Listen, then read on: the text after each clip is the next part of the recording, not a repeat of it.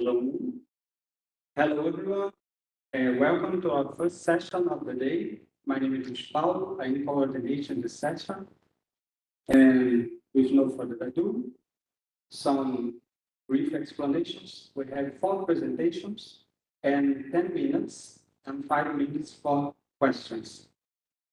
I will ask gently to follow the, the time interval, like religiously, to not how do you say, impair the next session. Okay? So the first paper is presented by George. George, are you with us? Okay, so we will change the order and we will begin with Eder. Eder, are you presenting remote? Okay, I will share my screen. Okay. Remember 10 minutes?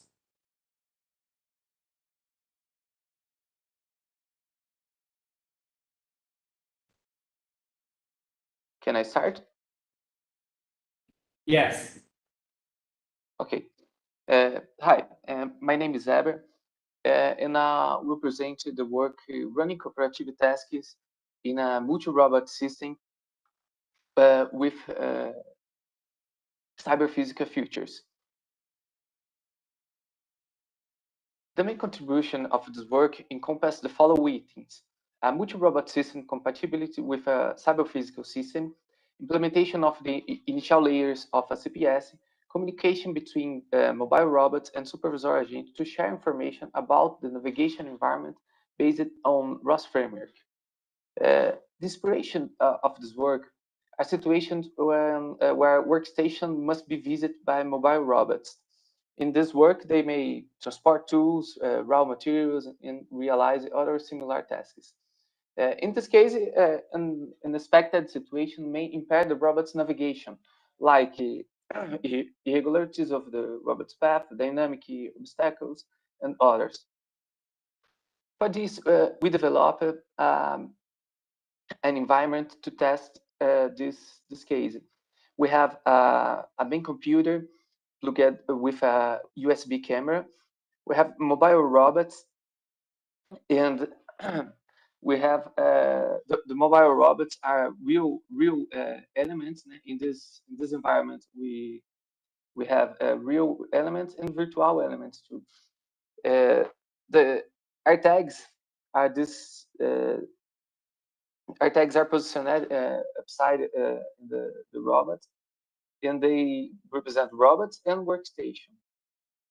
And other markers are inserted in this plant to simulate oil stands. That is this marker in black in the floor of the real environment. This oil stands, the simulated oil stands, initially are unknown to the robots. For this, in the main computer, we developed 3 agents to create a cyber physical system. We have a task allocation agent assistant that reads the tags inserted in the environment through the USB camera and convert this data into location orientation information. We have a manager agent that has the ROS framework. It get data from the robots and set targets and obstacles to the robots. And we have also a supervisor agent. The supervisor agent is a screen that have online visualization of physical and cyber elements in the environment. The mobile robots description. We have 2 kinds of robots in this case. We have working robots. The working robots must visit the workstation, and support robots that must clean the oil stand. They have a differential drive. They are made with a simple hardware, with a low construction cost. They have a Wi-Fi connection and is ROS compatible. And we have embedded controllers. We have a PID controller that provide the robot's movement to the target. They act only on the movement to Oh, sorry. And we have a fuzzy controller that carry the maneuver to prevent the collision. The working robots have a real sensor that detects the oil stand on the real environment. And the robots have a virtual sensor that is a location system provided by the main computer with a USB camera and an obstacle detection sensor that is a virtual sensor. This is the screen of a supervisor agent. In this screen, that is show the real elements and the virtual elements. The pink circles are the targets or workstation in the environment. The black dots are the oil stands identified by the working robots. The green dots are the clean stands by the support robots.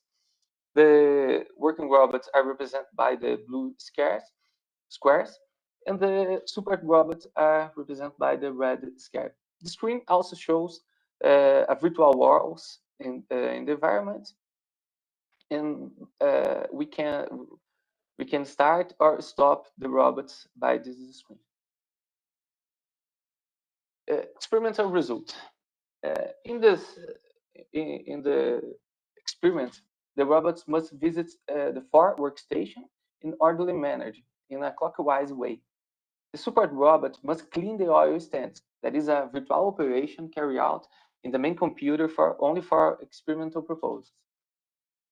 And it's analyzed if the multi-robot system and the other CPS elements work together to fulfill the task cooperatively in the experimental environment. I will show a video of execution without a support robot. In this video, only the working robots are in the environment, and they identify the oil stands and avoid the oil stands. As you can see, the robot starts to identify the oil stands and starts to avoid these areas.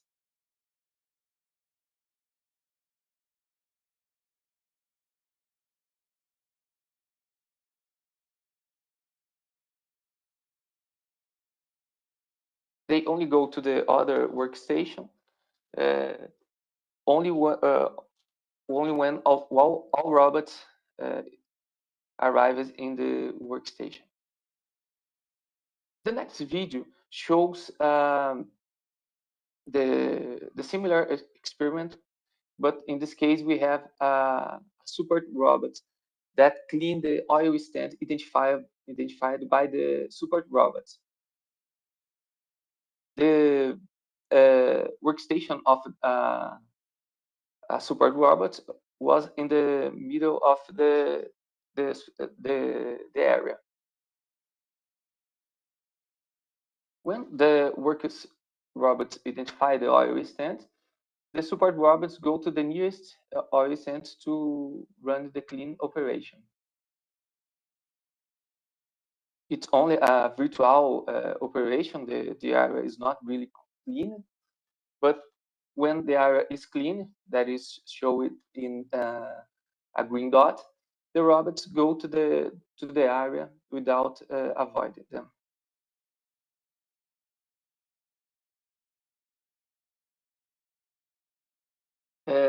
We analyzed four cases in this situation. The case one, only the robots, only the working robots work in the environment. We test the detection and the avoidance, and in the chart we can you can see the path of the robots. The case two, after case one, all robots must avoid the areas. In case three, after case two, support robots start to clean the area. In case four, all areas are cleaned by the support robots. Conclusion. We conclude the proposed cyber physical with the multi-robot system with the cyber-physical features contain the connection, conversion, and cyber layers for of 5C architecture of complete CPS. We have been validated development of a multi-robot, a simple multi-robot, the task allocation agent system, the manager agent, and the supervisor agent. The system is designed to be flexible and scalable, and agents can be embedded in other ROS compatibility process devices distributed in a network. The experiment results present showed a communication sharing, visual localization system, a virtual sensing, a cooperative work between the robots. Thank you for your attention.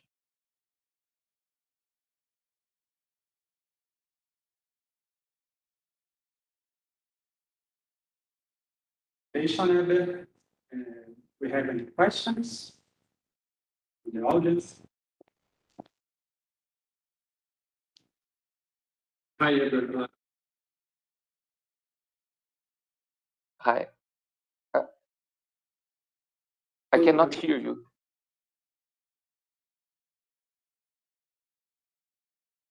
If you can hear me now.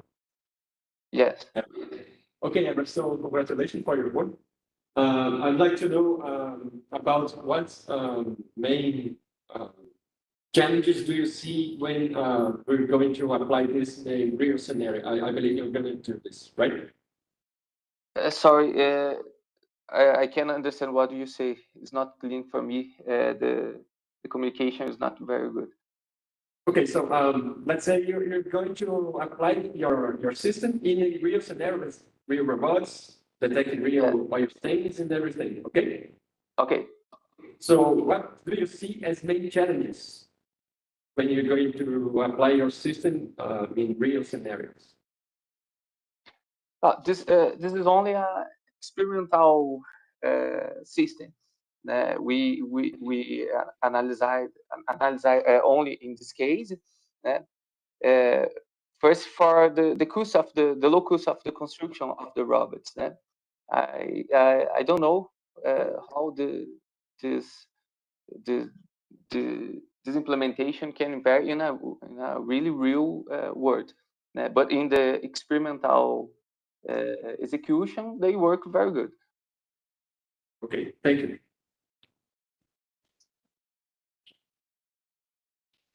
Thank you, Weber. So, okay, we have time for one more question. Anyone? So thank you very much, Abby. Let's jump for our next presentation. George, can you hear me?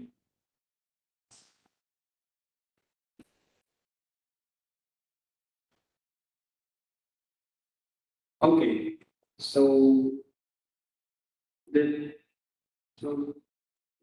continue. Let's continue with the first in-person presentation in the morning, presented by Rodrigo Antunes.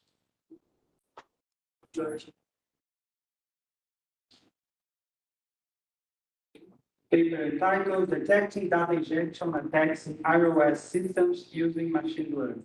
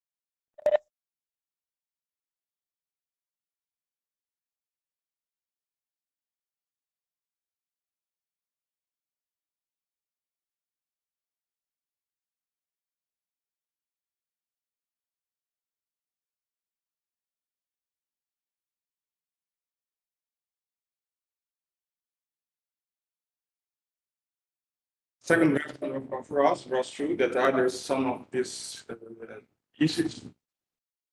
But ROS 2 is relatively recent. It takes time to be widely adopted. It's unclear when a complete functional change will occur.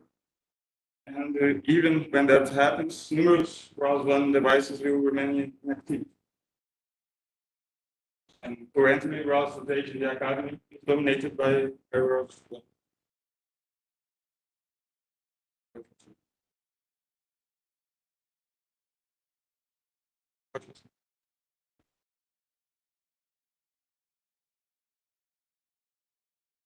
So there are some approaches to circumvent these issues in the academy.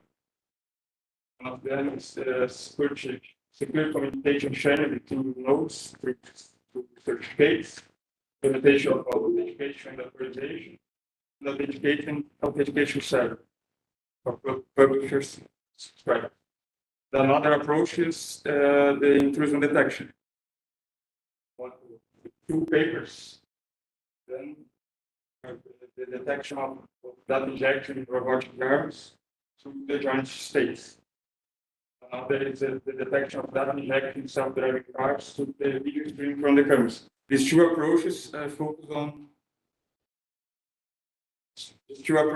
on detecting these types of data.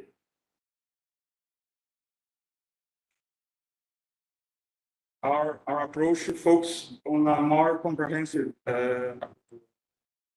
It's a more comprehensive approach.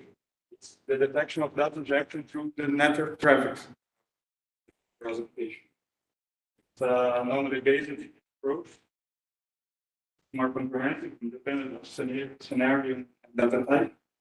It's not interfered with application execution or performance.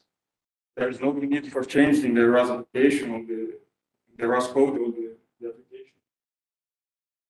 This approach complements the other approaches of cryptography and authentication.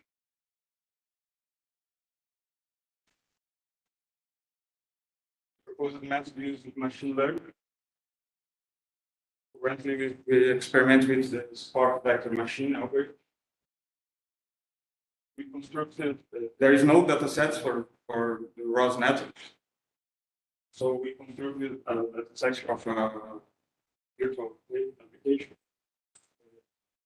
The data sets were constructed from the ROS application network traffic. The data sets were captured with TCP then, feature extraction, TCP fat. We added this data set with two classes, the absence of anomaly and presence of anomaly. These are the features we've used for this data set. To implement the SVM, we use the liquid SVM library. Use the magic chain. It's a very no method. Implement the SVM.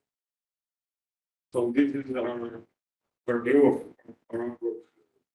There was application, and the network of the application in attacker insert network. So we capture all this traffic, collect this traffic, extract the features. Then we label this data set this into the SVM generates a model to try to discover this anomaly. So our experiments, all the experiments were in a virtual environment, simulated. The application we experimented was in simultaneous localization applications. The attack we experimented was the false motion data injection. The actual public node in the academy, the data is known as a non-target publishing. It's a fake publish that inserts fake data to was an simulated environment. There were two three virtual machines. The first was the Gazelle simulator, and took a watch three were mobile one. The second application was the second virtual machine that is the control application of these robots that performs the run. Third application was the so this is the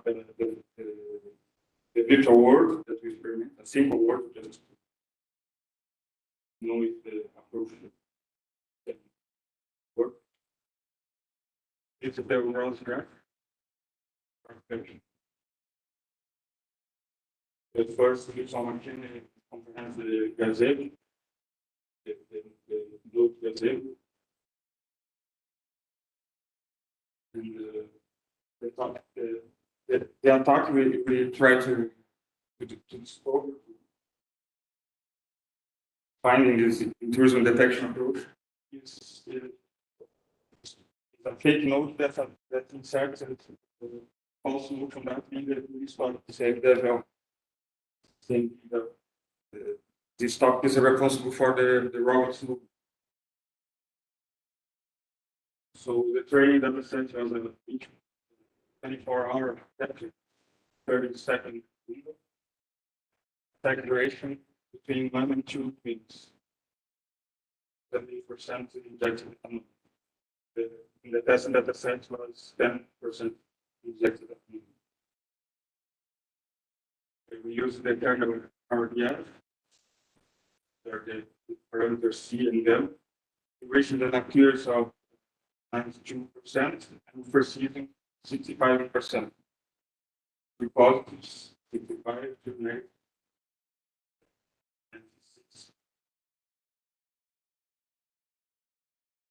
We analyze the round curve.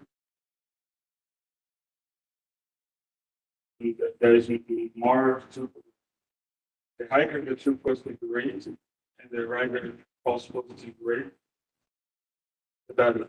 So you can see that the method requires good. This is the method in action. So I don't know if you can see the blue is the normal traffic.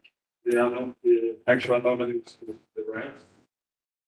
Inside the red, there is the green. The green is what it was detected as an anomaly. Inside the red. So conclusions. The approach here has potential in terms of accuracy and sensitivity. They are very good, but you can see that there is room, a lot of room for improvement. Specific and precision to better detect the attacks. As future works, we propose the evaluation of other techniques as one classes behavior in neural networks. Evaluation in other scenarios, autonomous driving, and personal domestic applications, and real scenarios, not only simulated. Evaluation in regard to the injection of other types of data, lasers, image, GPS, coordinates, not only moving the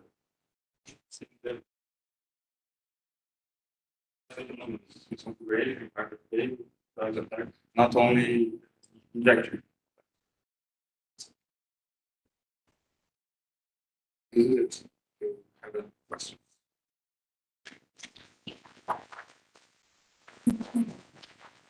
Thank you very much, Rodrigo.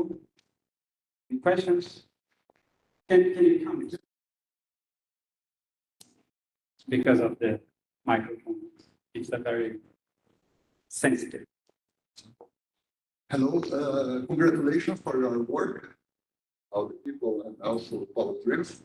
And my question is, don't you think that we can use or compare your approach with traditional approach of injection detection that are not based on machine learning? For example, We usually avoid injection of packets information distributed systems using cryptography, authentication, and serialization. So we know who are publishing with authentication.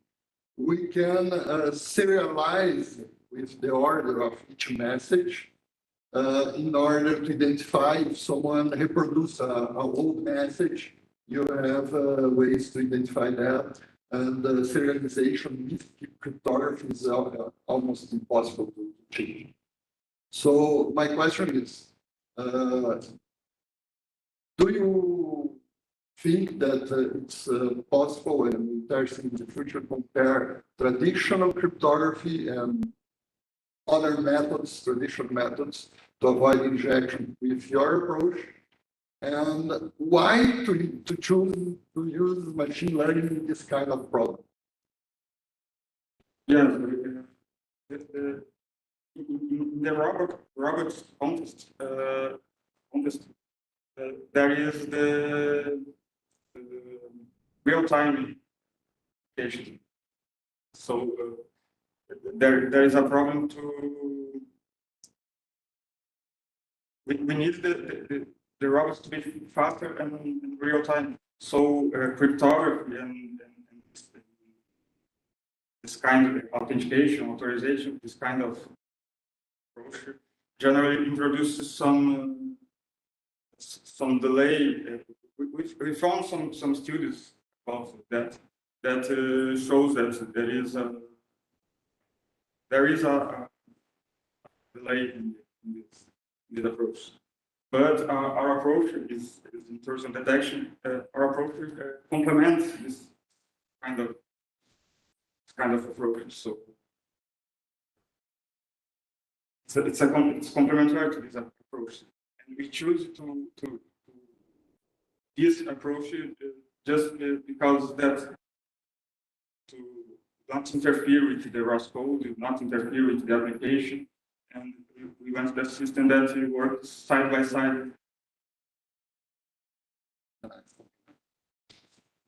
I just want to say, think about that. GPS, you are not owner of the satellite, so the injection is much more difficult to identify because you can add the cryptography and serialization. So I think this approach is really very interesting when you are not the owner of the sensors, when they belong another. Now we talk a lot about vehicle-to-vehicle communication, vehicle-to-infrastructure, vehicle-to-X communication, and usually we don't have, we are not the owner of the sensor, so we cannot serialize or introduce information. In this case, neural networks is the answer. Congratulations. Can I complement? This work is part of my master's degree, and the full work we already experiment with neural networks, and really have found that they perform better. Thank you. Thank you very much.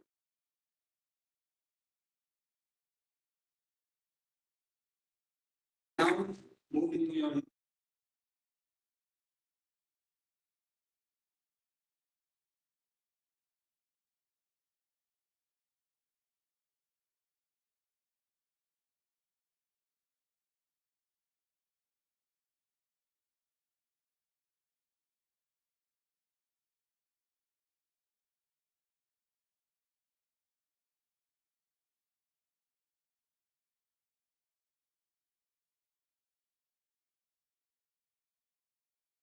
hello everyone.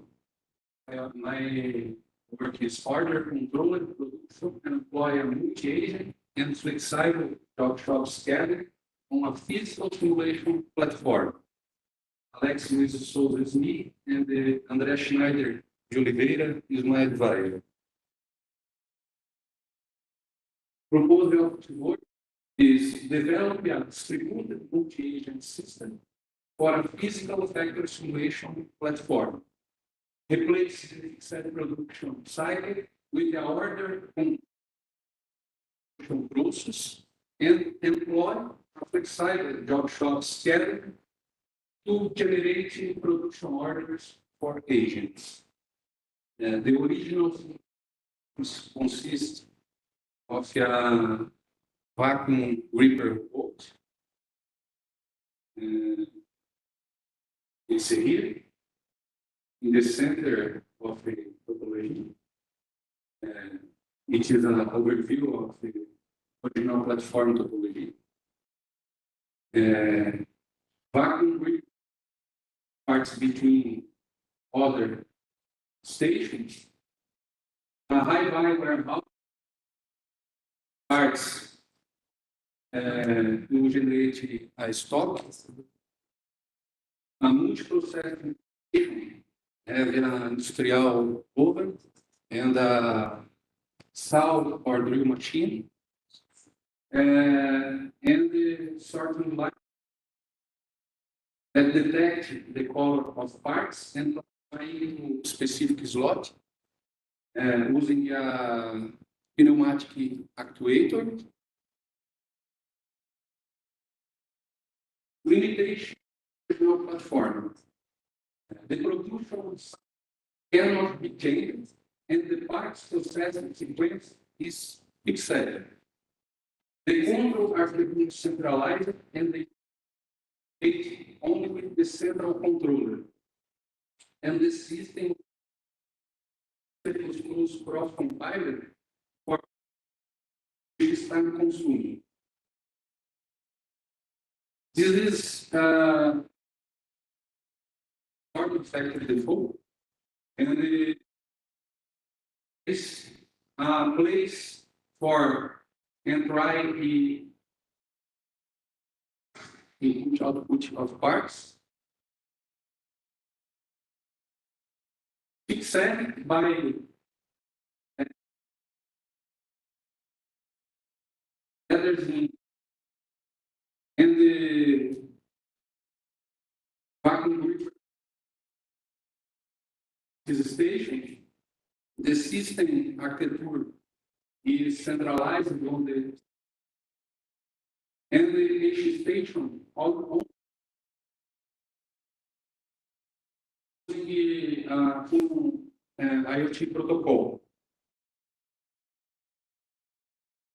Features of proposed approach. Agents operate using leaders consensus. A flexible job shop scheduling algorithm is used to create production schedules sending agents.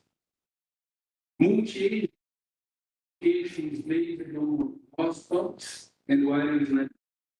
The multi-agent system and auto controls were programmed in Python distancing compilation.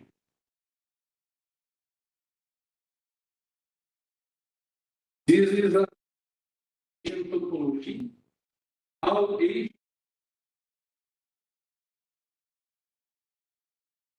there is a scheduler that distributes production schedules. Multi-agent system support any production system. There is no centralized control, and agents operate using a proposed leader's control for the design of agents. Design of agents. The first layer is communication layer. Agents use 4 voice stocks to communicate and cooperate. Broadcast, synchronize, signal, and notification. Schedule to store in a local buffer.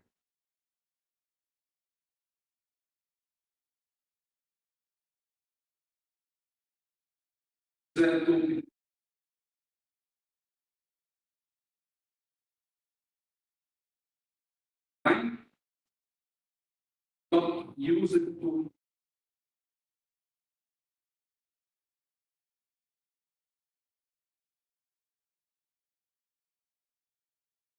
communication between agents. Other layer is control layer that implements control action events under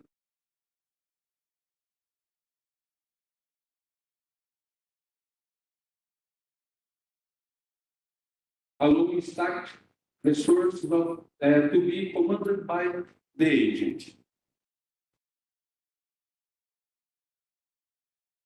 New stations were included to increase the simulation flexibility of the proposed approach. The stations were printed and have labs connected to a node commanded by the specific agent. Have the 7 new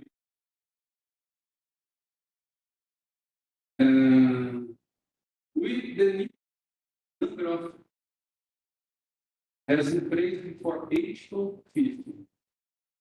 In red color is the original point of processing. In blue color, new processing points. That is acronyms to platform. They propose the approach,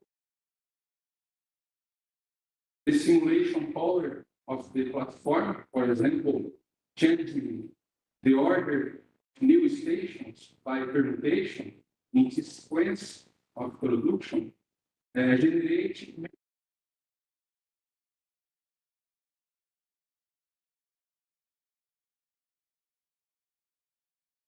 Can you play the video, please?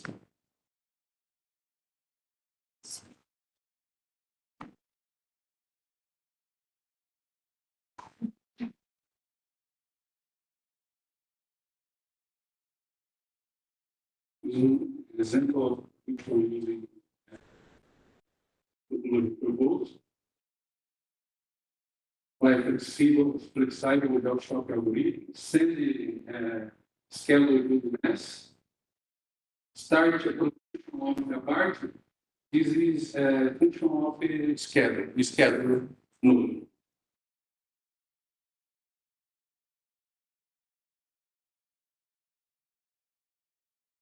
This is a vacuum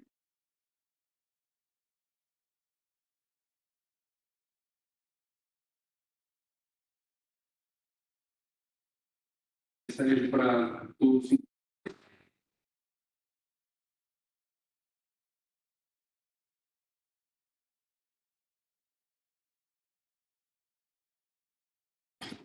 The X part in specific new station and the light turn simulate processing part.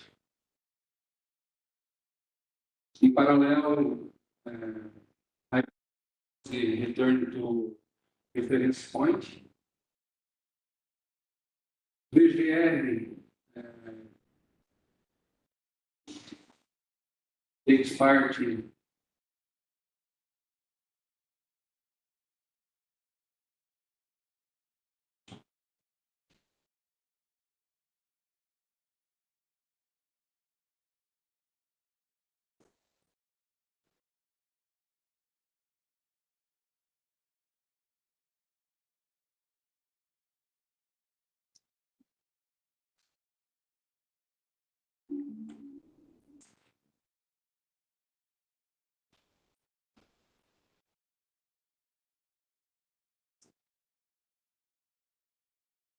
parts placed on the table.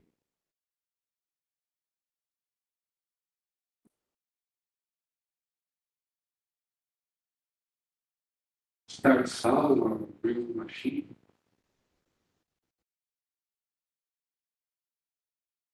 And pneumatic actuator push part on the vehicle.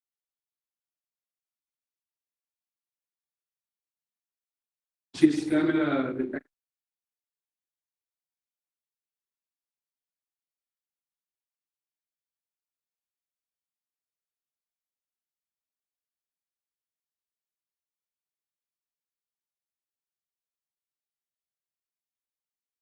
part to other here.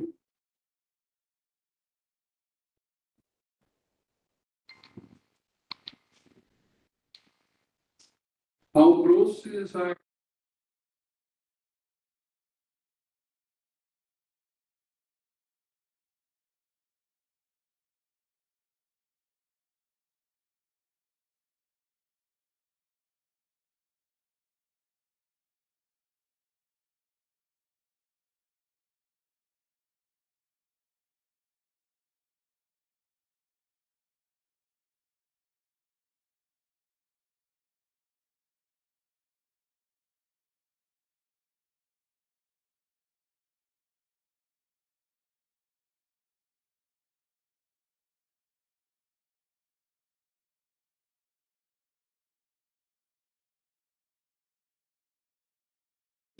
returning presentation.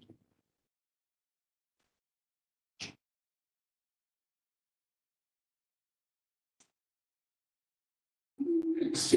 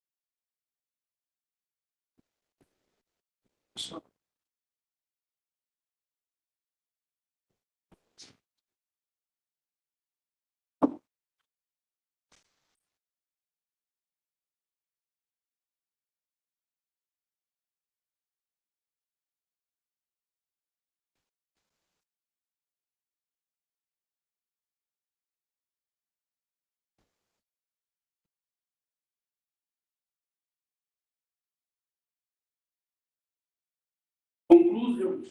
The original platform was limited to ways executing the same product sequence defined statically in the source code.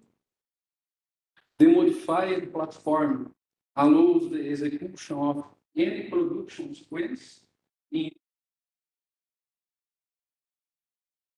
agents, and in the future, agents will be able to execute urgent orders and the rescheduling at runtime.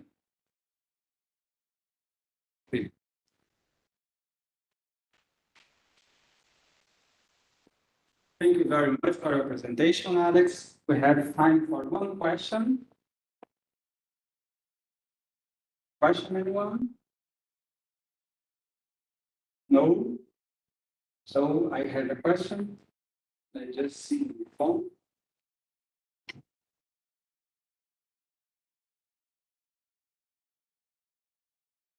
So use the MAS, the mass system. Yes. And could you talk more about the advantages and the disadvantages of the MAS and what are the challenges and difficulties of dealing with it in your research?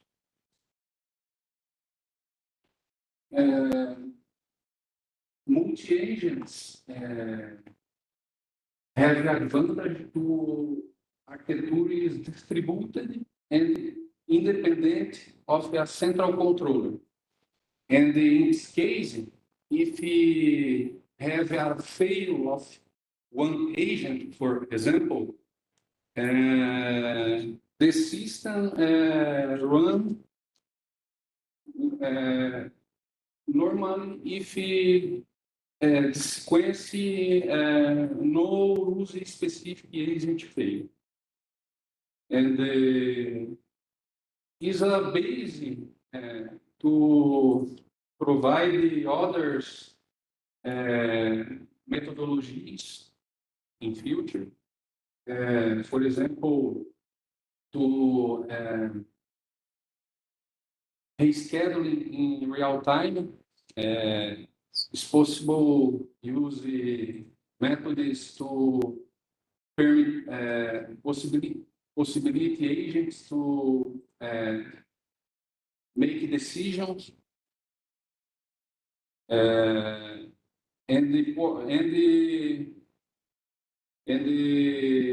the controller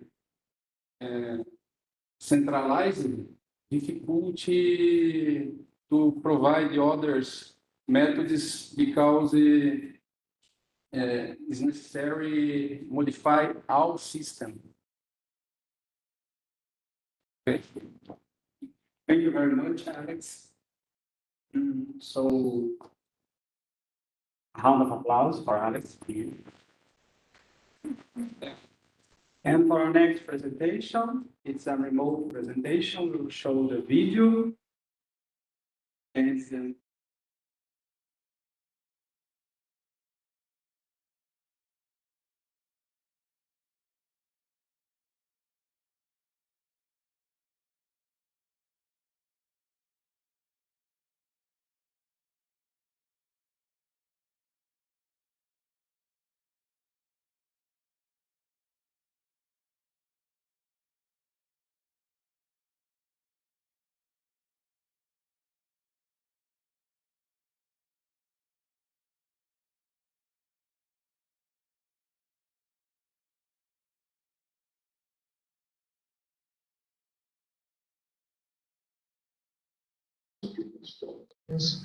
from picking to multiple delivery stations. This algorithm is one of the results of years of my research, and it was published this year in the International Conference on Information Fusion. In the same work, we had not evaluated the fleet's energy consumption, so the objective of this study was to deal with the energy consumption evaluation from the order flow perspective in a given time interval. Well, here the summary for this presentation. First, I will present the previously published algorithm through which we present the results of this work. We call it the domain zone-based capacity and priority constrained task allocation, done CPTA. Then we present our motivations plus the scenario we set up for these experiments. Finally, I end with the conclusions.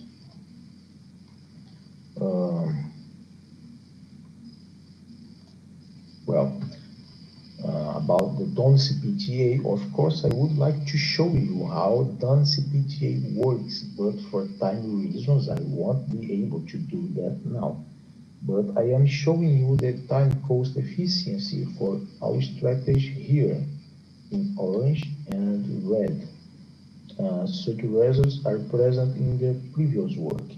In green, the state-of-the-art algorithm, right? Next, here, the orders average make span are more evident in the first box plot group, where Done CPTA proved to be more efficient in a fleet with 25 types of robots. Okay. In addition to the lack of energy consumption study in the previous work, our motivation is driven by the fact that warehouse will tend to have two main concerns. First, reducing energy consumption, and second, maintaining customer satisfaction. There is a growing tendency for robot manufacturers to market their robot by a robot as a service model, which is a business model where warehouse either these robots or pay for the number of tasks they perform, which is called pay-per-pick. So, since warehouse decisions makers don't need to worry about the fleet, like maintenance, spare parts, technical risks, etc., they need to know the size of the fleet they should rent to be able to fulfill orders on time without disproportionately increasing energy consumption.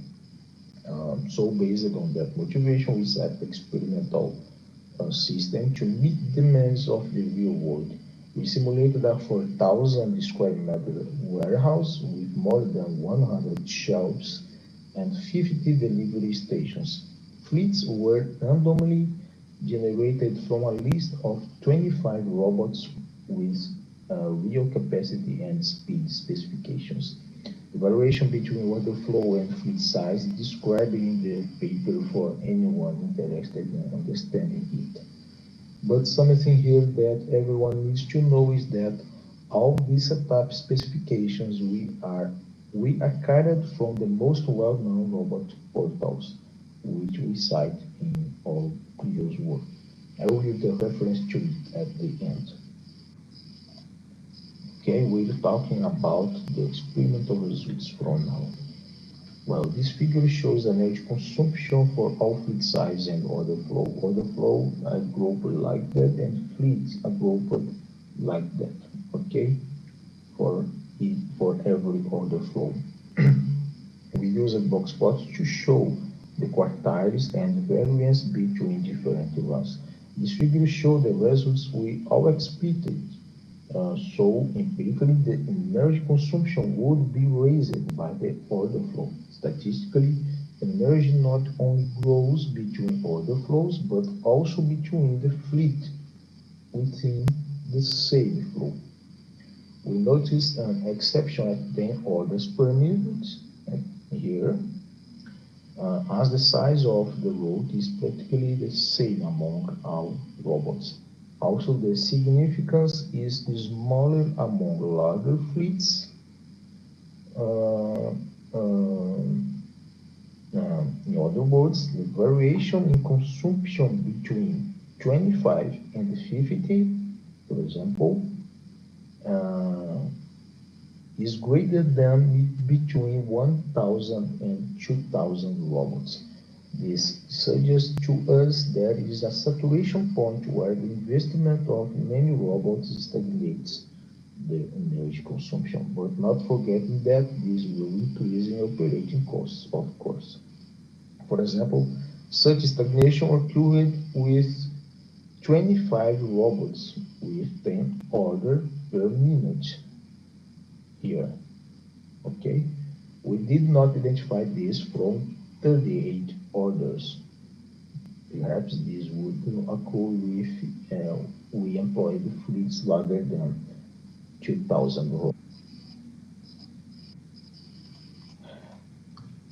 Okay, as we observe in energy consumption, the order fulfillment time grows with the order flow, but reduces proportionately with the robots in the fleet. It is interesting to investigate this measure in conjunction with the energy consumption. The chart doesn't give much evidence for this, but with 10 orders per minute, the completion time is reduced up to 1,000 robots, but the energy is not changed. This means that ignoring acquisition or leasing costs, it is advantageous to warehouse to acquire up to 1,000 robots because this will bring satisfaction to customers and will not harm energy costs. Similarly, if the order flow is around 38, then the warehouse will not consume more energy if it increases the fleet from 25 here to 100 robots.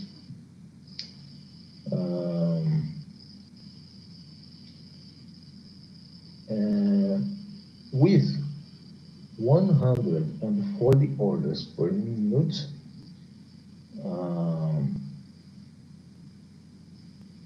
and 25, 50, or 100 robots, then it is safe to the warehouse to increase the fleet to 250 robots. If there are 520 orders with up to 100 robots, 100, okay, the energy will not increase if the fleet grows up to 1,000 robots, as you can see here. Not grows significantly. Okay. If the initial fleet is greater than 100, then the warehouse will be more effective in fulfilling and fulfilling orders by increasing the fleet up to 2,000 robots without incurring a significant energy uh, boosting. Okay, here our previous work reference, which I've been showing through this presentation for anyone interested in reading it.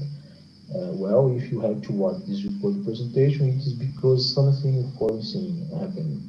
So I leave my contact to anyone interested in writing to me, contributing something, or even inviting me to participate in any project. My special thanks to Coordenação de Aperfeiçoamento de Pessoal de Nível Superior Brasil, CAPES, for funding this work. Thanks to the session coordinator, the event organizers, and colleagues who participated in this session.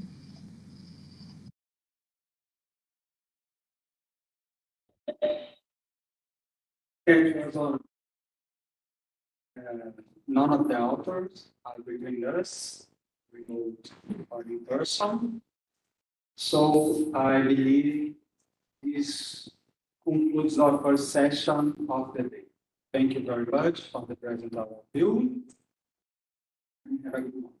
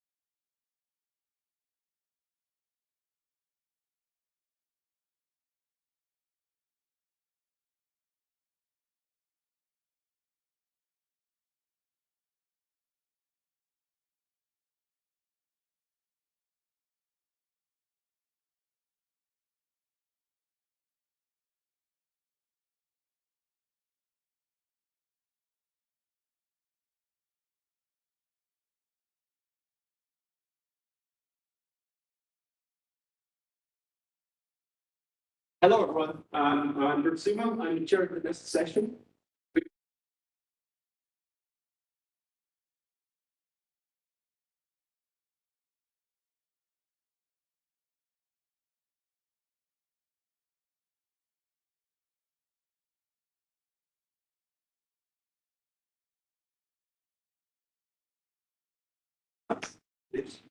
So, yeah. Okay, so I'm going to present this work, Systems Provided Learning for Intelligent Surveillance. So this work was done by Guilherme Correa, which was a student at ITA, and he couldn't be here, so I'm sorry if I'm not able to answer about Guilherme working on this work. So this work was with a company called Alta, which makes systems for monitoring of large areas. And they had some kind of where they have a lot of cameras in towers that they monitor some areas, and they have a lot of information that we can capture. It's hard to label those images to have an annotated data set. So it has a constant monitoring, which generates hundreds of hours of video by day. And labeling this is expensive and it's tiresome. So they have to have their employees to label this data, which takes a lot of time. We try to use self-supervised learning for this problem because we may have small data set, but we have a very large data set with data. So the problem they action. So to know which objects are the image and where are these objects, to have some bounding blocks around these objects. So the idea is to leverage molecular data in order to improve a baseline model performance. So they have a supervised learning model, but they want to improve this model because they have a small part of the data set annotated. And to compare supervised Lars in 2021, they are probably not state of, but it's moving very fast. Self-help and analyzing feature. So this is self-supervised learning is quickly developing in the image classification section. So previous words, but the most so start was one of the approaches to the advances from classification to object detection. It showed how a simplicity approach can build improvements. And about the feature, which is the second one, went more in depth into that, in the showing some interesting bias. We have a lot more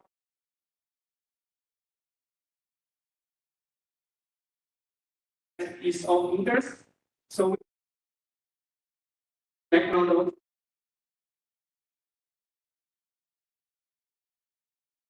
and about the data set, we had 325,000 molecular images. So as a set, it's hard to capture a lot of data, but it's hard to label the data. So the data set had only 2,072 molecular images. We have to do that by hand. And the target classes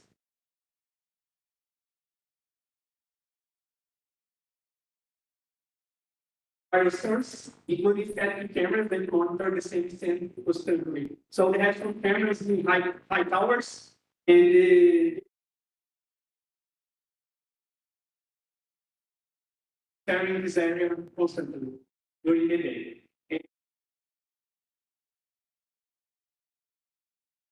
And with this data set, we have a lot of imbalance too, because there are much more vehicle objects than persons in both. In this case. So the spec trains a feature model on all labeled data. So the first part is based on then it uses the train. So we just do pseudo labels, which are the called, which like we are trying to use the neural network. Since the neural network is going to make mistakes in this case, because it's a model, it's not something that we are putting down through. So we have to filter those pseudo labels with kind of consistency, which is that we have the to make the pseudo labels in the regular image. Then we do some kind of strong augmentation. Is augmentation sends the color of the image, you do some kind of rotation, you do some kind of translation.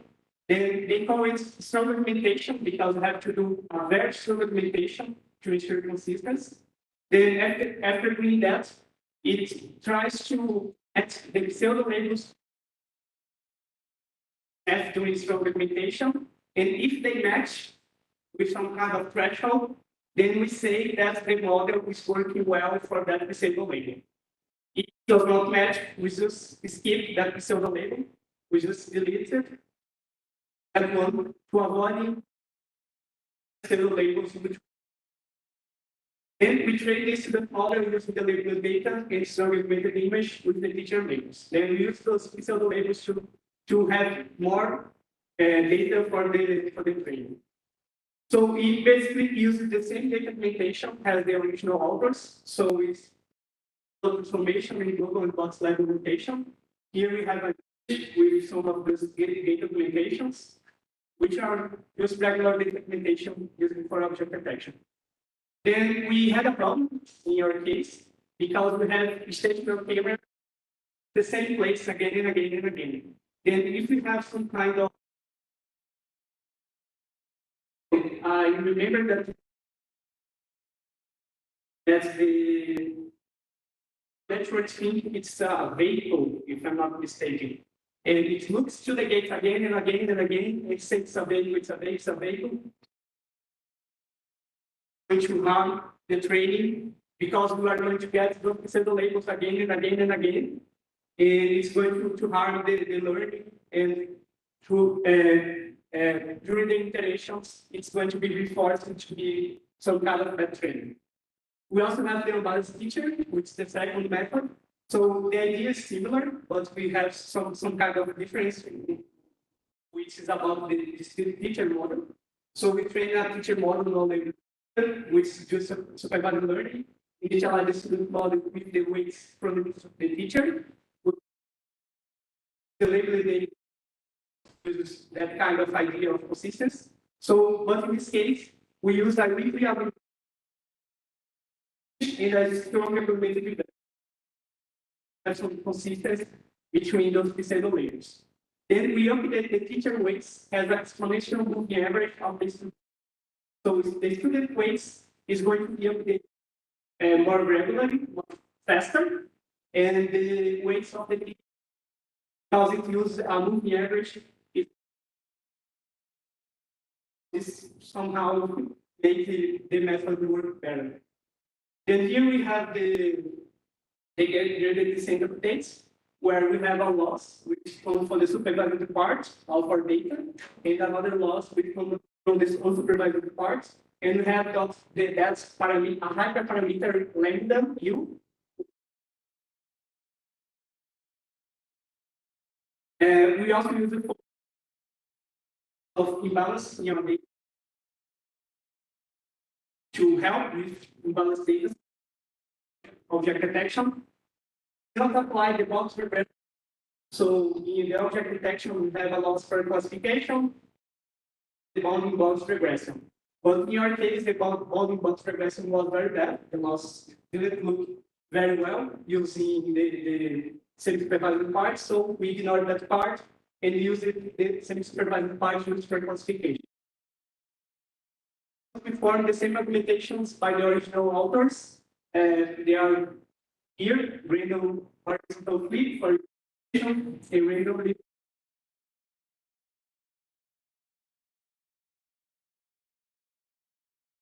And we had a problem with putouts, so I'm going to show an image that's going to present this better. But the idea is that putouts is through regularization, but in our implementation, because we are using stationary cameras to monitor very large areas, sometimes we have very small objects. So people usually use Coco as a benchmark for this problem. And in Coco, we usually have very large objects in the image, but in this case, we have very small objects that somehow when you use putout is a data implementation here, where you randomly parts of the image to change to random noise. I know this is strange, but this works very well with the object detection community. So it's a very used data implementation. And since you have very small objects like that one's there, let me see. Okay. So we have these objects here, which were some kind of small vehicles shows here in the image. When you do cutouts, you erase that part of the image, but the original implementation wasn't erasing out. So this made the method to run something that's wrong. It's looking to just random noise, and it's receiving from the label images that it's some kind of vehicle there. So this was running the training. Then we adjusted the implementation, the original implementation, to also delete those bounding box there. And that worked a lot. So the experiment used 5 different versions. So the name stack, which is the original one, smart stack. Manually, we looked at some image that will have some consistent wrong pseudo labels, like that date that I showed you, and we removed that by hand. And which is the one that had that problem with putouts. The one without doing putout has data limitation, so there is no putout at all. And the smart one, which we have changed the implementation to also delete the bounding box if you do the putouts that get in those small bounding box. So here you have the results. So if you see supervised learning in this case made the model worse, but doing you actually problem related to putout, it improved a bit the NAP of. So here we also have some results about the distribution. The labels that the model is free. So to show that it's having some kind of bias, the model is getting biased during training, and this is something that is expected from the semi-supervised page. So if you see the papers, this is something that's expected. So the first one here is the supervised learning model. So in this case, we have that black line that shows the distribution between the classes that the model should learn to infer. And the ground truth one, which is this black one here, that comes from the data set, it flows to the one that the supervised model learned. But if you keep training using semi-supervised, so the red one here, it keeps getting far from the distribution. So if you see the Kyle divergence with some kind of measurement of distribution, of probability distribution, it's all getting bigger while we are training the semi-supervised learning, using the semi-supervised learning method. So this is something that's somehow harmful, and we didn't address this problem, but there are some new developments in this area that's trying to address this kind of problem. So if we keep trying, if we keep training the model using this method, it's going to get worse. So we have to take care of that. So for the conclusion, we showed how analytics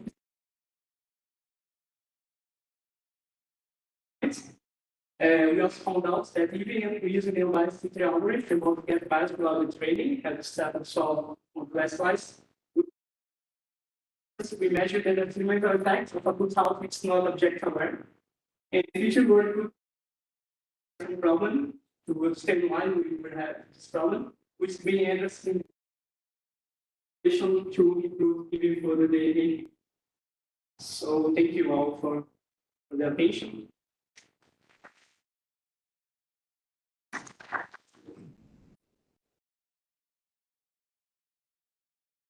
So we have the question.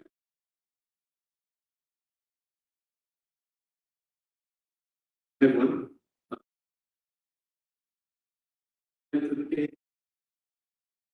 Dynamic scenarios.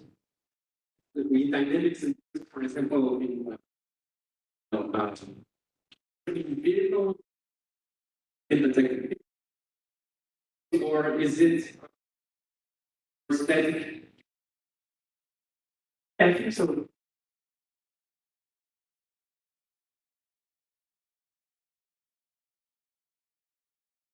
This wrong single label, as that one that I showed with the gates, was mistaken for a label. I think this kind of consistency will not have, this problem is not going to have consistently. Sometimes it's going to have some wrong single labels, but not consistent.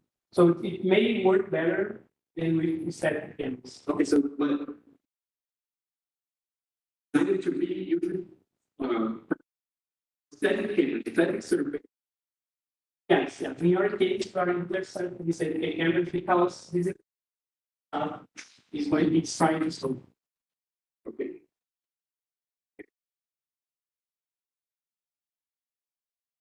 Thank you for your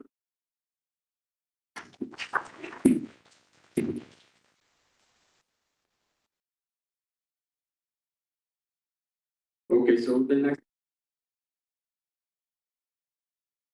is order for scale estimation in Andrea, also from Institute of Technology.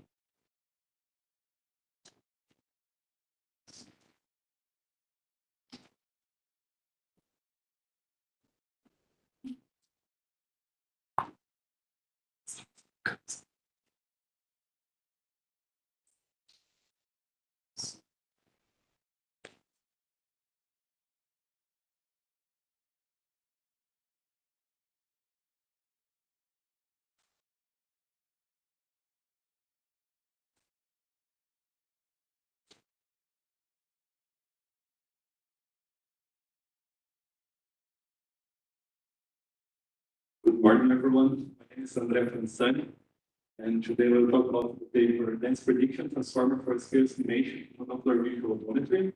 This work is supervised by Professor Marcos Massimo, and we both are from the Aeronautics Institute of Technology. So the outline, I will start with a brief introduction, then go to the methodology, present some results, and make some conclusions and show feedbacks. So visual odometry basically is the problem of estimating the camera goals and motion given a sequence of images.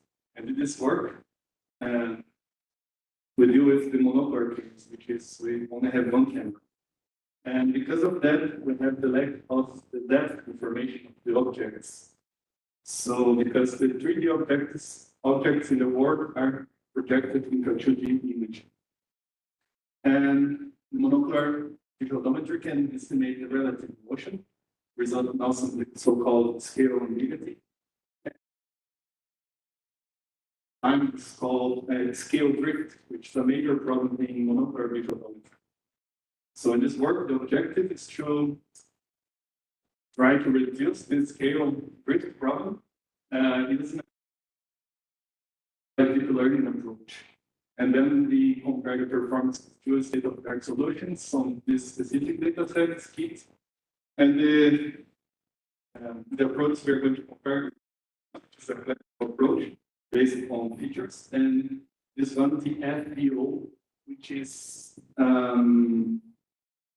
it has some components on the methodology. So the pipeline, so our model is called TPTVO. And basically we have here the input images, we have frames, and then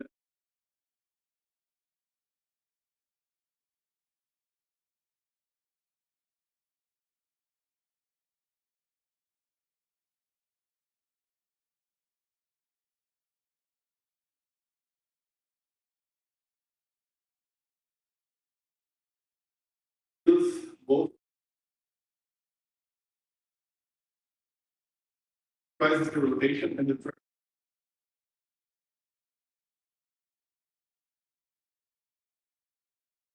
It's based on visual transformer. So we know that transformer are now the state. They also show amazing results in computer vision tests. So these are the authors of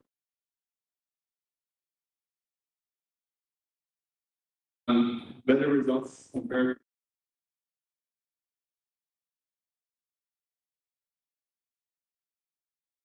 of the objects. And now the other blocks we need to detect the features. We use pattern detection with local data.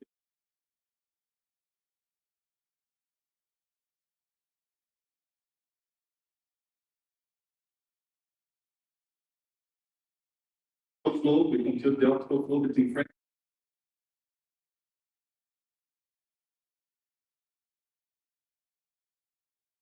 frames and then features matched in the frames. And the scale now, well, the idea is to use the depth estimated by the TPT model to estimate this accurate enough, and we assume that we have depth sensor now. Structures are assuming to be known. So the 3D points in the world we assume, and sample consensus.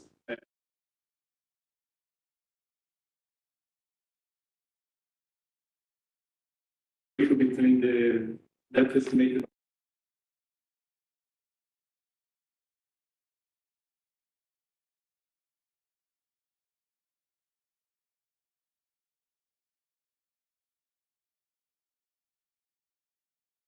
like some points leading to this coordinate features.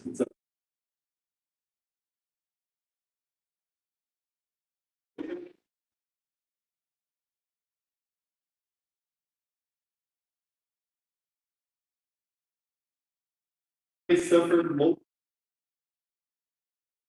when we have the translation is small, or we have a pure rotation.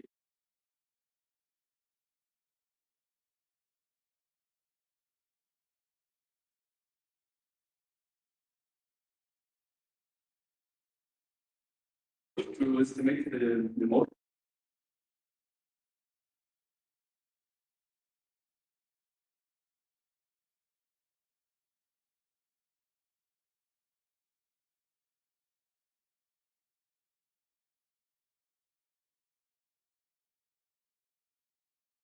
And then you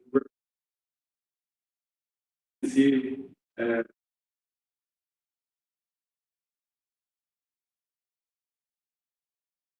to identify statistical model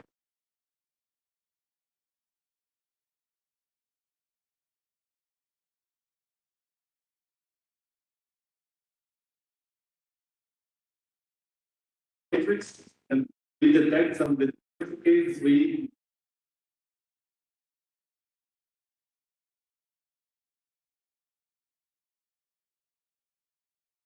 and now to evaluate.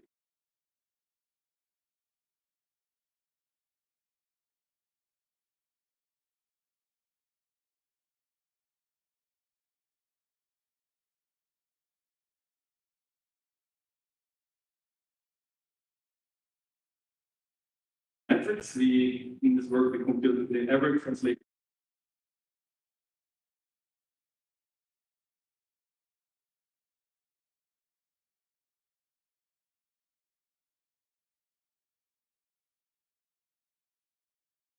But no, the best values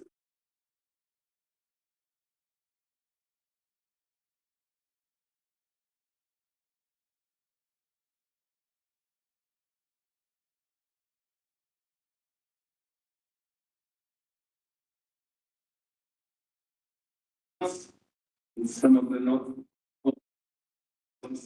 sequence 5, also sequence 6.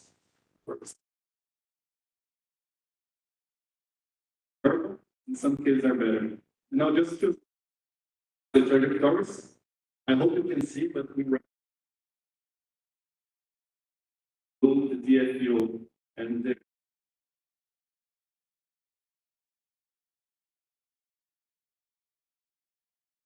close to the ground truth as well.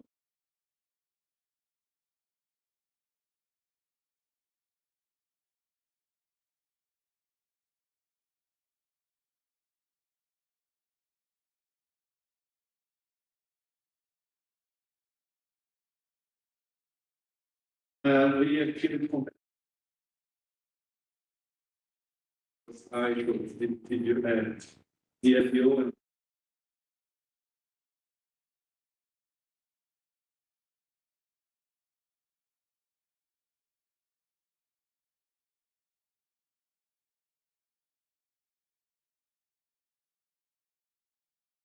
it's available on the GitHub.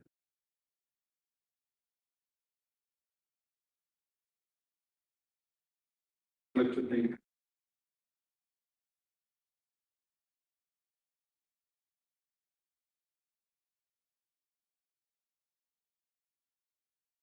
Any questions? Questions from the audience?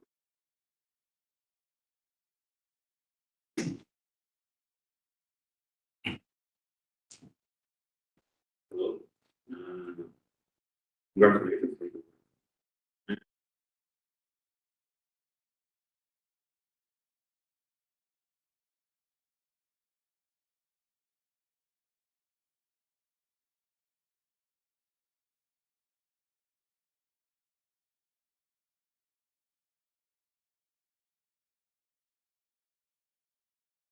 So I can answer exactly for you because I used a model already pre-trained. So I didn't do the training. So, but the resolution is resolution as so I didn't change like resize the images.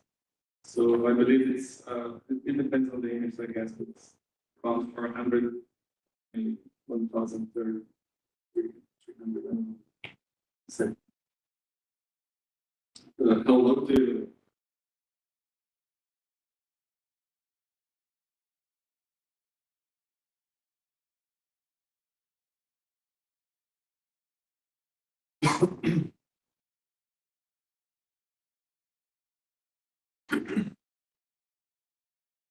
congratulations.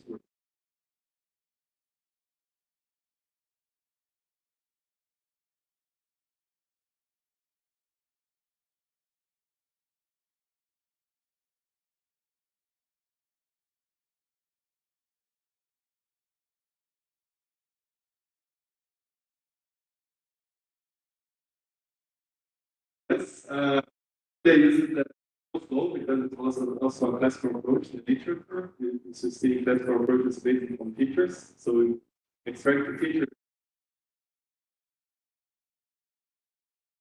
In the future work, I want to explore more the deep learning in this optical flow. And another approach to this problem as a deep learning problem. So just like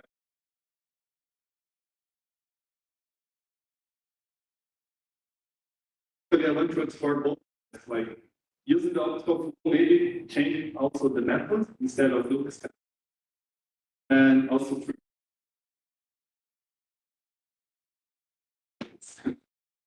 any other questions? So I'm here.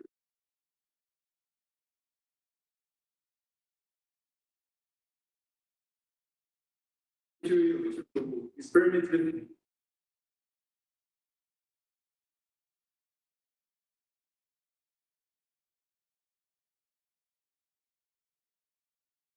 and full end-to-end deep learning. And my question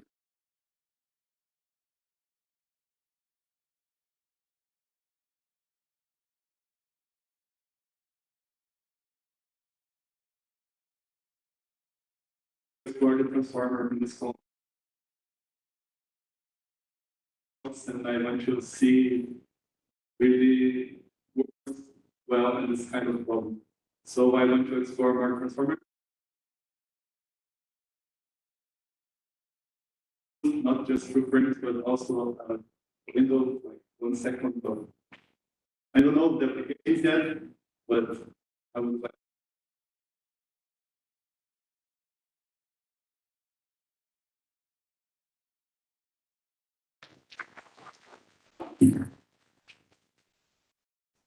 Okay, so the next work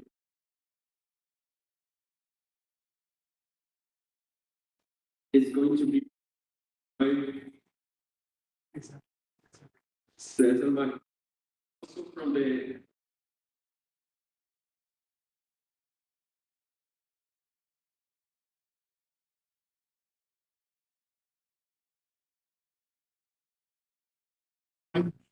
My name is Caesar. I'm going to present this work. That's a collaboration with students and professors from the group of Rome at ITA. My name is Cesar, and the main authors are my students. So the title is Navigation Aids Based on Optical Flow and Convolutional Neural Network. And this work was supported by Embraer and FAPES grant. So basically the motivation introduction scenario is UAVs, usually they use the global navigation system, GPS, GNSS, as the primary location tool for outdoor missions, but the system is susceptible to various types of attacks. For example, jamming of GPS signal. For example, in the Ukraine war, you can see these in real world scenarios. And especially when you're doing like search and rescue missions also, it's really important that the drone is not lost due to the lack of GPS signals.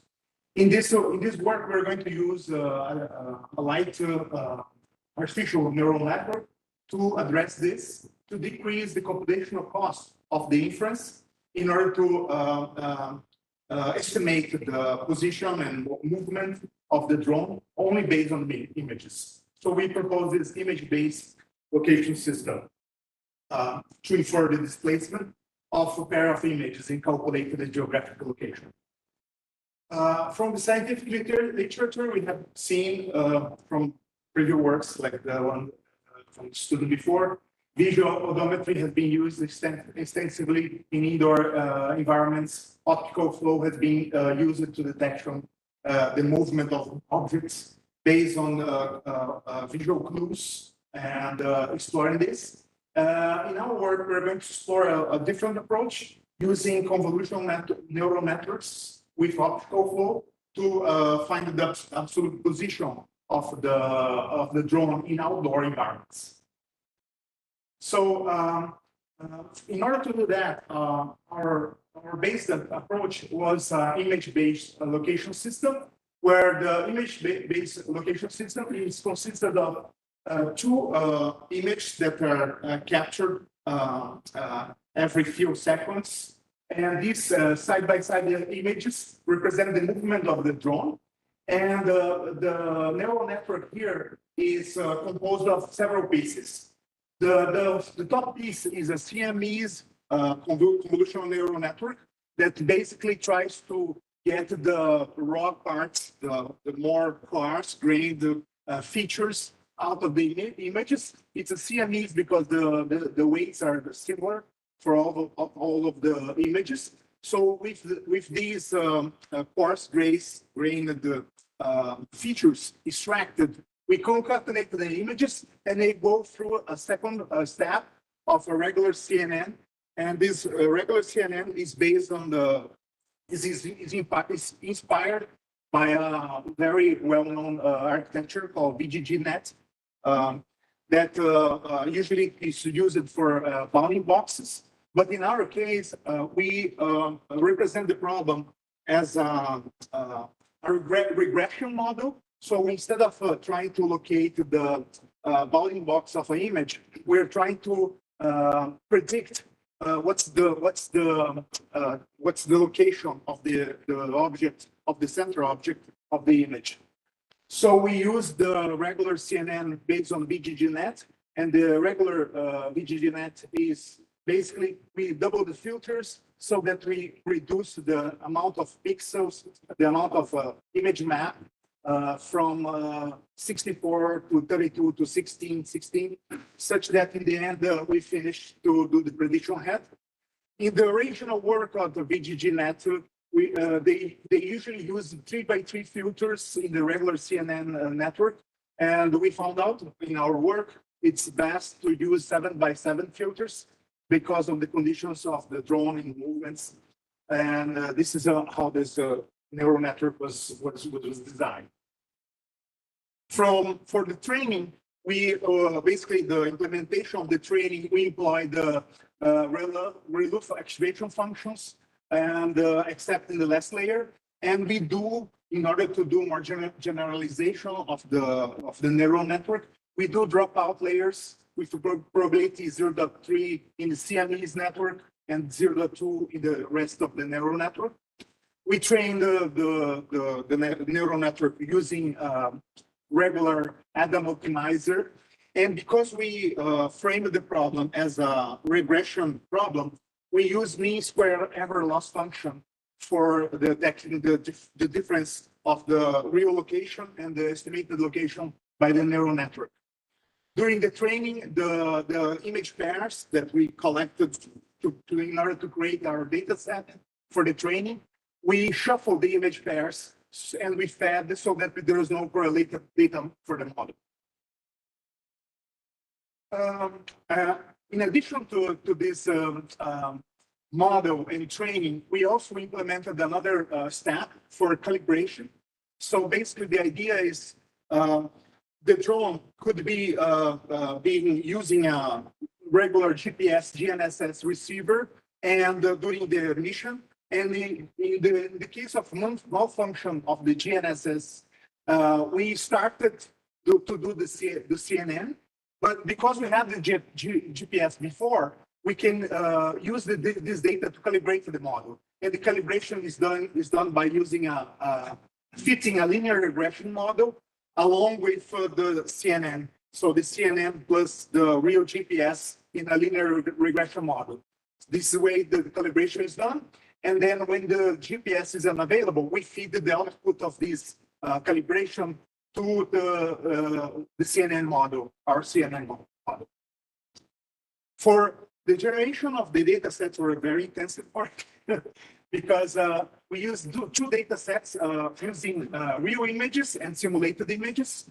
Both the data sets assume that the drone has a camera mounted on the bottom of under the vehicle, pointing towards the vertical to the ground.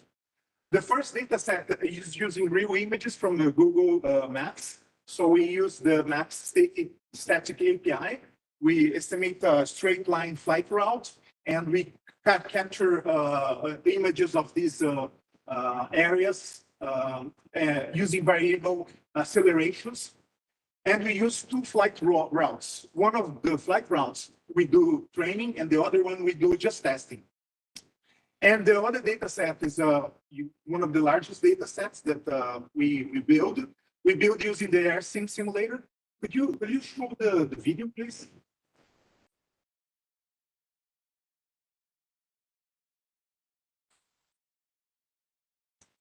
Yeah, the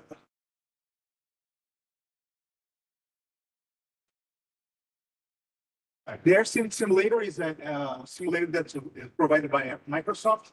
It uses the gaming engine Unreal and is very realistic, photorealistic, and it shows like the cameras and has this capability that we can change the scenarios. We change the scenarios. Yeah, you can start. We can change the scenarios for urban area to a mountain with a lot of snow and a forest. And these different scenarios we can also add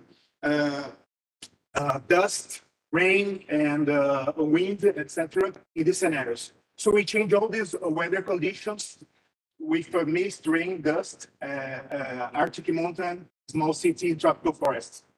The total amount of images on the simulated data set, it's about 150,000 images to pair of images for the training. Go ahead. Sorry. So for the learning evaluation, so we compared the result of the training for the architecture of the simulated 163 images, 1,000 images, and the data sets of the real images, 35,000 images. The real data set, we have a larger error. Maybe it's due to the nature of the data set because it's a satellite image, and the other is a visual simulated image. So, but the results showed a very small error, either in the validation or in the test for the simulated and for the real, but they're consistent. So it's just a difference of the data sets. We also did some test cases, and we evaluated two test cases using the flight path that was totally unknown, not to use any of the training data or validation data. Basically, we did a flight without a GNSS GPS, and when one with a loss of the GPS in part of the flight, from 10% of the flight to 20, 40, etc., up to 90% of the flight with the GPS. In the second phase, because we had the GPS in part of the flight, we used the calibration model to improve the error. Because, as I show you, this error, it accumulates with time. And so this way, for this route that we do the test case, the route is about 10 kilometers. And in a straight line flight, we have a accumulated error of 15 meters using flight without GNS. And when we use the GNS in part of the flight, we improve this result. Here is the results. So in the flight without the GNSS, GPS, the model attains a low average error, so the average error is very small, but it accumulates with time. And the accumulated error is about 50 meters in 9 kilometers, in 10 kilometers. And in the second test case, when we lost the GPS in the different scenarios, from 10% GPS to 10% each, we show that at 40% trajectory with the GPS, we dropped the total amount of error to 3 meters. So in conclusion, our proposal achieved results very good in terms of finding the absolute position inference. For a flight of 10 kilometers, our best result is 3 meters cumulative error using the 40% GPS in the flight, adjusted by calibration.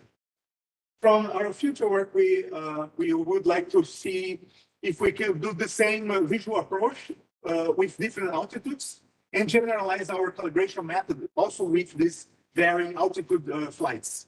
The proposed improvements in CNN architecture is also something that we would like to look into because we have lots of parameters due to this.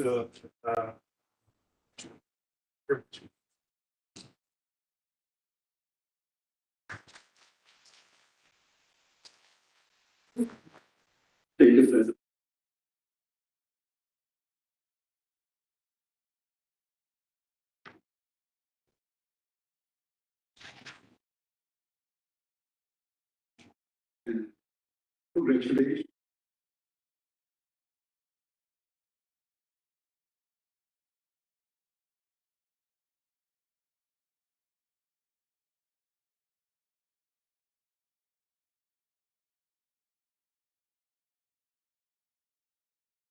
Remember that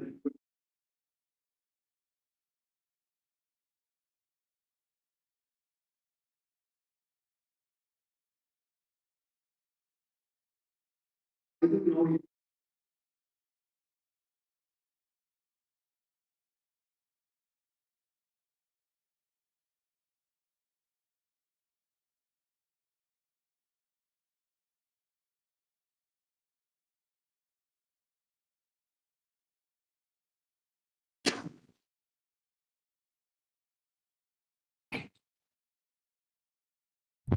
So I will try my best to say, but so under the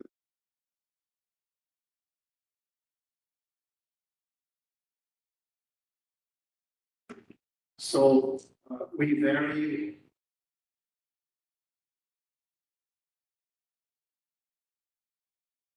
altitude. So this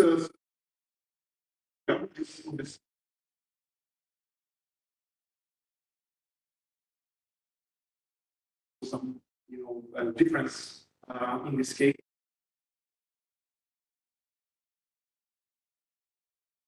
So we in the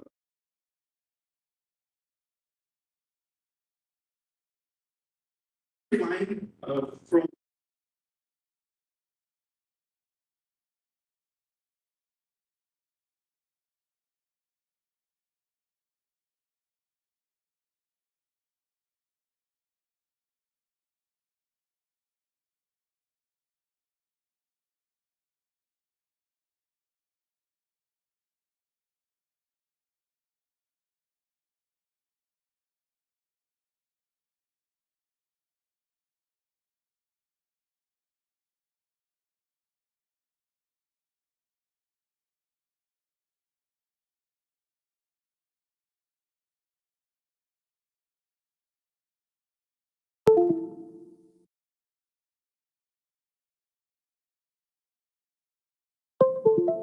this part of the In the air scene, it changes. This is the point of view of the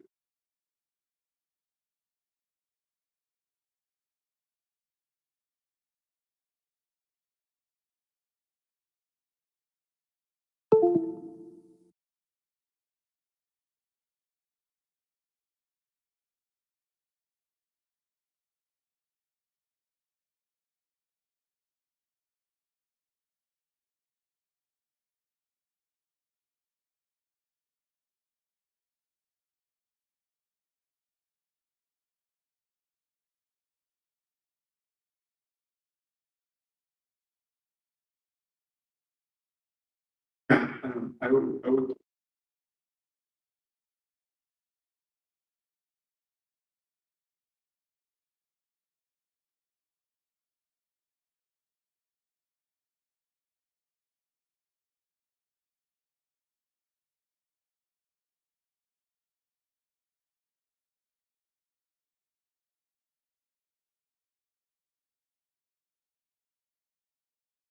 Marcos Teixeira, from the University.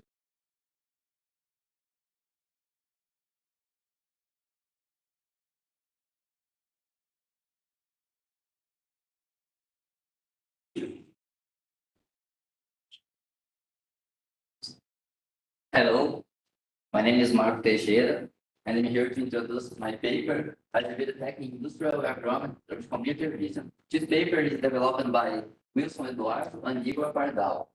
He is student of Programa de Pós-Graduação em Engenharia Elétrica e Informática Industrial on Universidade Tecnológica Federal do Paraná, supervised by me and Professor Valéria Ramos de Abreu. This paper is a little part of the master degree projects and is developed on course of deep learning of CPGI by André Lazzaretti. This work was developed in partnership with the company AGVS. AGVS is a company specialized in the development of robots for cargo transport. It's located on Curitiba, no Paraná, and both Igor and Eduardo works on the AGVS. Okay. So the motivation for this work comes from a real problem, which is the loss of the equipment on the real scenarios, real plans of operation. So when the equipment loss is, well, I know when this is going to stay. Okay. The idea is to use the The idea is to use camera to identify the equipment in this real scenario. The problem is that identifier needs to be autonomous and cannot represent as an investment in infrastructure for the client. The use of cameras provided to be valid because all clients have secret cameras, and I can get this image of secret cameras to identify the AGV in the real situation, real applications. So this work consists on create a data set for identifying four types of equipment developed by the AGVS, create the labels of the data sets, and use YOLO V5, you own to once V5 in pre-training model. So I use pre-training model and retrain with my data set. So when apply the results. YOLO is chosen due to provide knowledge. It is intended to develop a comparative study on the YOLO and the other techniques for identification of the objects. In this work, it was four types of classes. Class 1 is G1 YRB 5000, the G1 PB 2000, the G3 R1000, and G2 PG 1500. All images are collected in real scenarios and real applications in clients of the companies. is use images from videos and photos of implement operation on day and on the night in real situations, in real scenarios of applications of these equipments in industry. Image of equipment operated inside of the industry. Not that the color of the equipment and the scenario is very similar. To ensure the YOLO generation, image with part of equipment was collected. So it's part of equipment, part, not only of total equipment was collected.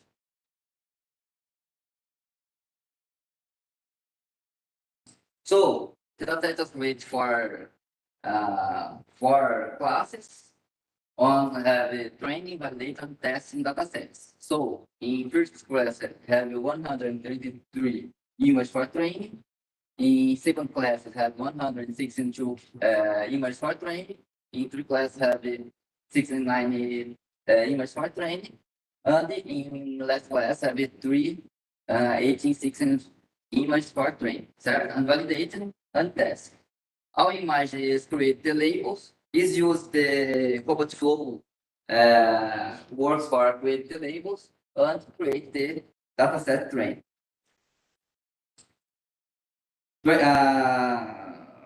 After this created dataset, have 715 images for training, 260 images for validation, and 111 images for images.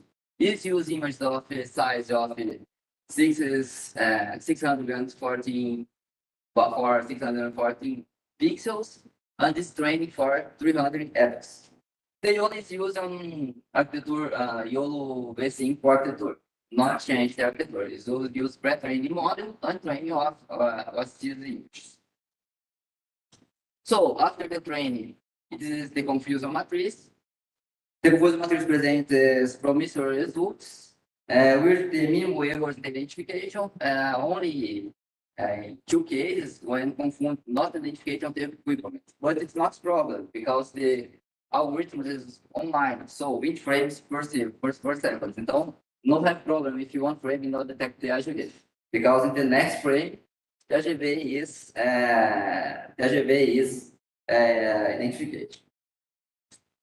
So to evaluate the application, we create a one app to identify the AGV in the scenario. So this creates 4 quadrants, one quadrant. So this frame has one camera, this frame has one camera, this frame has one camera, this frame has one camera. When I click in find the AGV, the AGV forms what quadrant is the AGV is. So area 1, area 2, area 3, area 4, and so. So for conclusion for this work, it's realized that it's possible to use to identify equipment in the industrial environment. In future work, we intend to use the position of the equipment identified by the camera, not trying to create the equipment identification, but the position, localization, navigation, and other aspects for implement the strategy of the company in this aspects. Thanks very much. I believe it was very fast, but off break now.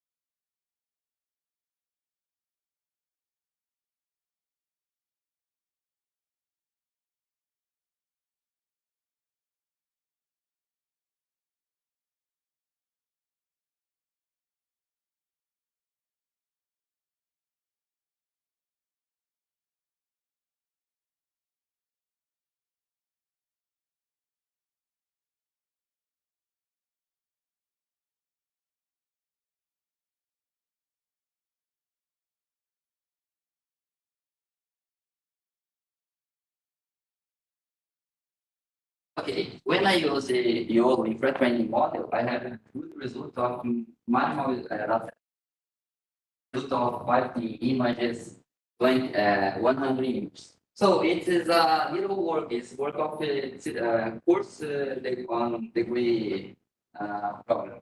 So the idea on the master degree of the student is creating more and more images for the data set. He is now collecting on the application industry. All application when he is implementing the industry, he is get videos, photos, and is now creating a set for create this tests for 2 years. Then big data set. Now it's very small, but the idea is increment the data set. Any other questions? Okay. Okay, so we finished the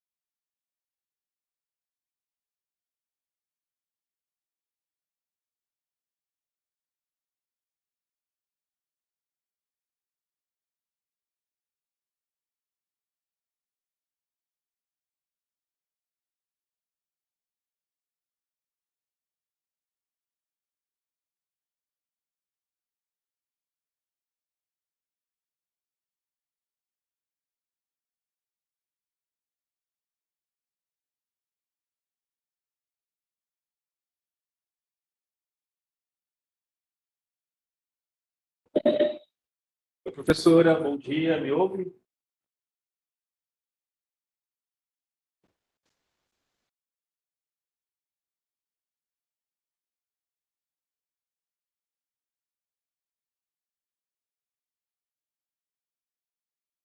Olá, bom dia, tudo bem?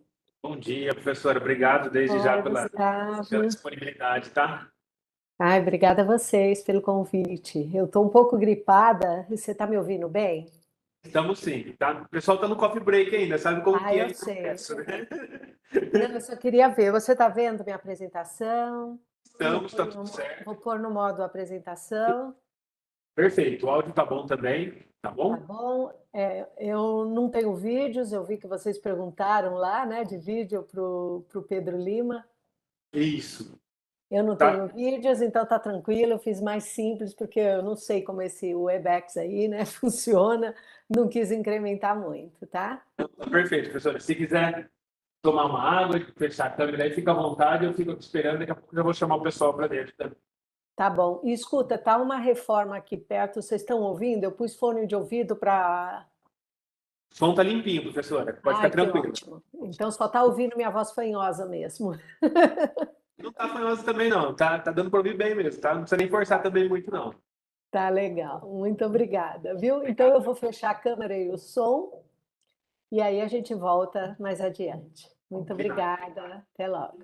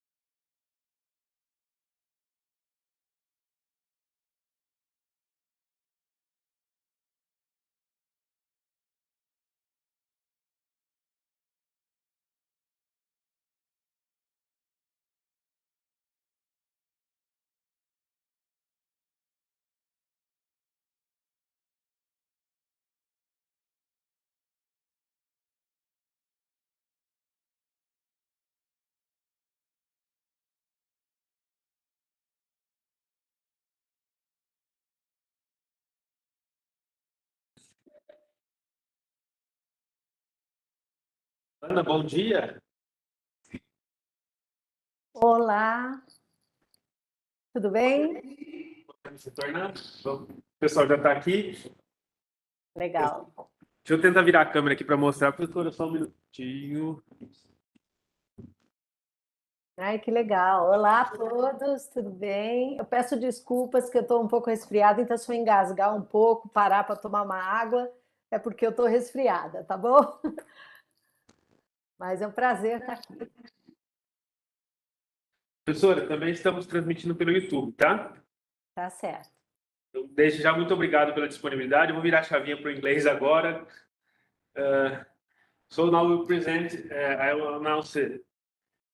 Ana Helena Reale Costa is a full professor of computer engineering at Universidade de São Paulo, USP, here in Brazil.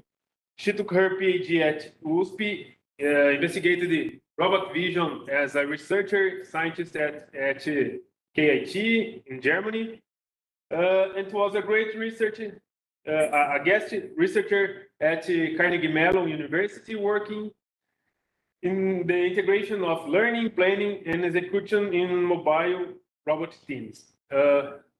She's the director of the Data Science Center, C2G, a partnership between USP and Itaú Unibanco. She's also a member of the Center of Artificial Intelligence, C4AR, AI from USP, a partnership between IBM and FAPESP. Her scientific contributions lie in artificial intelligence and machine learning, in particular, reinforcement learning. Her long-term research objective is to create autonomous, ethical, and robust agents that can learn to interact in complex and dynamic environments, aimed at the well-being of human beings. She is our keynote lecturer, keynote speaker, and the title is Knowledge Transfer to Scale Up Reinforcement Learning. Anna, thank you again, and it's your time. Hello, everyone, and thank you very much for the presentation. My name is Ana Reale, as you said, and I am from the Universidade de São Paulo, USP for short, here in Brazil. It's a pleasure to attend this event, the 19th IEEE Latin America Robotics Symposium, Lars 2022. I would like to congratulate the organizers for this great event and to thank them for inviting me to be a keynote speaker at Lars. It's an honor for me. So the title of my talk is Knowledge Transfer to Scale Up Reinforcement Learning. Oops. And I will present part of the research that my students and I have been conducting in machine learning. I would like to thank all my students. Let me first introduce myself quickly.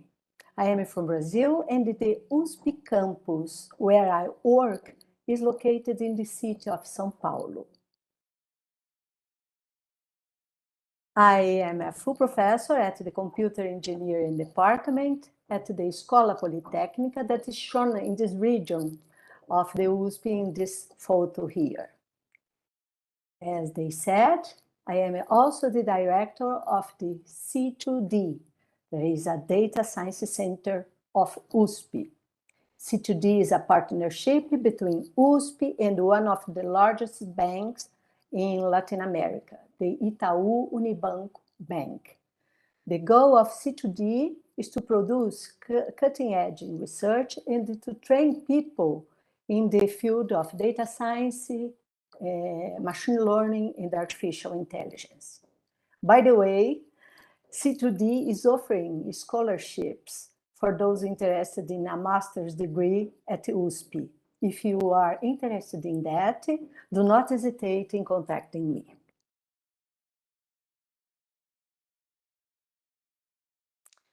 Today, I focus on learning. Learning is a fundamental skill for any intelligent agent. Learning modifies the agent's decision mechanism to improve performance. Learning is essential for unknown environments. And learning is useful as a system construction method because it exposes the agent to reality.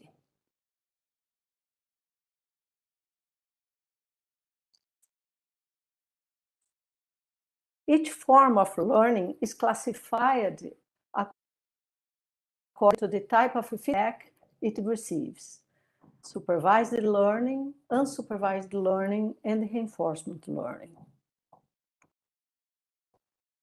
Supervised learning is the machine learning task of learning a function that maps an input to an output based on input-output examples.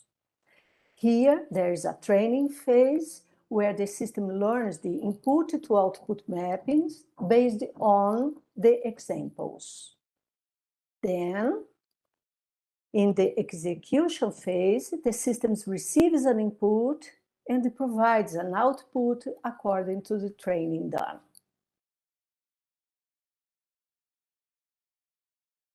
In the unsupervised learning, we look for previously undetected patterns in a data set with no pre-existing labels and with a minimum of human supervision. We basically look for representative clusters in the data.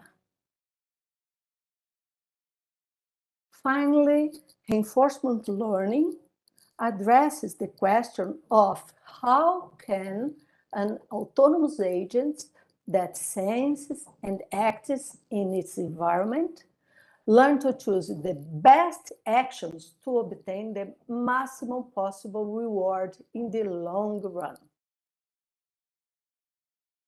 Reinforcement learning has some features, particular features. The feedback of the learning that the learning receives is delayed and occasional. Here, time really matters because the data is sequential and non-independent and identically distributed data.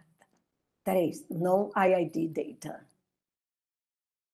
Agent's actions affect the subsequent data it receives, and the agent learns via experiences, by trial and error learning. The task of a reinforcement learning agent is to learn from this delayed reward to choose sequences of actions that produce the greatest cumulative reward. Reinforcement learning allows us to deal with sequential decision problems.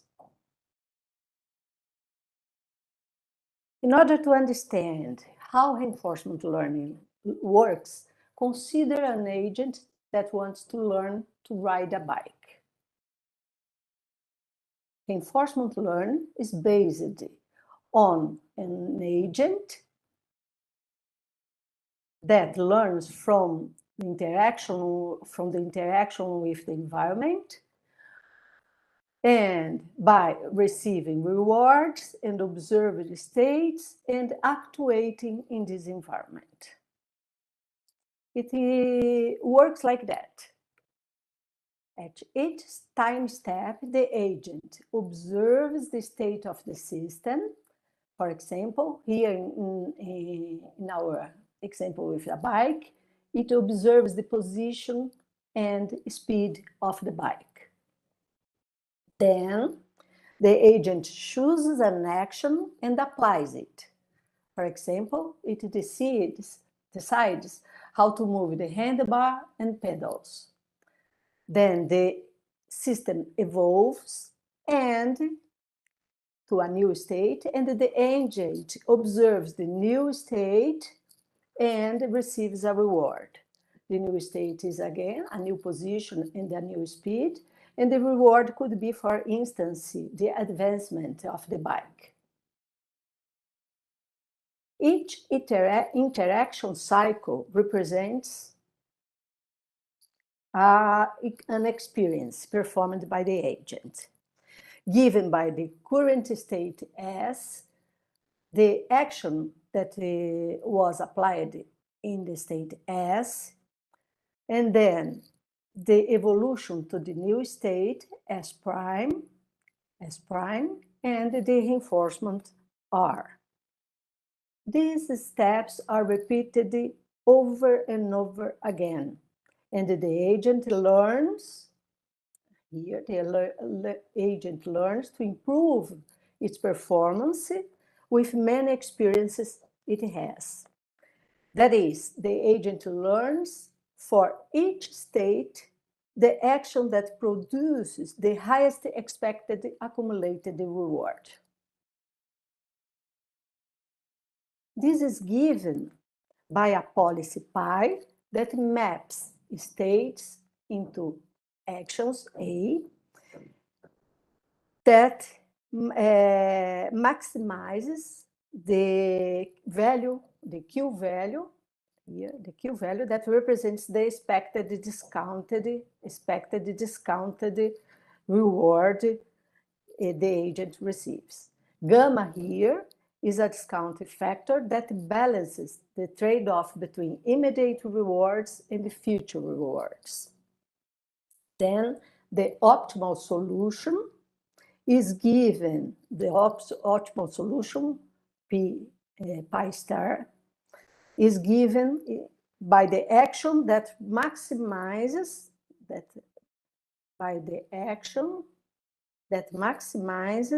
the optimal Q function for each state.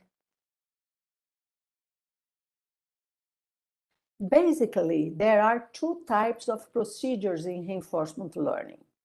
One that estimates the Q value function and then calculates a deterministic policy based on this value function, and the other that directly estimates a stochastic policy and then defines the action to be performed by sampling this stochastic policy. One of the first value-based algorithms is Q-learning. It is applied in environments that are fully observable and stationary with a single agent and discrete actions. Q-learning iteratively estimates the Q function with each experience S, A, S prime, and R that the agent had in the environment as shown in this equation. Here, the learning rate, alpha, combines the old estimate of the value function with the knowledge gained from the experience. And this knowledge is given by the sum of the immediate reward that was received and the value to received and the value of the new state that was reached in the experience. So alpha is this learning rate. For small problems, the Q function is represented in a table. However, if we can extract features that represent states, we can approximate the Q function using, for example, a neural network. This was the basic idea that led to the DQN algorithms, the first deep reinforcement learning algorithms, which take continuous input representing states, here like an image, for example, and respond with the value of the Q function for each. Now let me put here the laser. For each actions discrete action that the agent can perform. This is done with a deep neural network that is trained with a loss function given by the squared error between the novelty received with the experience and the old value of the Q value. The disadvantage of DQN are that it cannot handle continuous actions, only discrete actions, and it cannot learn stochastic policies.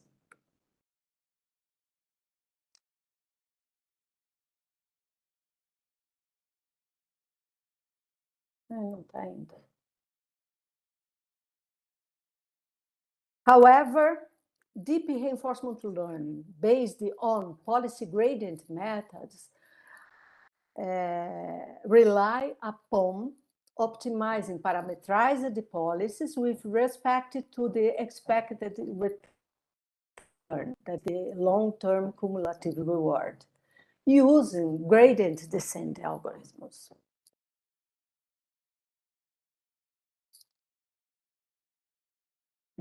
With policy gradient methods, we can learn stochastic policy, so the probability of applying A, N, given the state S, and handle discrete or continuous actions. So we can deal with policy gradient methods and stochastic policies. We can deal with discrete or continuous states as input, and also with discrete or continuous actions that could be applied in the environment.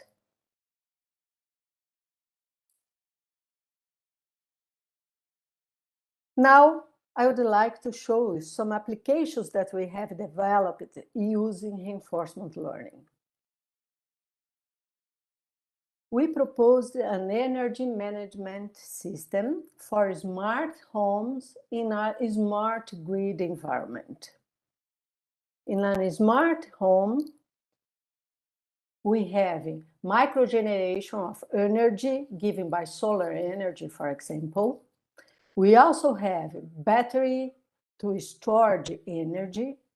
We take energy consumption into consideration, and the smart home has access to the power grid, from which it can buy or sell energy according to the price at that moment.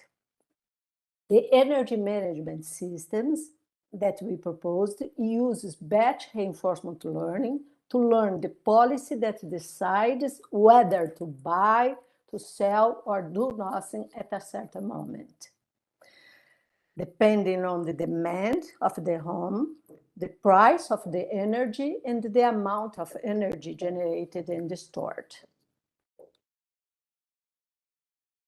Our results show an increase in the financial profit when compared to the grid policy. The increase is more than 20% in Brazil that uses time of use tariff, and more than 14% in the USA that use real-time pricing tariff. We also apply reinforcement learning in a distributed multi-criteria reinforcement learning in a multi-agent scenario to charge electrical vehicles. Our proposal makes minimal assumptions regarding the distribution grid and works under any type of tariff and can be configured to follow consumer preference. The idea here is to have the battery charge for daily journey of the vehicles and do not have transformer overload. Our proposal is MASCO, a multi-agent selfish collaborative reinforcement learning, and it aims at simultaneously minimizing energy costs and avoiding transformer overloads while allowing electrical vehicles with charging. We performed the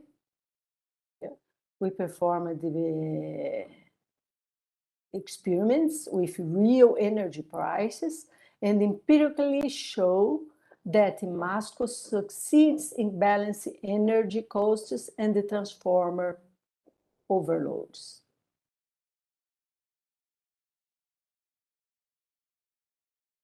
We also use DQN,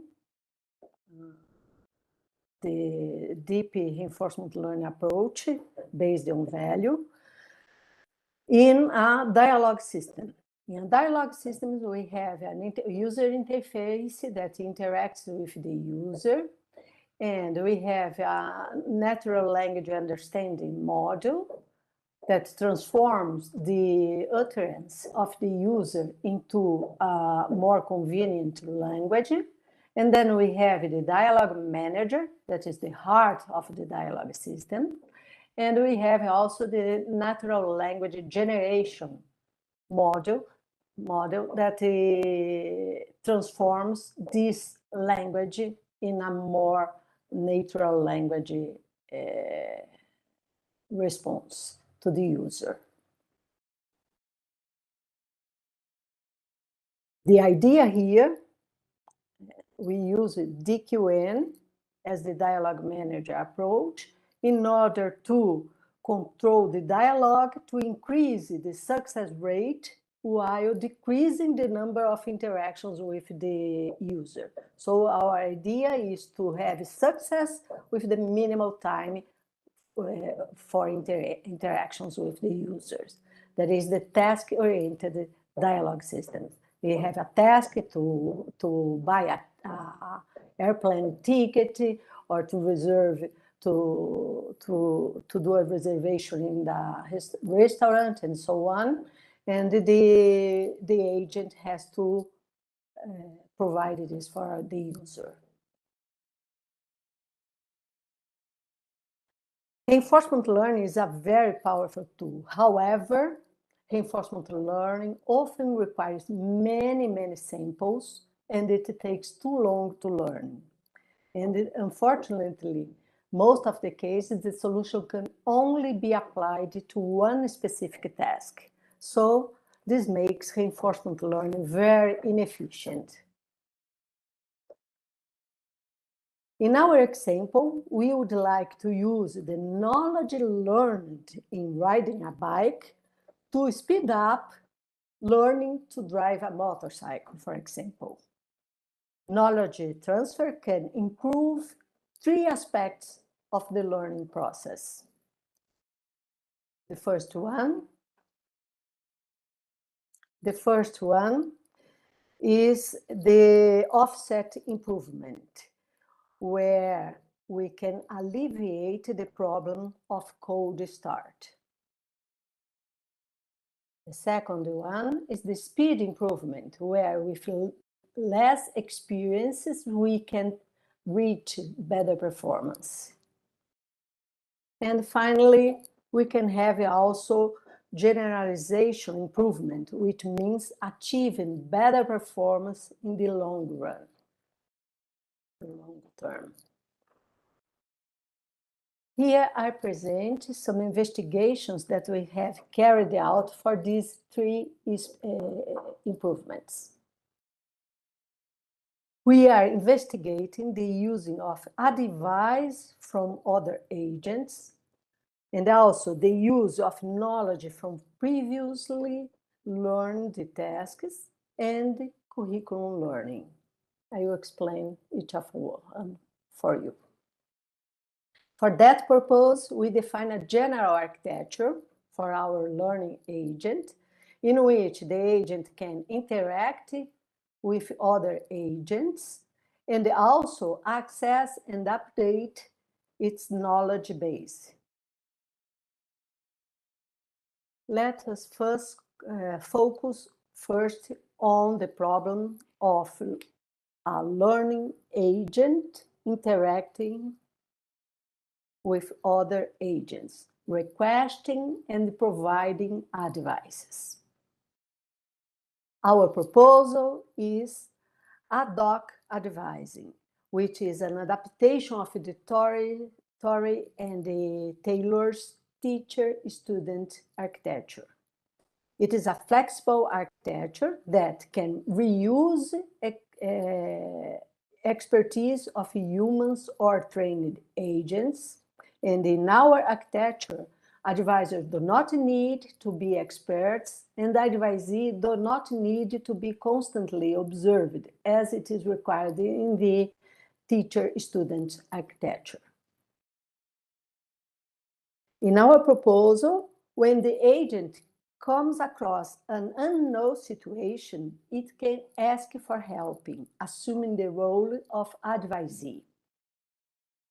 If the other agents are not confident about their knowledge in that situation, they may not respond. Or if they are confident in their knowledge, they may act as advisors and suggest actions to the advisee. In our proposal, we have two types of confidence functions to guide the decision to give or ask for advice. We have ad hoc visit and ad hoc TD. Ad hoc visit is the ad hoc advising using a confidence function that is based on the number of visits that the agent had in that state to measure the confidence level to ask or to give advice. And the ad hoc TD is that in which we use the value function, the Q value function here, together with the number of visits to define the degree of confidence of the agents. In experiments in the half-field offense domain, we compared our two proposals, using ad hoc visit and ad hoc TD as confidence functions with state-of-the-art architectures. Editor, episode, and note advice.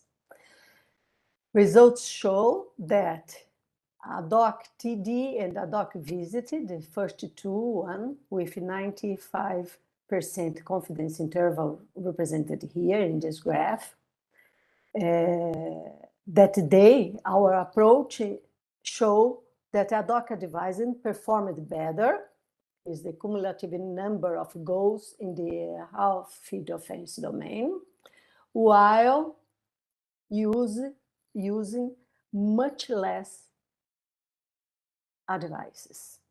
So you see here that episode sharing consumes a lot of, if you have a budget here, it consumes the budget very quickly. And we do not need to do that because we have a confidence level to decide if we are asking or giving advices in the appropriate time.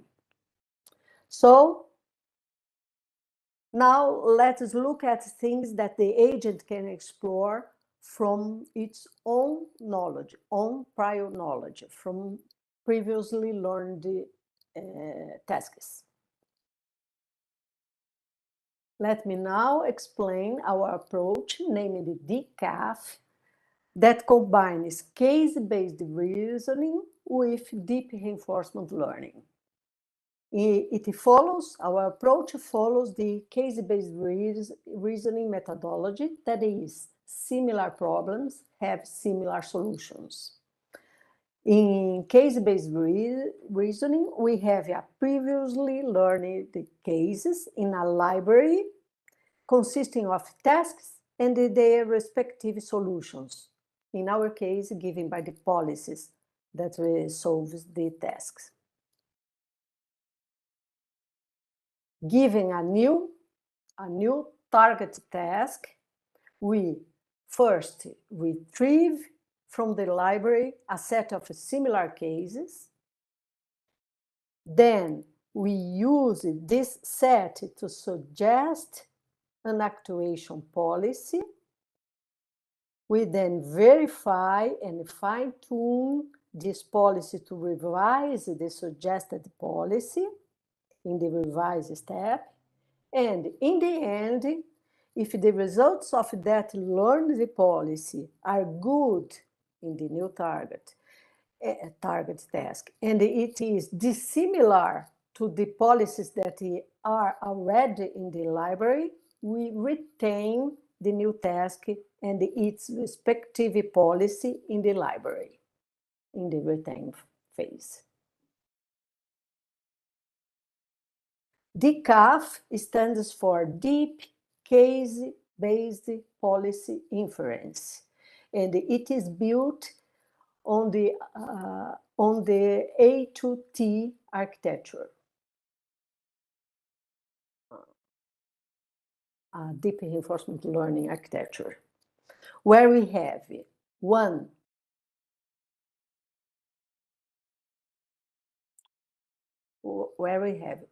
the case library, two, the new learning task, the current target task, and three, learning weights to selected among policies.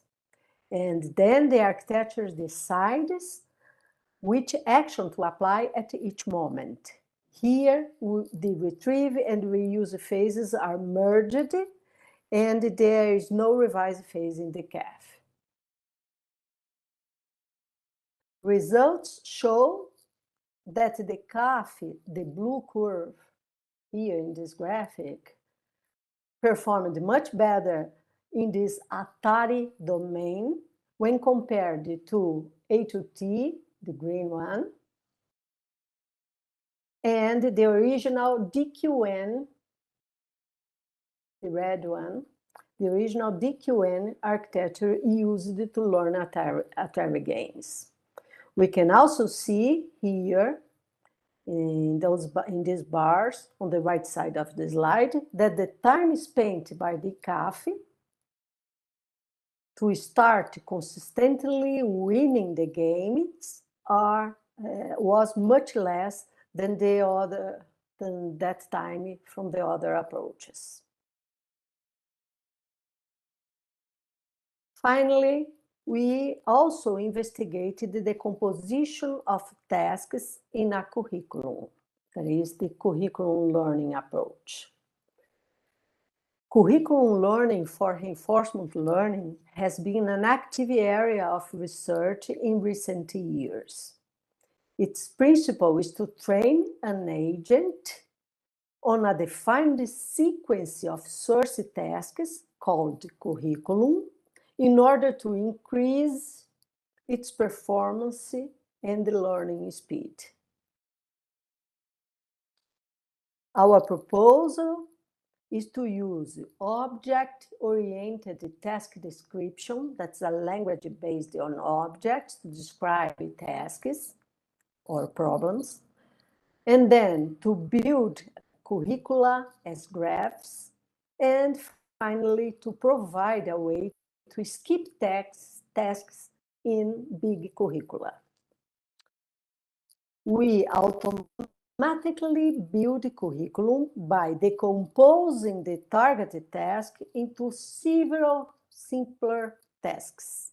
The use of object-oriented representation facilitates this decomposition.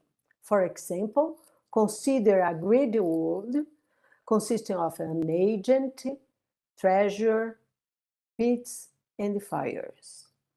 On the left side, we have the target task, and on the right side, we have one of the possible tasks derived from the target task. Each simple task has a transfer potential.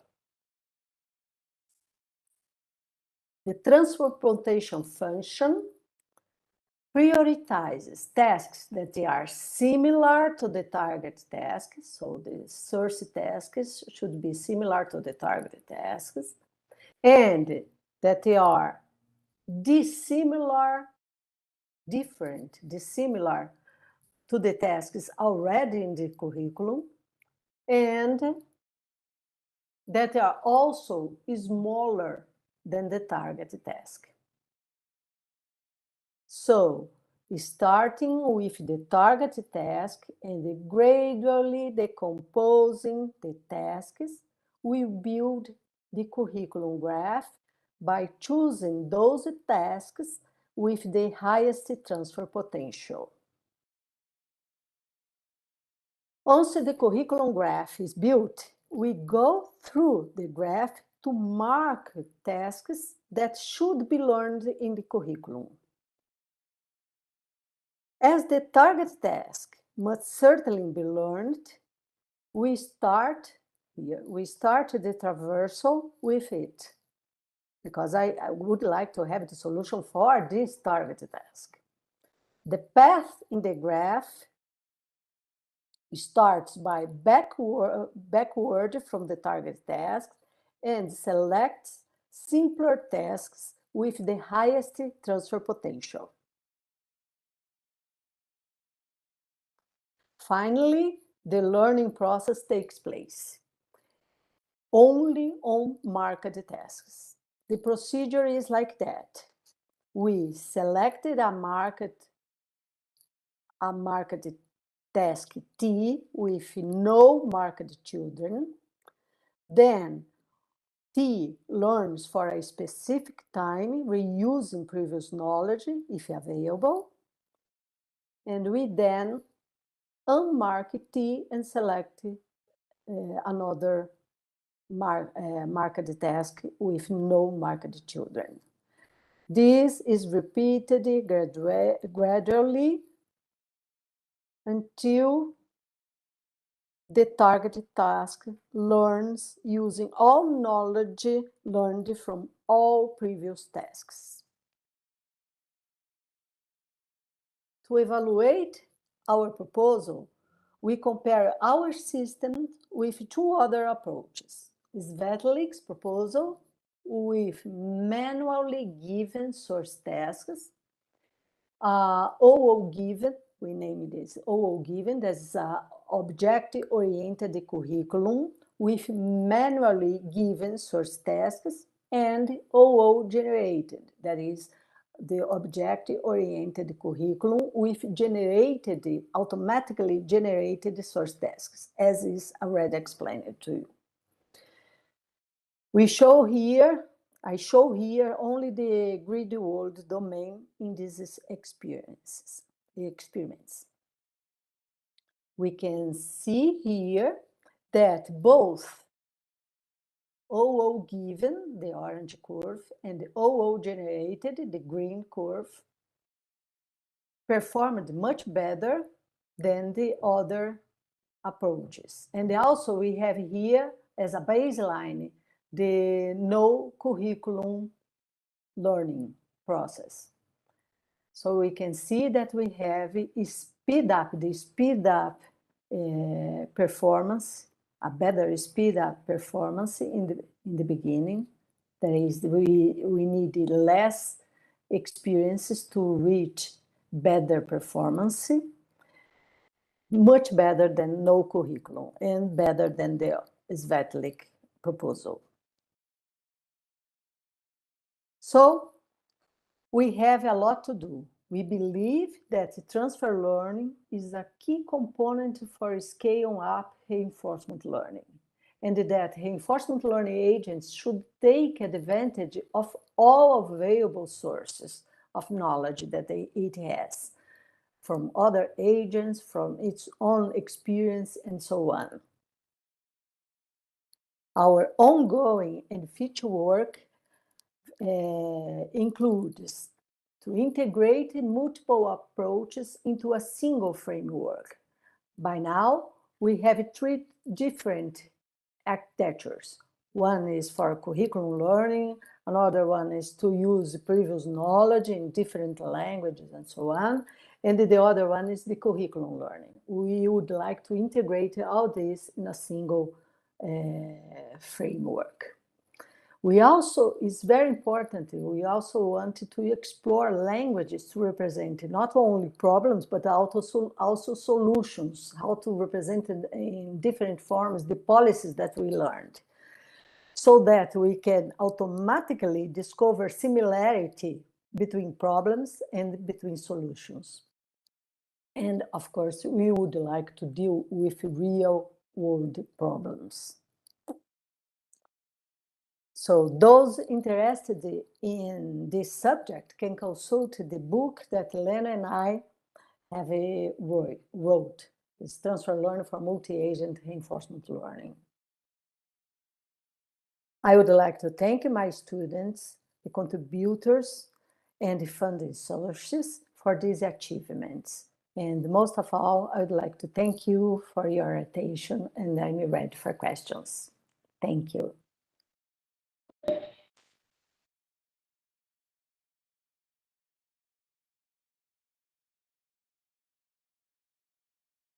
Anna, thank you very much for your talk. Now we have time for questions. Any questions? Please, could you? How can I stop sharing? Yeah, please. I stop sharing here. Yes. Hello.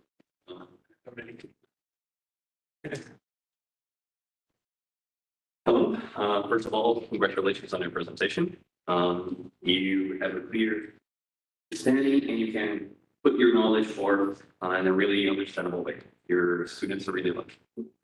But I've been working on also in reinforcement learning, sometimes other transfer learning techniques. And when it comes to deep reinforcement learning approaches, one struggle one can have is that your model, if you train too much, you can come to the risk of overfitting. How can you choose when to go to the next step in the curriculum learning approach to avoid this from happening to overfit in simpler tasks before you go to more complex ones? I'm very sorry. I cannot listen to your question very well. Could you repeat the main part of it? The sound is not so good. Could you repeat your question, please? Can you hear it clearer now? Yes, that's better. Okay, so well, what I asked is that sometimes if you train your model too much, you can risk overfitting. Yes. How can you choose to go to the next task and curriculum learn based approaches to avoid the risk of overfitting simpler tasks before you go to more complex ones? Yes, this is a hyperparameter that we have to set. That's also a problem to define, because our agent only learns for a predefined time. It cannot overfit. So only learns a little bit, and when the Q value function is not changed too much, we change it. I see.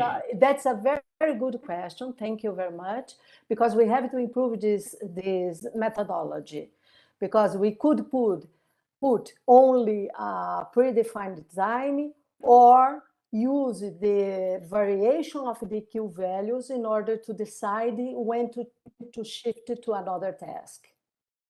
Thank you very much, because Are you investigating that?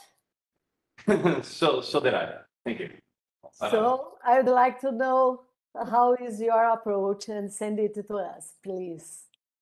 Well, I will. So, I can. We can talk further about this because it's a really important issue. And like you said in the beginning of your presentation, reinforcement learning can take a while to train, and curriculum learning or transfer learning techniques can speed up this process substantially. So yes, and I also would like to observe that our focus on curriculum learning was to automatically generate the curriculum, the sources tasks that we have in the curriculum. Because at that time, most of the approaches are manually define the tasks. And I would like to do it automatically. So we have this transfer potential functions and the approach to put in a graph and traversal this graph in order to generate this automatically.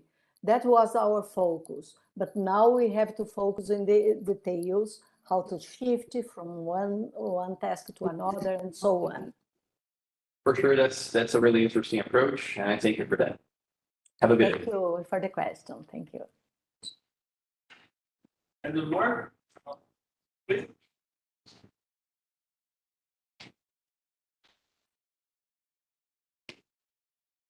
Hello, Professor. Hello. Thanks for the very interesting presentation. I do like key learning because I just think it makes sense. It's different. In my opinion, it makes. Can you hear? It's okay. Yes. Yeah. In my opinion, it just makes sense. In my point of view, it makes sense to get positive reinforcement when you are going in the right direction. But in your presentation, I saw a very interesting application where you used actually the basics that you presented on the Q-learning, on deep Q-learning on the power grid, on charging of electric cars. I personally, I did not know that they had this issue of overloading the transformers when they are recharging many cars, and we are right now in the transition to the from fossil to electric cars, and I think that I would like to see more of that application if you can present to us. It was very interesting. Thanks. Thank you very much. And the motivation of our approach was taken from Europe, because Europe is putting a lot of power in electric vehicles. So every house now has to power the electric vehicles, and they are also providing different parts in the different parts of the city where you can charge your electrical vehicles. But that is consuming more energy. That was not thought about it when they build the neighborhood with the houses and so on. Everyone wants to get at home and put your vehicle to charge. This is the grid policy that we have discussed and compared with our approach. Our approach is one distributed Q-learning approach, where we use multi-criterion, that it could be not always the same. For example, I would like to have the most of the charge in my electrical vehicle with minimal cost of energy, and also not overloading the transformer. So we have to deal with this multi-criterion reinforcement learning in a distributed approach. It's a very interesting approach, and we have published this approach in the IEEE transaction on smart grid.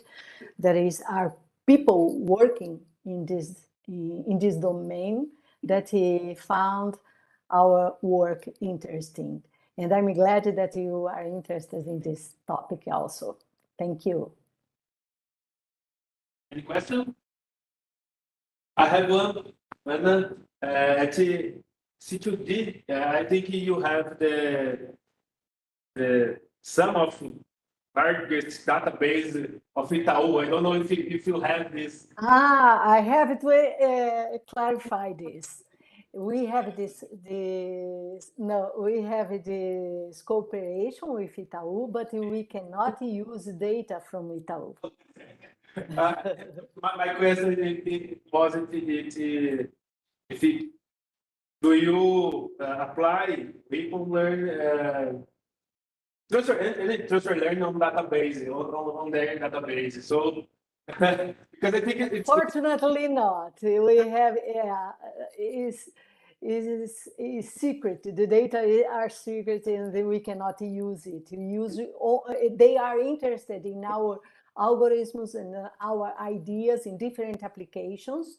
It doesn't have to be in the financial area. We can use our machine learning, data science, and the AI tool in whatever application that we want.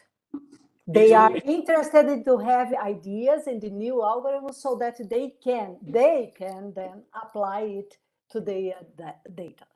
It would be great for us research to have that data set database. Yes, it would be great. Yes, there is we have to have many more data sets that is curated and with no bias and open for the people to do research. That is very difficult to have, and we have to improve this point here in Brazil.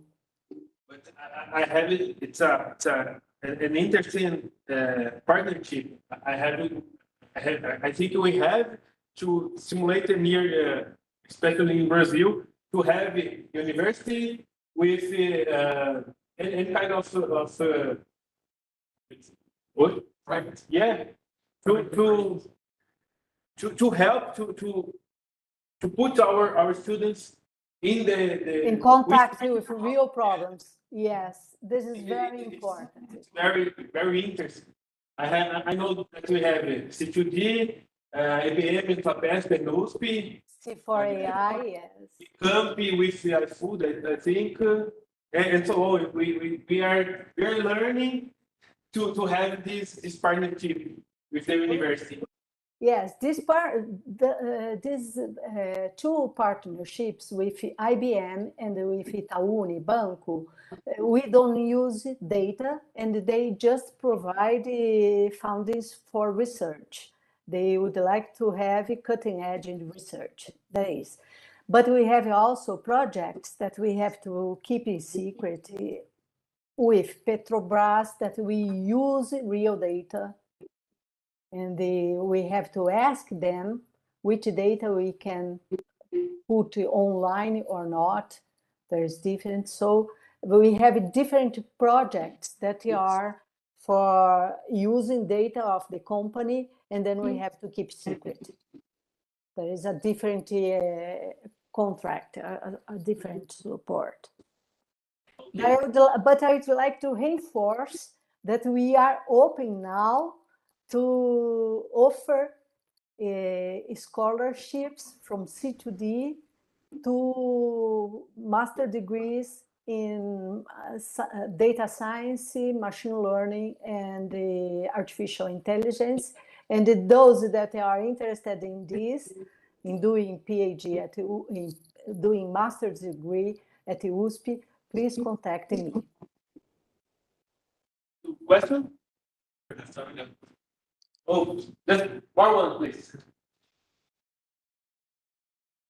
So, hi, Anna. Hi. Professor Anna, thank you very much for your presentation. Congratulations on your work. Okay, so Anna, my question is a pretty simple one, actually. You showed us a lot of theoretical and I believe frameworks for involving transfer learning, reinforcement learning. My question is, do you have plans or do you already have applications with these methods that your group developed in involving actual applications or regarding robotics? It's just this that I missed something and I was having some ideas and then I'm thinking, oh, this would be great to apply in real robotics applications. So this is my question. So my partner, Reinaldo Bianchi, uses a lot of reinforcement learning, and he is the co-author of this work in case-based reasoning and deep reinforcement learning work. So we also applied in robotics. I would here in my talk, I prefer to show you different applications. And I would like to emphasize that the task-oriented dialogue system that we developed was a master work of a student for us in the C2D, and now he is in the Itaú Unibanco, and he is implementing this the dialogue system with deep reinforcement learning in the how you say it, the chatbot that Itaú has. Okay, thank you, Professor. So it's a really real application that I show you. Okay. Thanks. Thank you. But there's a lot to do in robotics. I know. Yeah, you can use in very different approaches, in very different tasks in the robotics. So I want to thank you again for your talk, George. It was, I don't know how to say it, but I'm grateful for your presence here, your talk here. Thank you again. Thank you for all the time, and to the audience, thank you. And it was really an honor to present here at last. Thank you for the invitation.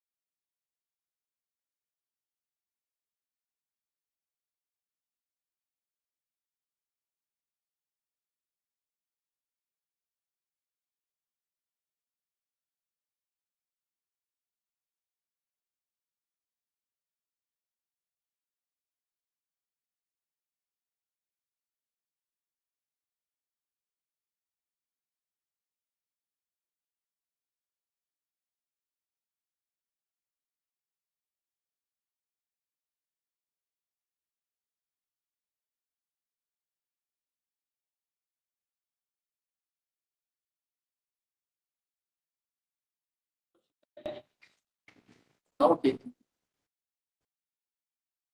Okay, so let's start another section in Lars conference. The name of the section is Robot Learning 1. My name is Alexandre Brandão. I will be the chair of the section. So I invite the first, the author or the presenter of the first work, called CNN Planner, a neural path planning based on sensor fusion in the bird eye view. Representation space for mapless autonomous driving. Sorry, what's it's Luis. So Luis will present.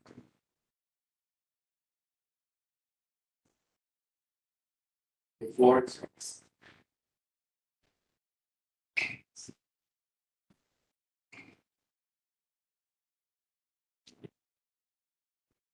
Hi, my name is Luis Alberto Rosero. I am going to speak about the CNN Planner. That is a neural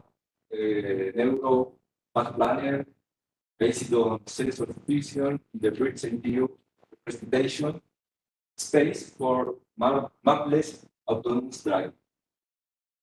The co-authors are Junior Silva, the professor Denis Rigol, the professor Fernando Osorio.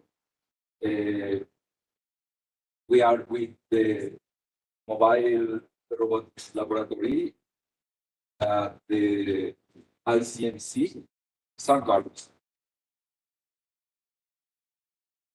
This is the outline. First, we have the motivation. In the second place, we have the motion planning method, including lateral planning, longitudinal and longitudinal planning. Then we have evaluation and results. And finally, we have the conclusions and future works. Motivation. After the success of the DARPA challenge, many other robotic platforms, robotic autonomous vehicles were built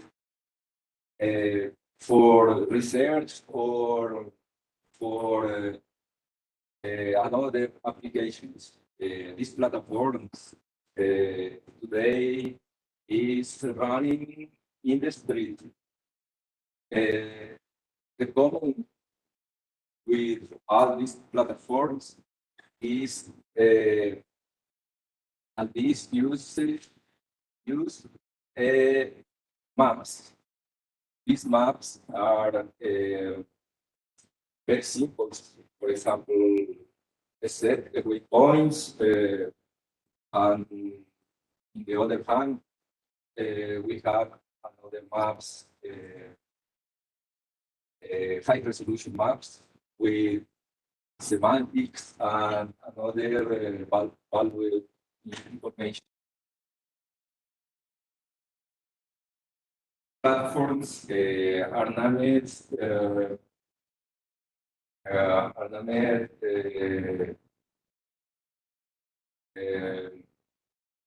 modular pipelines. The modular pipelines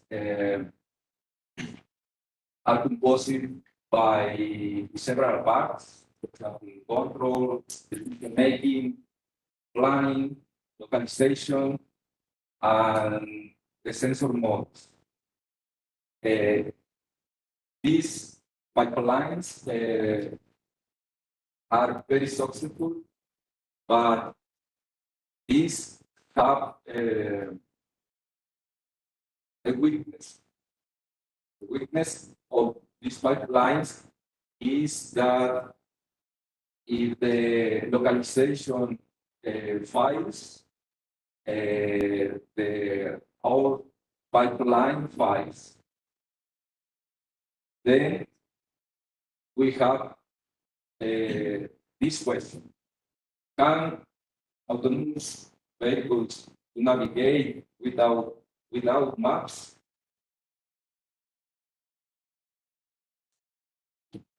With the success of the deep learning, we have another options to the modular pipelines. This option is the end-to-end driving. End-to-end driving takes the route sensor information and maps to steering, brake, and product signals. End-to-end driving,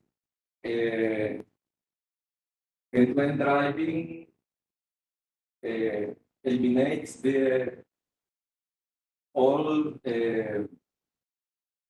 parts of the modular pipelines and resuming in the one node. For end-to-end drivings, we have several methods. For example, imitation learning, behavior cloning, format learning. In this work, we use imitation learning for autonomous driving. Our methods. We divide motion planning in two parts. The first part is the lateral planning, and the second part is the longitudinal planning. We take advantage of the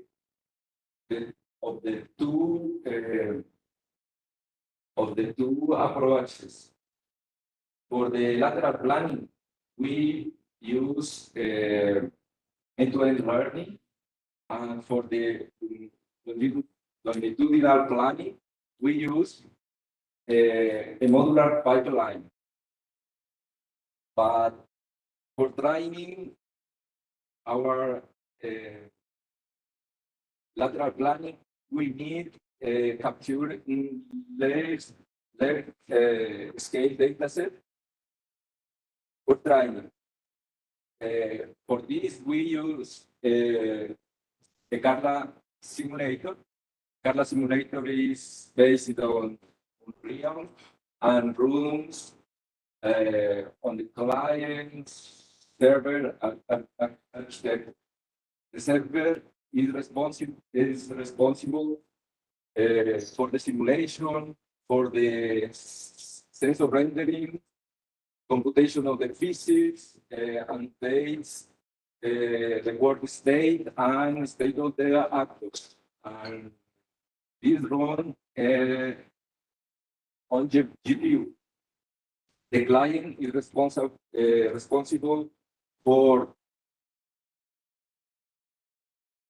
logic of the actors on the scene and the world conditions. The client uses scripts in Python or C++.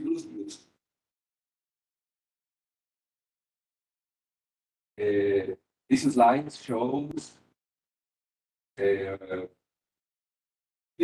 scenarios, some scenarios with different weather and light conditions. Carla provides tools for switch between different conditions. For collecting our data set, we set up in the Carla this sensor layout. We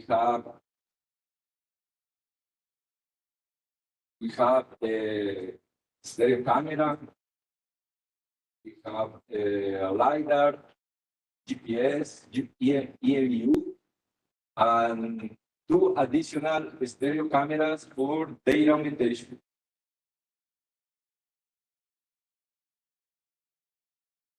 This slide shows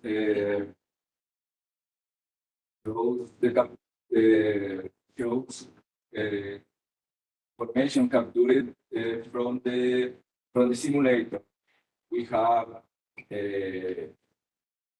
RGB image, and we have the other sensors, sensor LiDAR and stereo camera. These sensors are synchronized and aligned.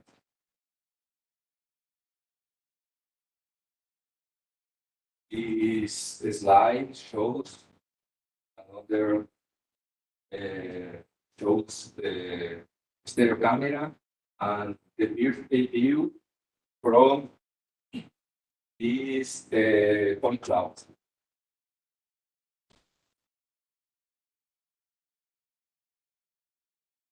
For the ground truth, Carla provides access for privileged agents. These have privileged access to the simulator state and density waypoints.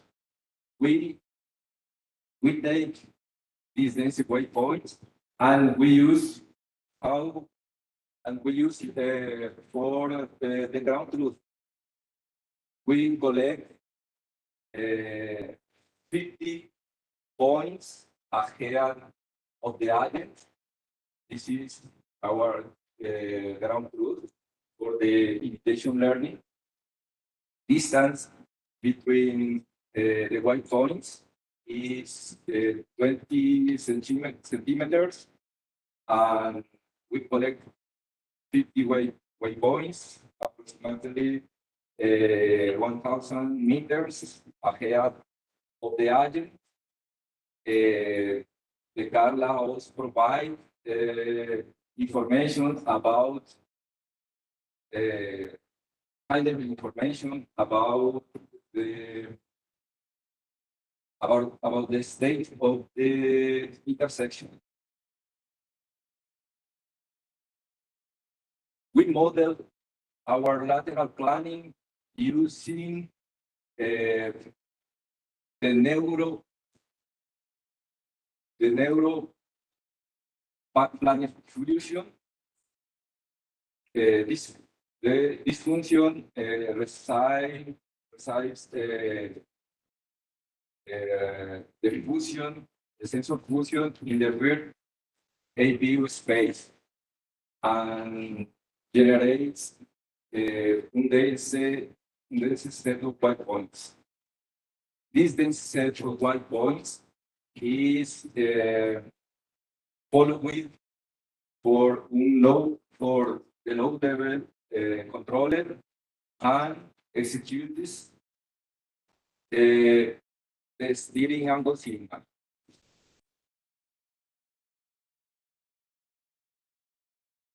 This diagram represents the lateral planning. We have the sensor fusion in the virtual view space.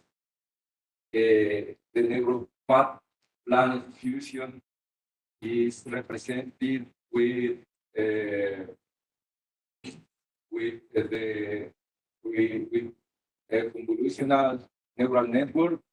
It is the ResNet 18. We have 2 fully connected layers for regress a set W of waypoints. These waypoints are the input in the MPC controller. The MPC controller generates the steering angle. It is the lateral planning.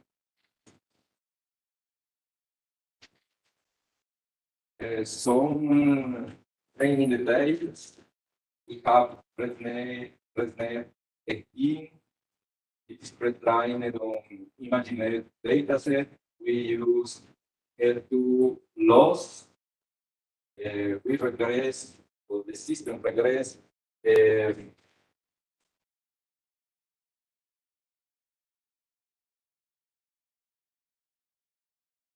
and NVIDIA GTX 2080, all half a million frames from 64 roads, 6 cities from the Carla, from town 1 to town 6. It is the longitudinal planning. We use the function, and we use the finite state machine. This slide shows the finite state machine. The inputs are detections. The finite state machines determine the speed. This controller executes throttle and brake. See the longitudinal planning. We have detections and the inputs in the longitudinal planning. Monitoring areas and determine the states of the finite state machine. It is the finite state machine. We have a state transition table and the state transition diagram. We have evaluate our system in the Carla leaderboard. Carla leaderboard runs 1,000 roads in a variety of weather and light conditions.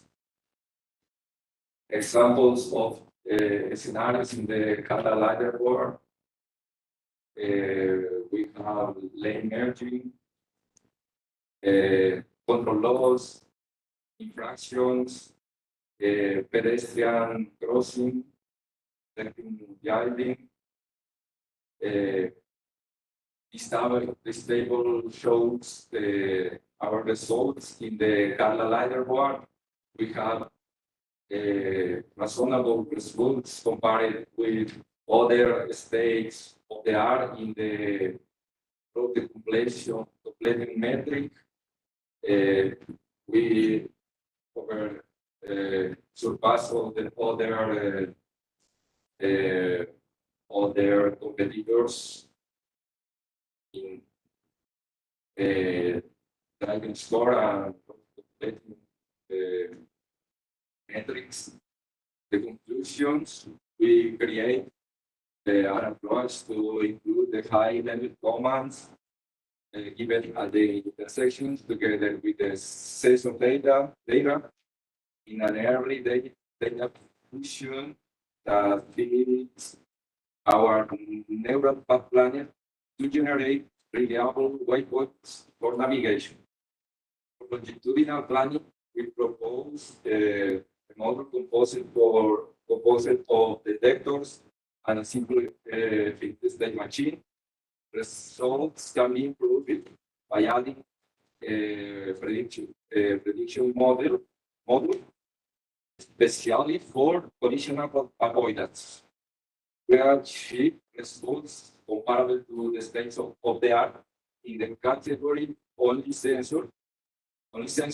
We are where agents are asked to drive without a map. It works. Use different scales for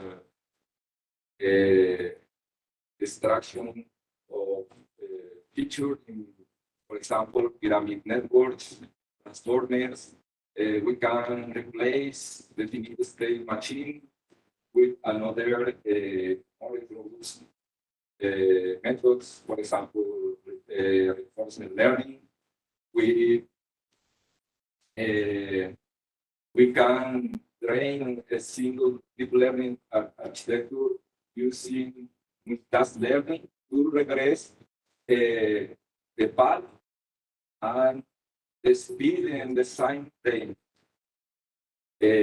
Another future work can be tested on real platforms. It is the log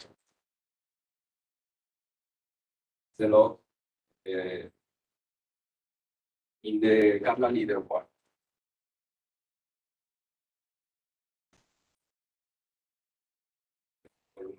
Follow the lane.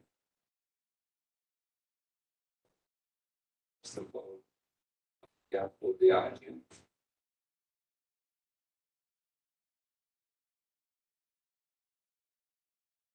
Line. The section.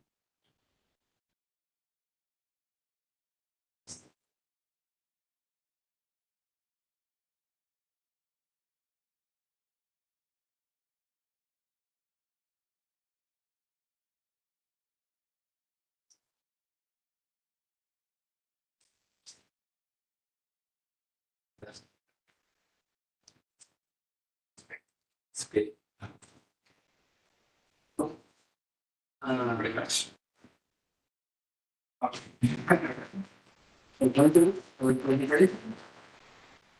We are ahead, it's not on time, but at least a quick question for Pablo is some.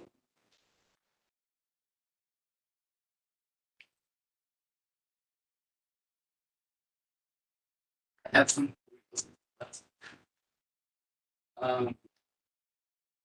Okay. We passed the time, but you are using the simulator to take data from the data. All the information and the simulator, like the radar sensor, is using the simulator to get the simulator. In scanner to cameras, we generate the photos, the balance. Yeah, but this simulator gives you all the information, like Only two images. Two images, and we implement the ELAS method for generate the state. Just to let you, we started with a real vehicle. It was a real vehicle that worked 5 years ago. And then we passed to a simulator. So yeah, we got that's a kind of weird to think about that start. It's a real, but the experience that this has is very useful. So then, yeah, simulator. That's why he's placed. Yeah, I remember for this one. Yeah, The real. Thank you again.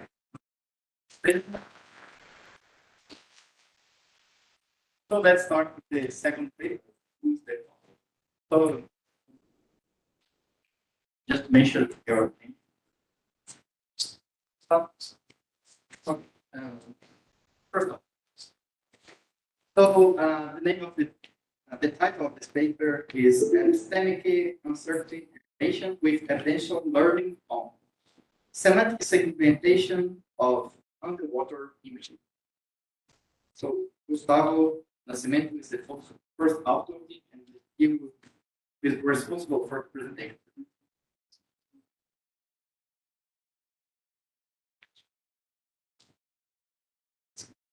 One second. Okay.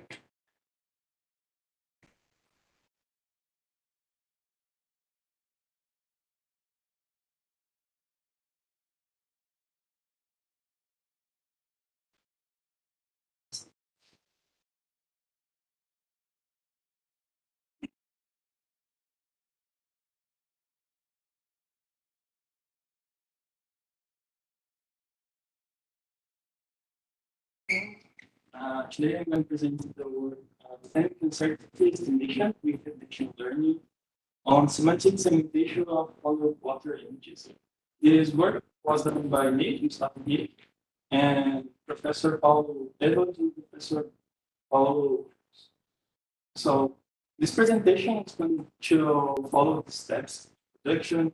I'm going to talk about the uncertainty definition, uncertainty techniques for deep neural networks, the methodology that we use in this work, comments about results, talk about. So over the last decades, we have pretty large advances in robotic systems, and that has bring some really good results. And with that, we have also the integration of deep neural networks in the robotic systems, turning it into an intelligent robotic systems. And with that, this integration brought some limitations. And on 2018, Sander Holt brought this paper, the limits and potentials of deep neural networks for robotics. And he talks about three segments that we can follow to research, reasoning, embodiment, and learning. On the field of learning, we have uncertainty estimation. So why uncertainty estimation? With the uncertainty estimation in deep neural networks, we can fuse with data that is come from other sensors in the robot.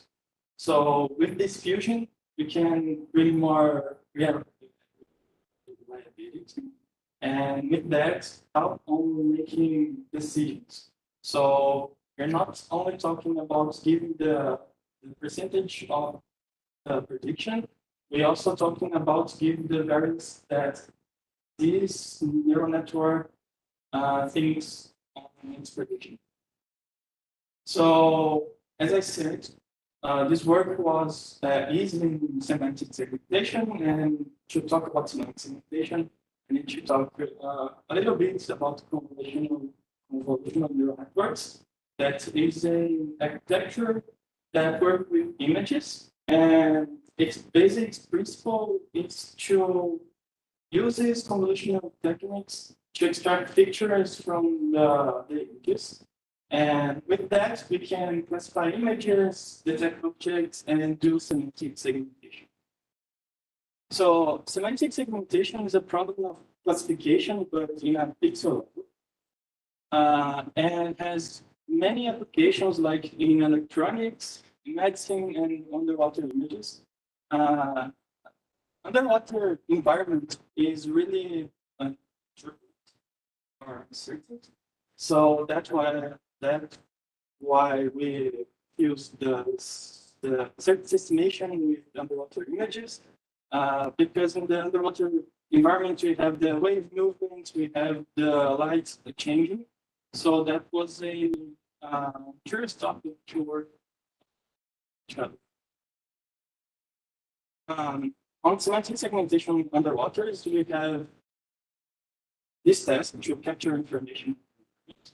So we can do object detection, detect fauna and flora, and navigation.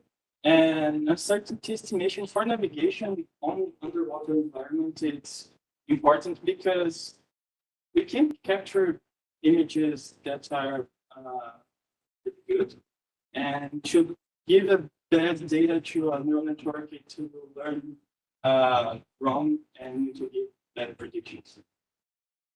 So this is an example of data that we work with. So this is a robot on the seafloor, and here we have the background, and there is the ground truth. This is the data set that we use, and I will talk more about it later. So uncertainty definition for neural networks. When I talk about uncertainty on deep neural networks, on deep learning, we have two types of uncertainty, the aleatoric and the epistemic. The aleatoric comes from data, and we can interpret it as a in capability of reading the environment, because this data comes from a sensor. The sensor could be low cost or could be damaged. So we capture wrong data. We have the electronic uncertainty on our data. So this electronic uncertainty can be divided in homoscedastic and heteroscedastic. Homoscedastic certainty is a uncertainty that has a pattern between the samples, and heteroscedastic is random among the samples. And epistemic uncertainty comes from the model. So it's connected to how you hyperparameterize it. And the uncertainty, the epistemic uncertainty represents the domain ignorance. So uncertainty estimation techniques. We have a lot of uncertainty estimation techniques, but most of them comes from probabilistic theory, and it's really it has a high cost to train. You have to have a high computational power. So we are talking to uncertainty estimate on robotic systems, so it must be quick. So we choose the evidential learning that we can work with deterministic models. This evidential learning comes from the Dempster-Schechter theory, that is the evidence that gives belief masses to each subclass of the data.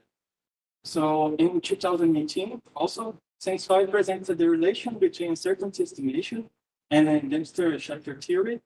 And it shows that we have normally the last layer with softmax function. And softmax function sums up all the probabilities and give the result is 1. And so softmax doesn't takes account the uncertainty.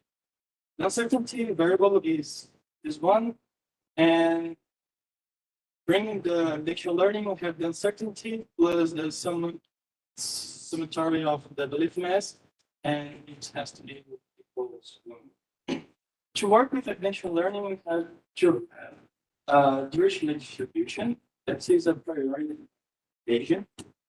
So the alpha variable is the parameter of the Dirichlet distribution that takes into account the validation value plus 1.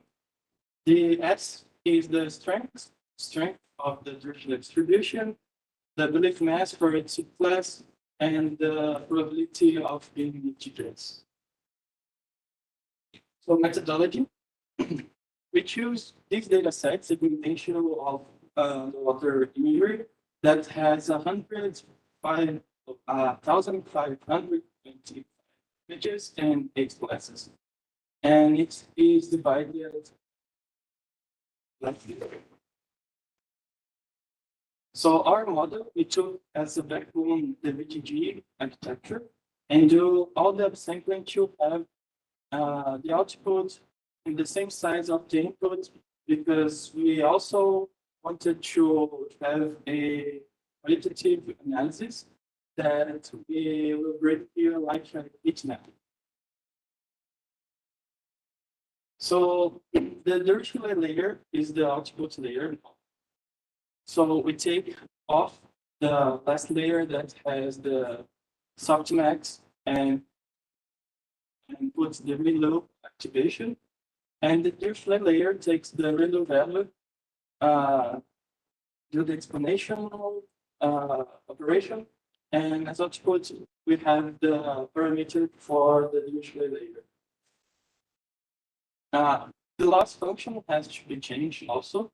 So we have 2 parts. The first part, the A part, we take a normal loss function. Here is the categorical cross entropy, but it is adapted to evidential learning. And the second part is just an application of black labor diversity on the Dirichlet layer. So it takes the prediction and all the alpha values and compares with a distribution that is normal, that is centered 0. So the results, we have the model VGG 16 training on categorical entropy. We divided the data like that. For example, we put this data and had these results. So here we have our prediction, and here we have our uncertainty.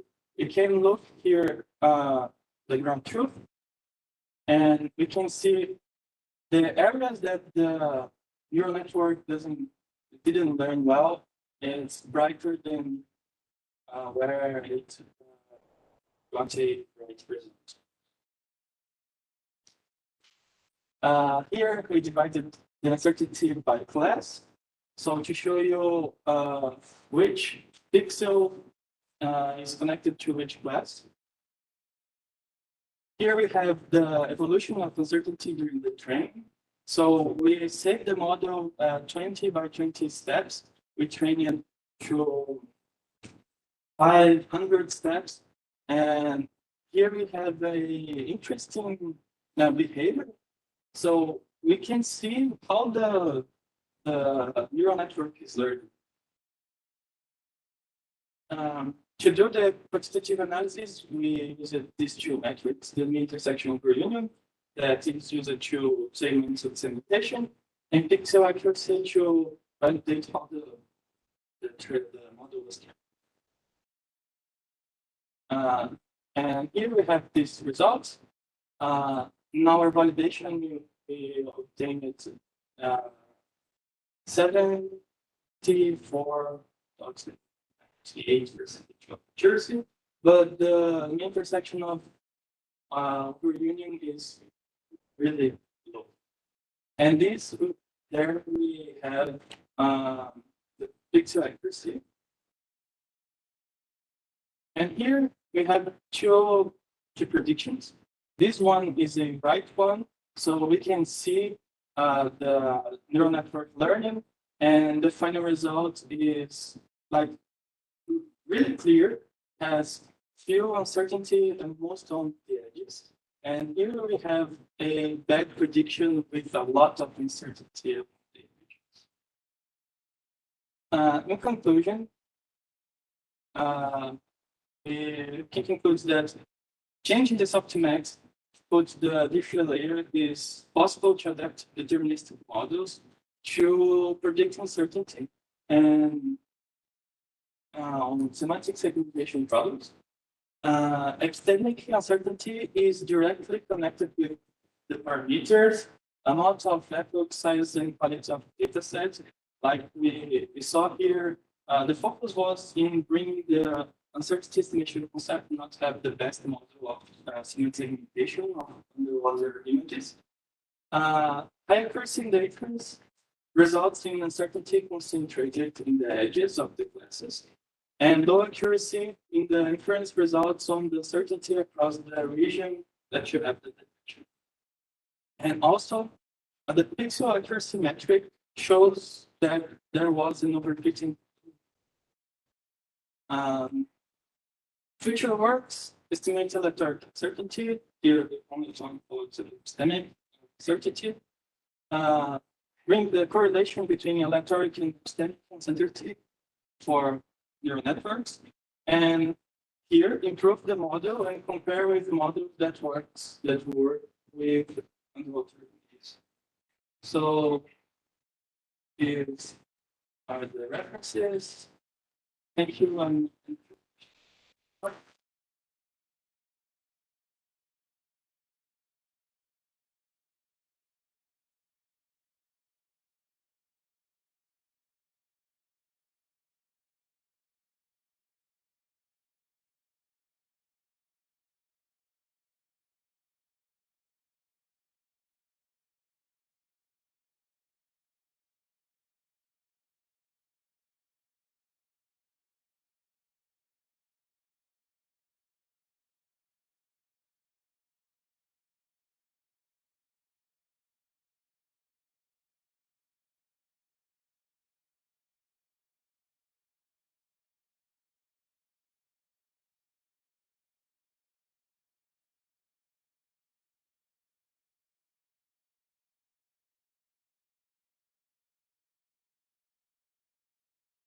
training collab, so it was easier.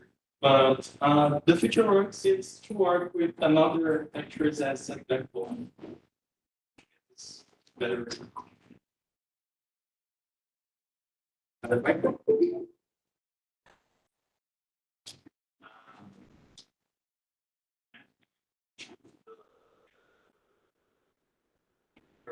And to use the real time.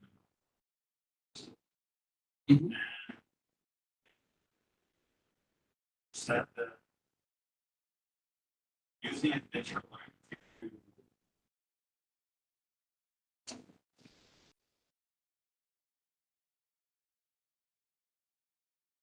what I say is that others methods to hearing and you and third yes part of the and to explain why choose data learn instead of instruction. Okay. I'll talk about two techniques. One is the Bayesian neural networks that is like a neural network, but in its weights, it have distribution. So to learn all the distribution for all the weights it's trained, it takes lots of time. And to predict that, it takes more time and more computational power. The Monte Carlo dropout, we have to infer the data many times. So with the computational learning, we have only to have one prediction. As we have the dropout in the Monte Carlo dropout, each prediction will be different, and afterwards you have to take the mean and the variance.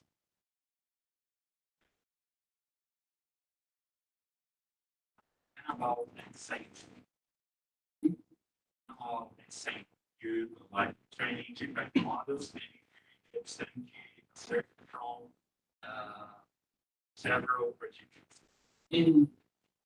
Yeah, I thought that by training many models, if I can train, but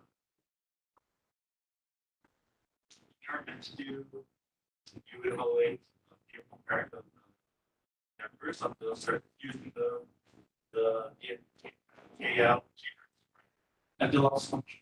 The loss function, yeah. But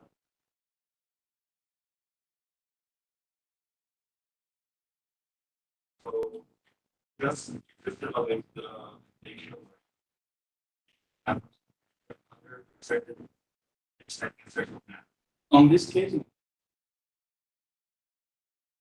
Okay, now we can discuss later. So thank you for the discussion. It's nice, and also the work is interesting. So again, so thank you for your presentation. Thank you all for questions. Let's.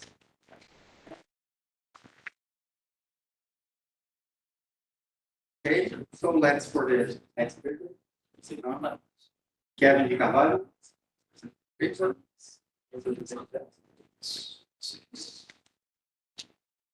So we changed the name of the presentation. So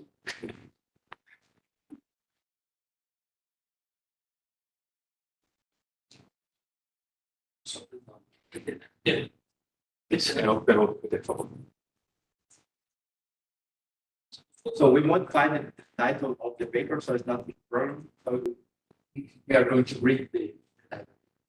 A 3D Q-learning algorithm for offline UAV path planning with priority shifting keywords.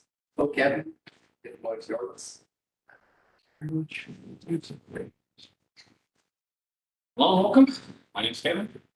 I am a PhD student in the Federal University of Salzburg, as well as a member of the Robotics Facilitation Nucleus at the same university. I'll be presenting this work for you, and in this slide you can see the name of the other authors that I have probably worked as well. So, I tried to make this presentation as short as I could, to my best. So let's begin with the intro not working.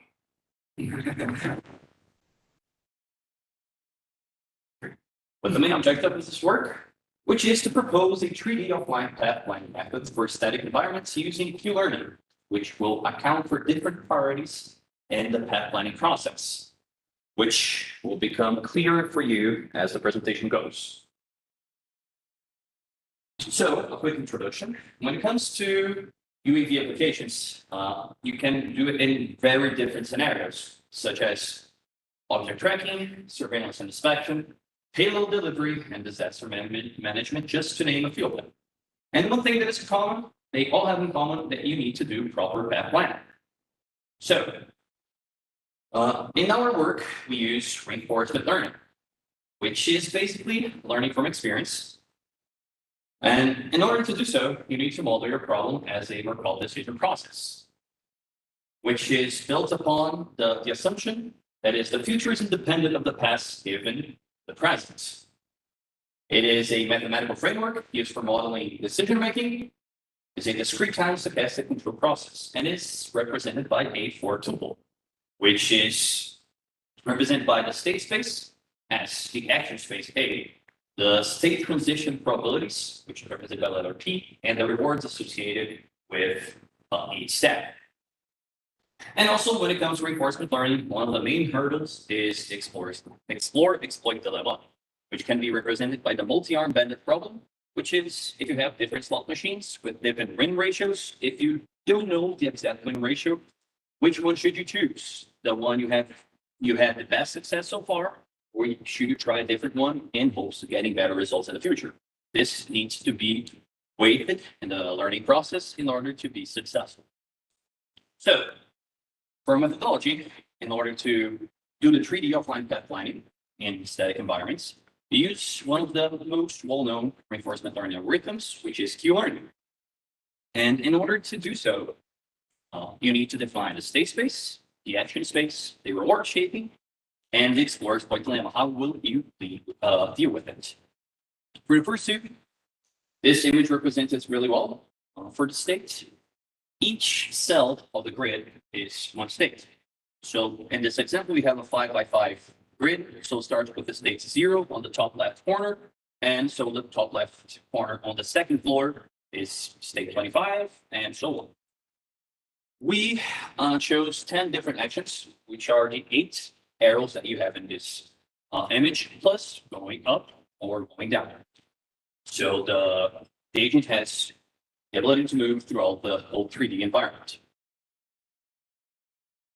So the centerpiece of this work is how we dealt with reward shaping.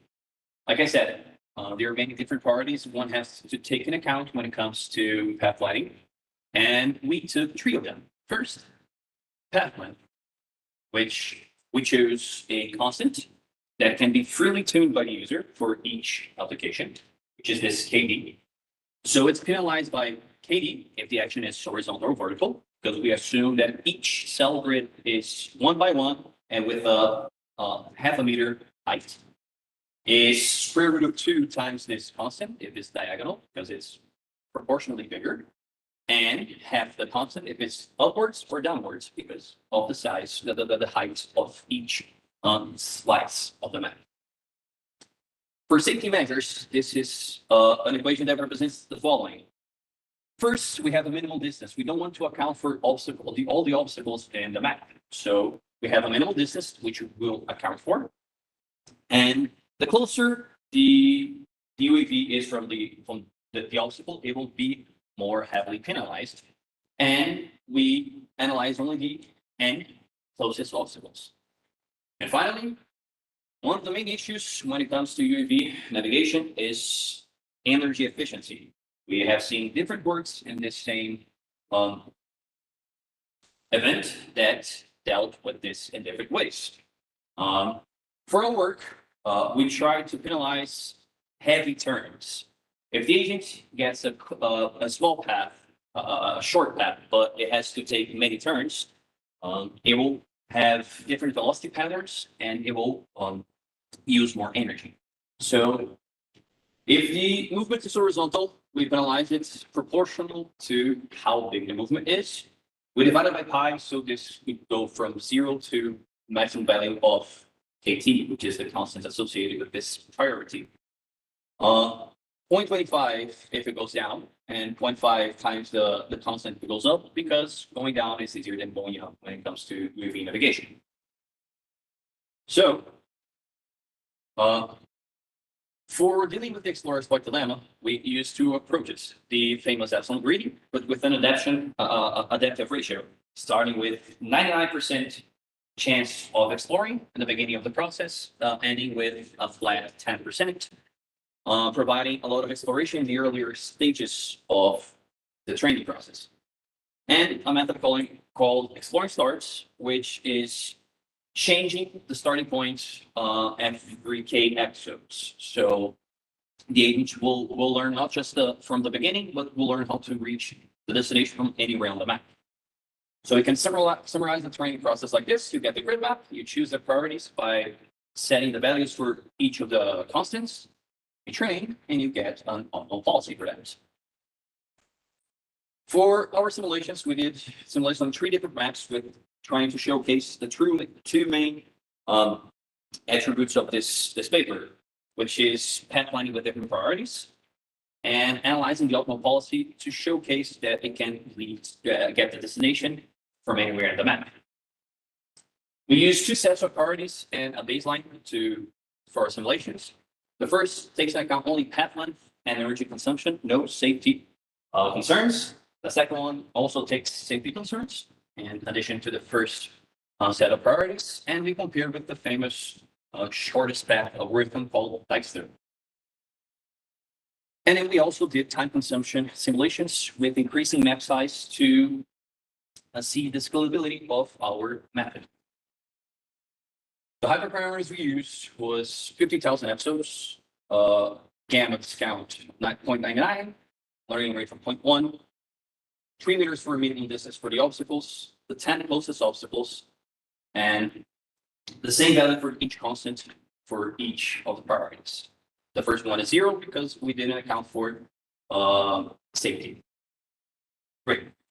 So, if this allows me to continue, these are our results. We did 3 different maps. In this map, you can see the yellow path being the shortest one.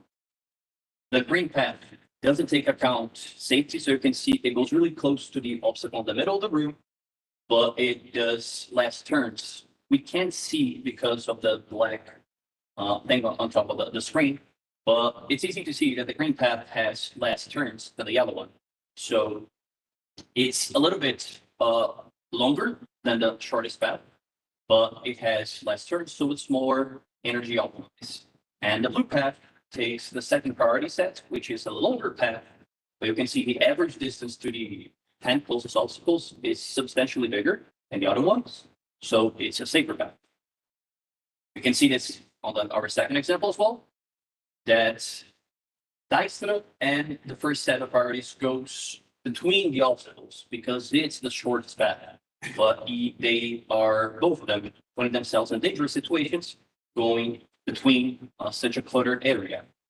So our method gets a path length, almost the shortest one, but it optimizes as well the amount of turns it takes. Again, we can see because of the black stripe there, but it's less turns. And finally, you can see that the blue path, which takes into account safety as well, avoids the center of the map as a whole, taking a longer path, but way more safe. And still prioritizes long straight lines instead of curvy paths. Finally, on this map, you can see that both Dijkstra and the path that doesn't take into account safety goes inside of along the ball, and the one that accounts for safety walks around it, getting a safer path, and the green path takes less turns as well. Finally, when it comes to 3D visualization, we can have this really well visualized. So to showcase that it can reach the destination from anywhere in the map, we put different starting points. We didn't train specifically for them, but for every training, you get an optimal policy that if the drone is anywhere in the map, it will lead it to the destination. These are just a few examples. They also prioritize all all the priorities the user sets. So if you want less turns, you will get less turns, so on and so forth. This for the first map. This is for the second map, being able to reach the destination from different starting points. And for the last map as well, getting to the destination from different starting points. As for time consumption, we created maps that had increased map size, going up to 20 by 20 times 5 with a quite height. And all of them got the highest competition time was under 2 minutes. Given that this is an offline pathfinding process, waiting 2 minutes to get a normal pathfinding policy seems feasible for real world applications. As for concluding remarks, so this work proposed a 3D offline path planning for static environments. It can account for different priorities, and our policy leads to the goal from anywhere in the map. This is especially useful for UAVs because they are more prone to external or especially external instabilities or disturbances than ground roadblocks. So if it's led astray from the main path, it will be able to reach the destination nevertheless. The time consumption is compatible for offline path planning. And as for future works, we intend different approaches to enhance the performance. Even though we're satisfied with the path planning process, we want to improve time consumption and the policy itself. Instead of having the map, we would like to use image processing to build a map with a SLAM algorithm and do real world experiments, which are actually currently being done in our lab. And that is all. I'd like to thank Sandy, Papemiki, CAPS, and FNABI for the funding and all the supports. Thank you very much for your attention, and I'm looking forward to questions if there is anything. Thank you, Kevin, for the presentation. We also have some short-time questions. So,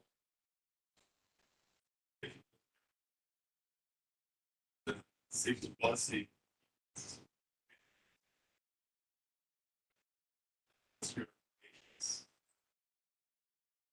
Also work with these, and I think that safety policy so I was interested if you are targeting any application because there is a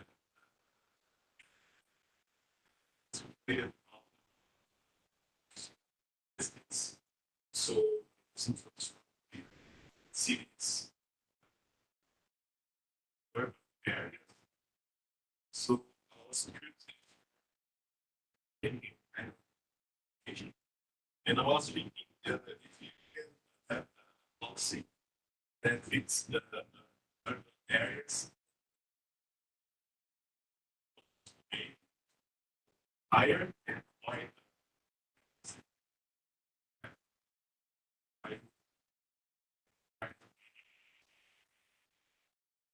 Still. okay, so first of all, this is a really interesting question because one of the big applications you can do with drones, a lot of them will target urban areas. Well, the thing is, when it comes to really big maps, I think that one would have to adapt the state space instead of having just like 1 by 1 grid itself. One could like make clusters of regions. So this, I think it could adapt to urban areas, but using this adaptation of clusterizing a region to make it a state, I think that part of the stability protection wouldn't account that much because to go for a different state, we have to walk a really big area. But I think, nevertheless, it could be used for offline path planning for urban areas, especially if you do a big global path planning and you reduce this algorithm for local replannings, which is one of our future works as well. For specific applications, we are currently working on the theoretical part, but I can see that this fits probably. This can be adapted. There was a work presented yesterday of distributing eggs on crops. I think it could be adapted for applications such as that, maybe for surveillance applications. But this is just conjecture. We haven't targeted specifically, but given the literature, I think it could work for this. So we are out of time. Then we can continue the discussion. Thank you, Kevin, again for the presentation. Thank you very much. So the last presentation of the section. The authors here for the fourth.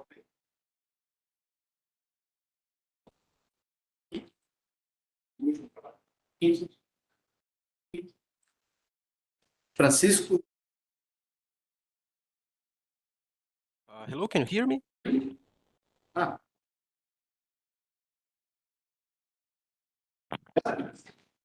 You are listening to you. I'm going to introduce you. Okay. Okay, Francisco. Okay, so the title of this paper, the last paper of the section, is different neural network algorithm to control a curved kicking mechanism of Robocop small size leap. Okay, so Francisco Azevedo, start your. Now are you listening? Okay, just a minute, I will share the presentation. Okay, you can share. You can start.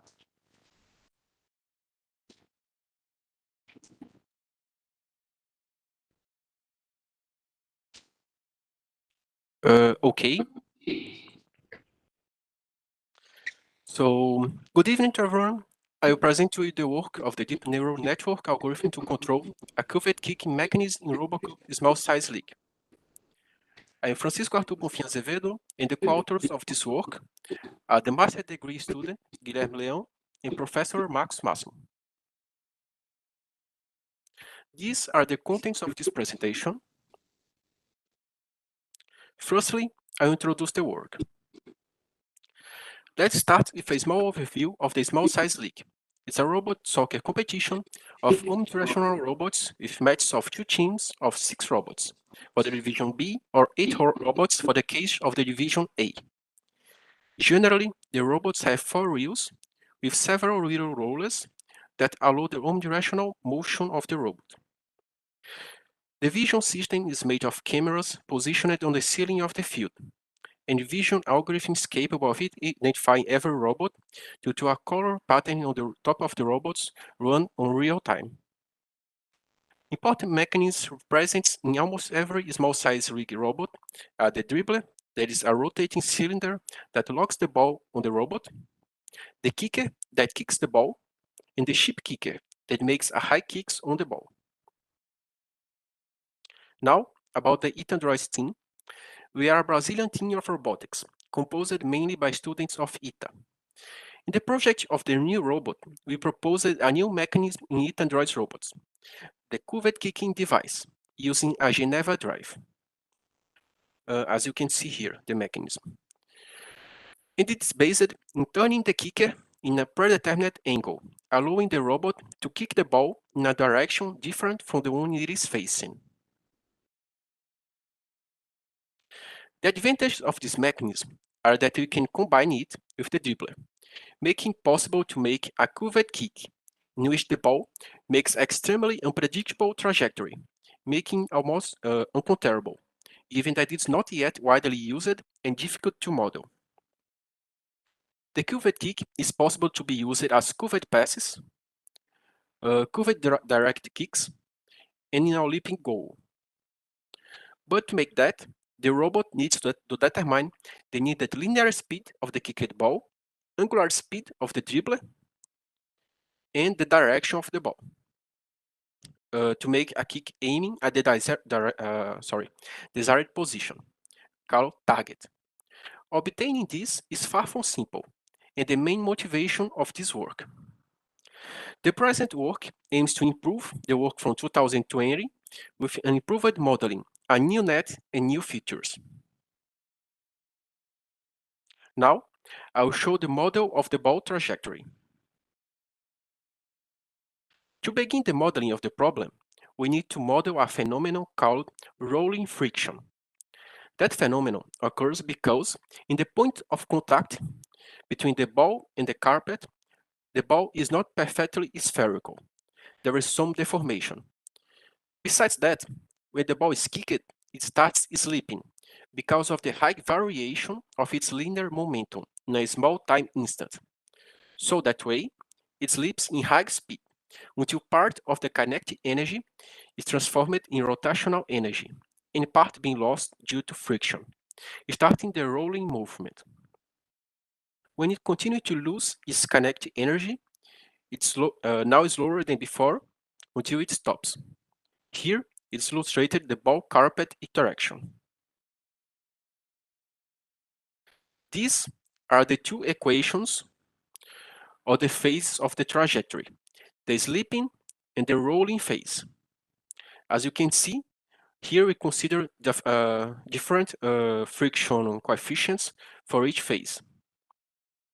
As said before, to invert the problem so we could get the parameters linear speed, angular speed of the dribbler, and direction would be a complex problem.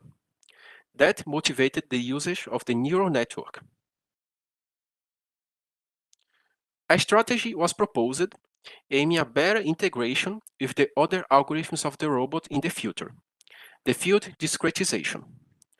The idea is to define cells that represent the group of points within them.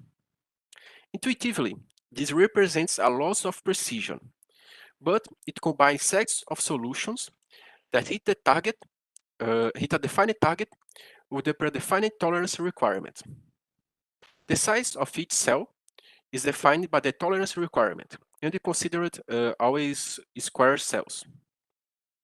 Here you have an example of this discretized field. The ODA presented does not have a unique solution, and the problem is not inversible, and this heavily impacts the neural network, since it will not actually learn how to invert the problem. To avoid this problem, it was proposed a new parameter called tactic ranking. Given all kicking parameters that hit the desired target, they were ranked considered a fitness function. This fitness function may be adjusted as wished. Here, we have an example of a proposed fitness function that aims to hit the ball, the target as quick as possible, but it may be chosen as wished by the team. How to use it will be better explained during the generation of the dataset to the training. Now, for the deep neural network algorithm, as I said, we want to invert the problem. Given the coordinates of the target, the network calculates the group of kicking parameters. To reduce the amount of data, a simplification was made. We considered the robot was always in the center of the coordinated system, and the target is always in the x-axis. For this, the position of a generic case is rotated and then translated, and we only need the y-coordinate of the target. During the generation of the dataset, kicking parameters that hit the same target were then ranked from high fitness function, ranking 1, to lower fitness function. With this, the set of parameters with the lower ranking parameter will be the best, considering the fitness function. The ranking was taken as inputs of the network and added to the training dataset. So, if you want a best group of parameters, we just give the ranking 1 as input. Finally, with this simplification, you have two inputs to the network, the y position of the target and the ranking parameter. When studying the structure of the network, we observed that increasing the number of layers generated better results until around 10 layers, and had no great improvement after that. The chosen net had 10 internal layers and the accuracy of 90%. Now, showing the chosen net with more details, it had an improved accuracy in comparison with the one used as a starting point of the work. It had 73% accuracy, with consider an improved modeling on the equations. Now, let's show the results of the simulations. To validate the network, a Monte Carlo simulation was made, with a set of 10,000 simulations. In each simulation, the error of the network, defined as the minimum distance between the ball trajectory and the target, was computed. If the error was lesser than the tolerance requirement, the target was considered hit. The network resulted on an accuracy of 90%, as I said. Now, the adversary avoidance algorithm. An adversary avoidance algorithm was proposed to make it possible to reach the target without obstacles, so the ball can be kicked without hitting an enemy robot. The idea is to let the network choose a set of parameters that hit the ball and have static ranking 1. Populate the metrics of the field and then verify if an enemy was hit. If the enemy is hit, ask for a prediction with static ranking 2 and verify again until it either find a solution or hit the maximum number of iterations. If it does not find a solution, the robot chooses to change the target, for example, or takes another action. For the final considerations of the work, finally, we can conclude that a deep neural network was proposed to make a robot with a curved kick mechanism capable of autonomously decide the parameters for a kick that hit the desired target with 90% precision. The formulation and the results of the paper that was used as basis of the work were improved. An adversary avoidance algorithm was also proposed to make curved passes more unpredictable. For the future works, we propose to increase the percentage of the target hits with lesser tolerance than the presented model. Add the adversaries as input to the network to automatically find a path that does not hit an enemy and test the algorithm implemented in the robot with the mechanism on the real field to validate the algorithm. These are the acknowledgements of this work, and this is the reference used in this presentation. And now it's time for questions.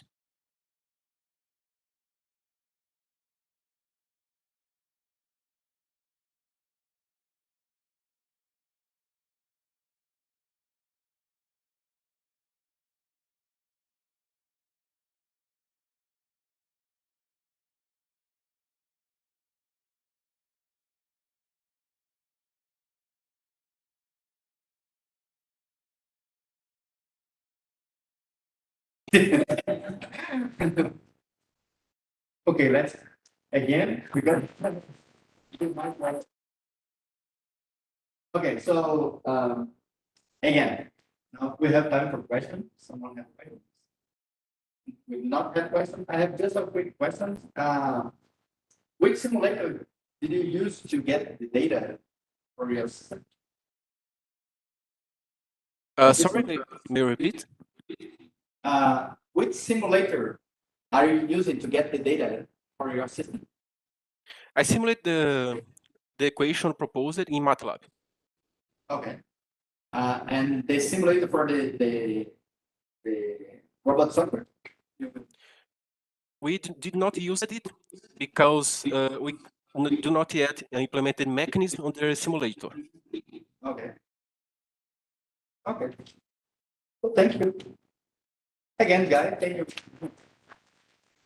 Thank you, everyone. And thank all of you for attending this section.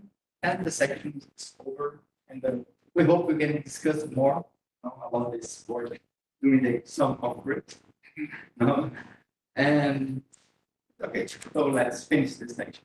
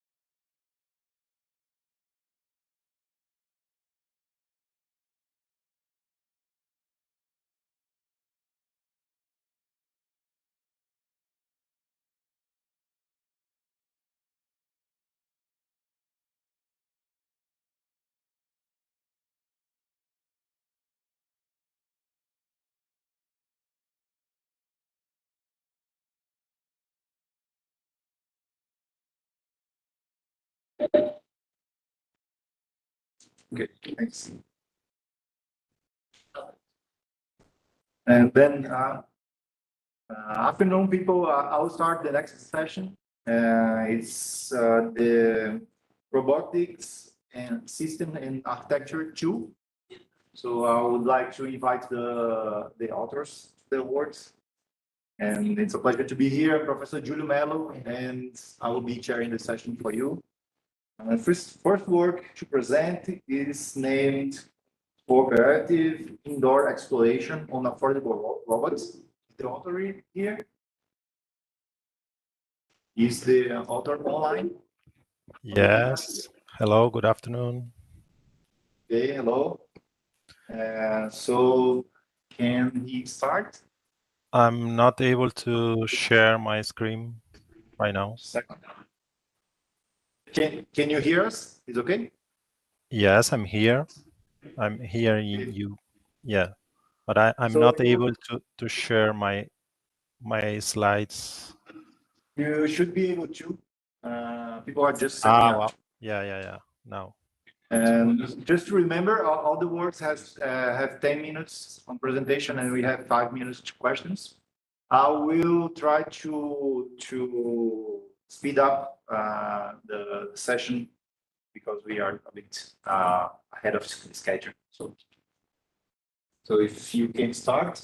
Okay, you are seeing to my slide now.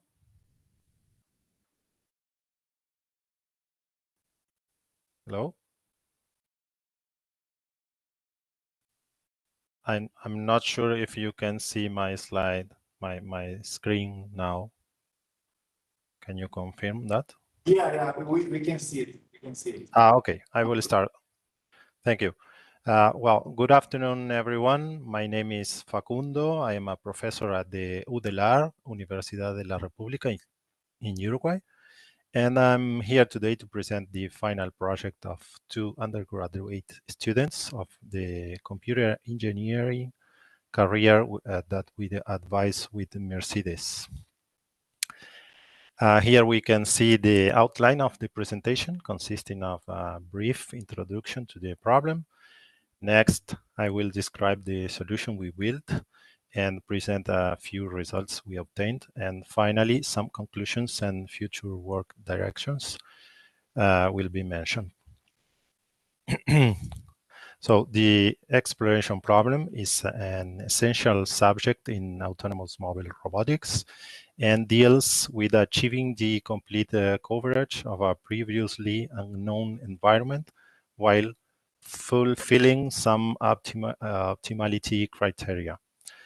There exist many robotics applications where exploring is a central part of the mission. And we also know that autonomous exploration can be seen as a type of SLAM that is somewhat guided by the need for information gain. Finally, we can say that exploration becomes more challenging in dynamic environments or when multiple robots do it. Sorry. Starting with our solution, I will say that as objectives and assumptions, we take a traditional approach, asking the multi-robot system to fully cover an unknown environment in minimal time, assuming that the workspace is bounded and communications are ideal. Concerning the architecture, we develop all software components on OROCOS. This decision was related basically to the benefits listed in this slide. Regarding communication between robots and also between software and hardware counterparts, we decided to combine OROCOS services and YARP channels to keep the solution flexible and hardware independent.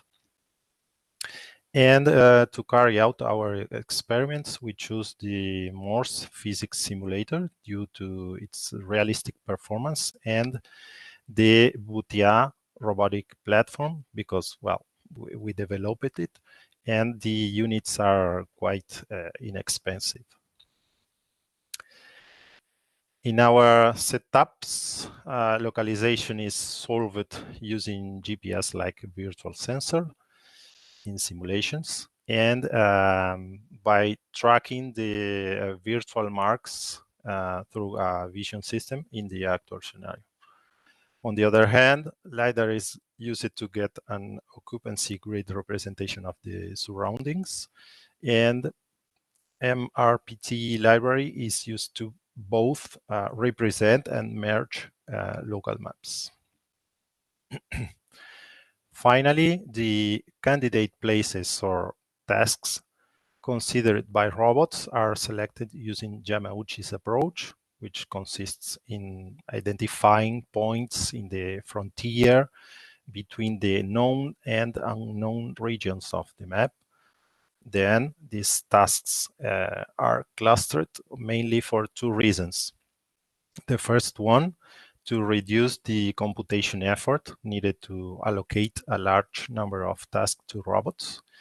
And the second one is to prevent robots from going to the same region, reducing at the same time the sensor overlapping and raising the dispersion of the fleet as well.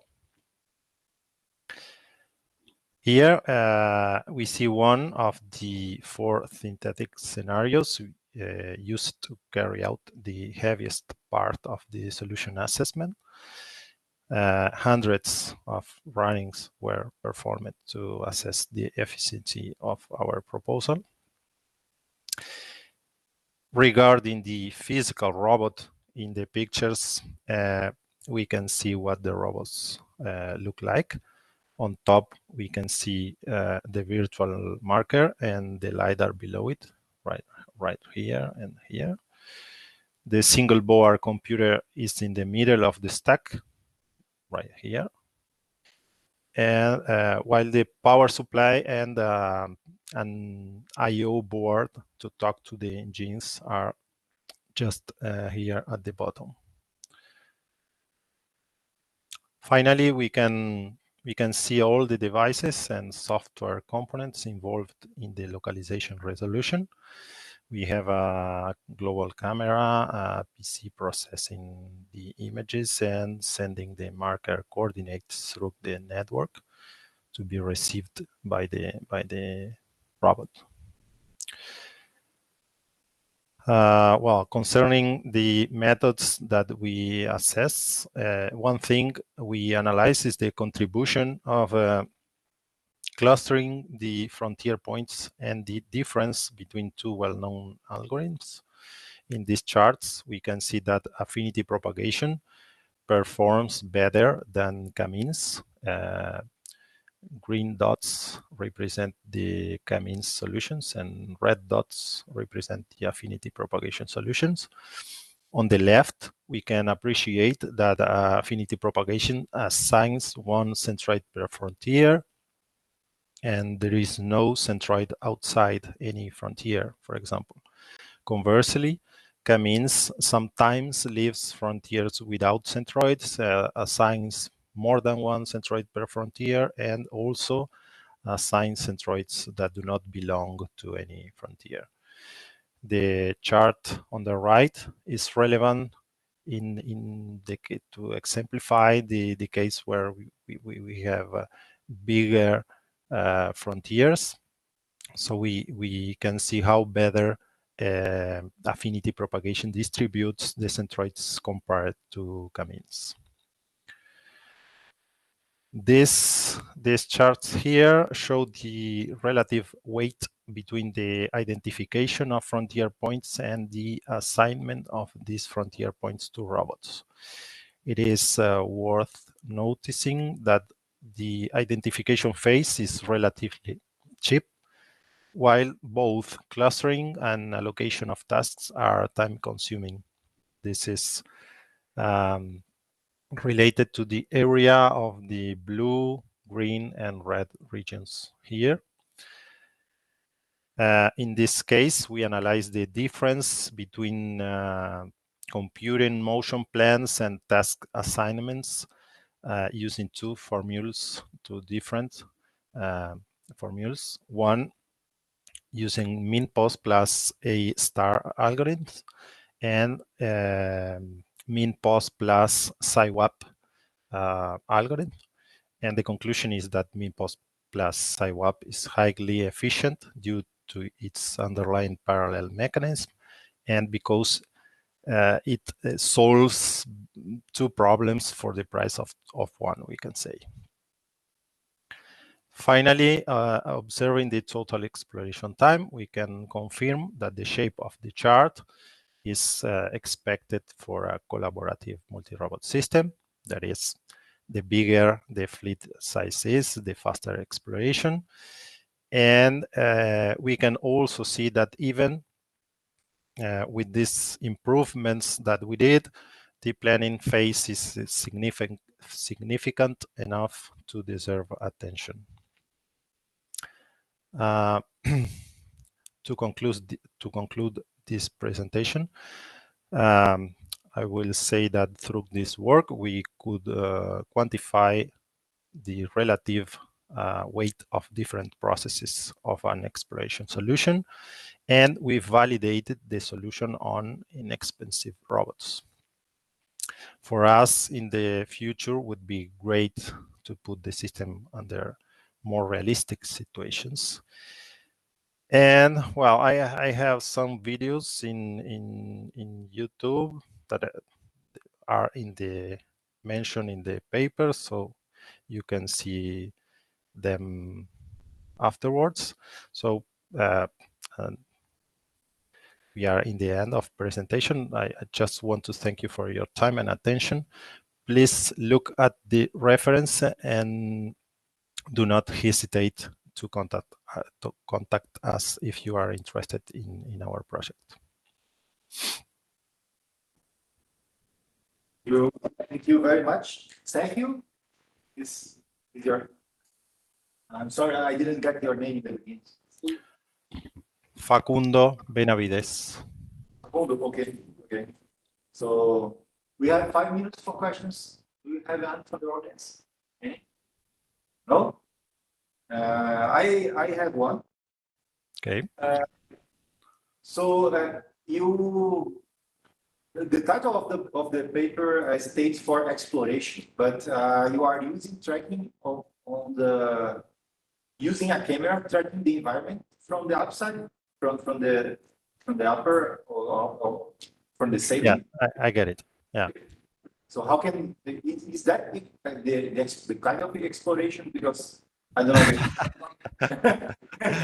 How can you? It's confusing. Yeah. Well, no, yeah, because the actual environment had the purpose of validate the solution on an affordable platform, and we use a vision system to localize the robot, but not for mapping. Let's say we just wanted to check that all the components, all the algorithms could run properly in an inexpensive platform.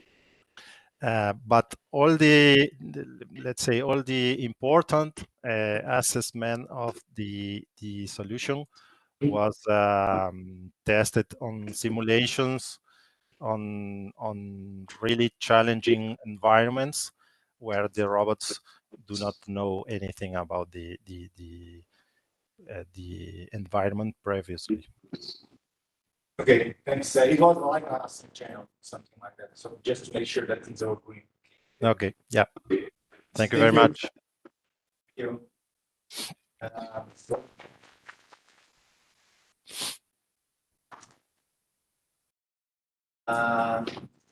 Okay, let's start the next work. Project of a Sentinel robot controlled with a tracking algorithm. The presenter here, it's me, okay? It's me. Thanks. You have 10 minutes. Okay. Starting right. You use the microphone. No, you can just talk about your camera. I will start. Okay. Good afternoon. My name is Anselmo. I'll go to present the work titled Project Sending and Robot Controlled with Tracking Algorithm. This work is developed by a graded student. This is Ricardo Diaz Silva. The author is Tiago, me, Rafael, and Daniel Gamal.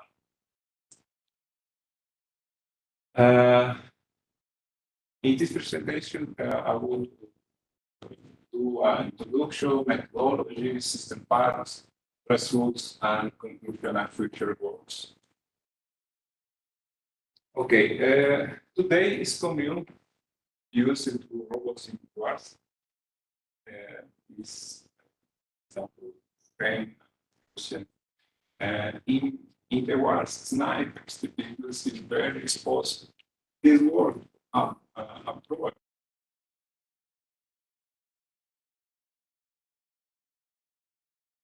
Are robots wars in defense. This work aims to build a sentinel robot similar to use in the military state region of Korea. Yes. Brazil have a Remax tower. It's not autonomous, it's joystick controlled. In Israel has autonomous robots of sniper border in Israel, Palestine, Jordan. This work is similar to robots used in South Korea in a region of demilitarized region. The objective is building using a robot sentinel, using a mechanical structure, using cameras, using motors, and mainly using an IA Google Media technology. And then this work developed a structure fix to fix camera motors and like that. Using two motors dynamics, integration with motors and cameras and computer and AI, and I present preliminary results. Okay, the methodology is basically 4 steps. The idea conception is project in CID. The feasibility test is validated if possible to build the robot in the workshop of the university and using material of the region or in Brazil. Application test is to execute the step, the last step, and finally is adaptation steps. Adaptation step is test and calibration and similar like that. System parts this is the mechanical parts. In the left we have the first version, in the right the second version. Second version is better the bases and the axis of motors. We have 2 degree freedoms, and firearm is used and laser. The mechanical structure is divided in 3 parts. The basis, the first freedom degree. The second subset is the second axis again, and the support or structure of the cameras and the support of the firearm.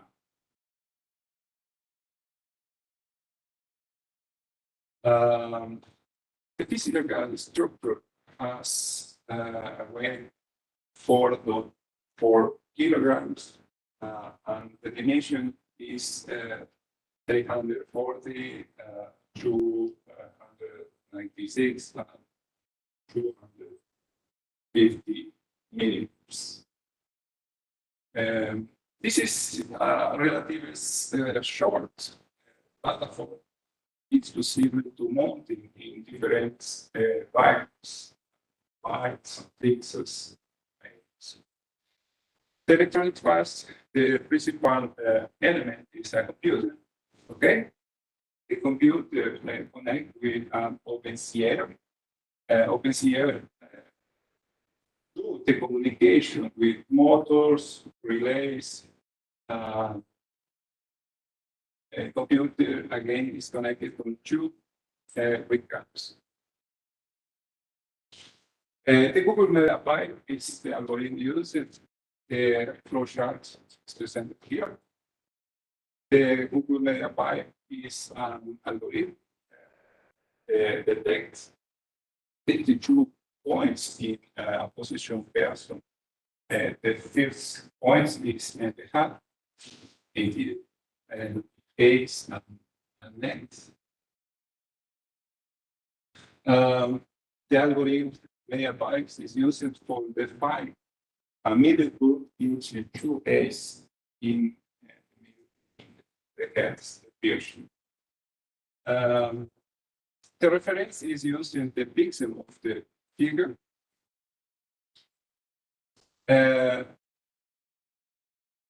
Other algorithm used in the project is TLD, is tracking learning.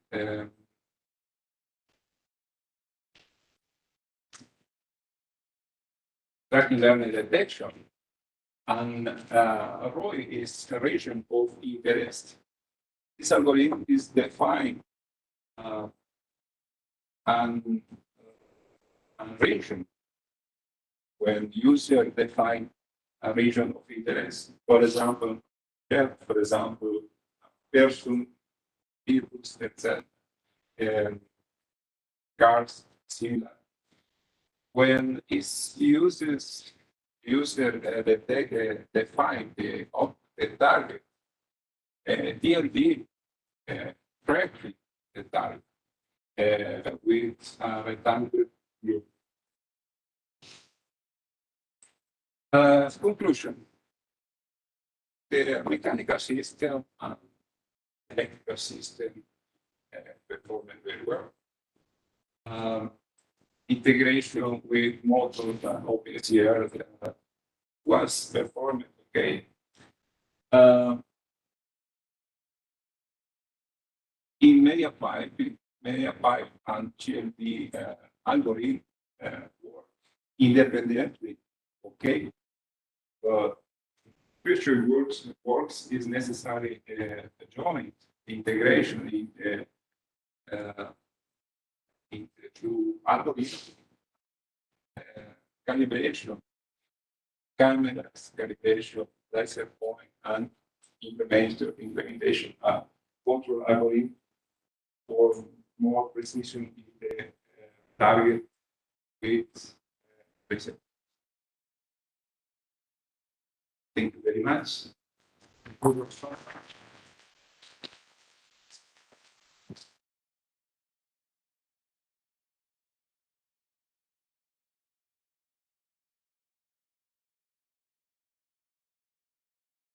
Questions? I do have one in this case. Then it's a very nice work. It's a work of engineering. A professor of mine told me sometimes that we have works of IT, works of engineering, and the engineering part is building something. And building something it's nice because you're learning very many directions. And is it working right now? For test only, I know. Yes, this is a second scan of the developer in the university.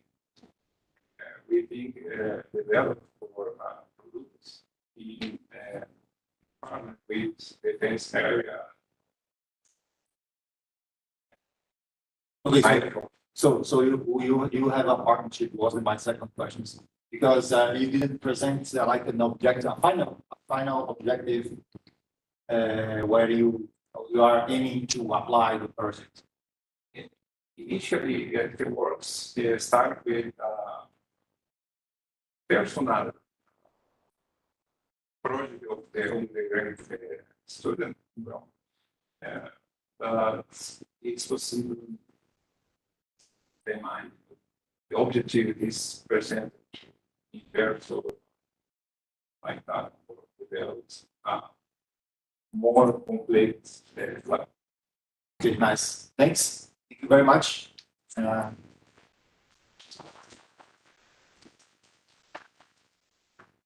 Let's go to the next work. Multiple digital twins competing in manipulator tasks. So you? Piatã? Posso usar um... Tem negocinho? Não tem? Presenter? Yeah. Thanks. So you can start. Just my time again. Please. Yeah.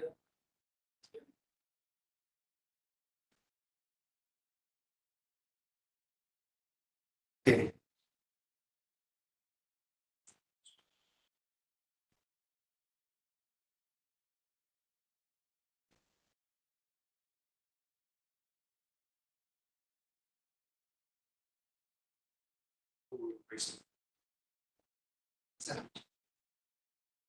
Present my work, which is titled Multiple Digital Twins Competing Manipulator Tasks.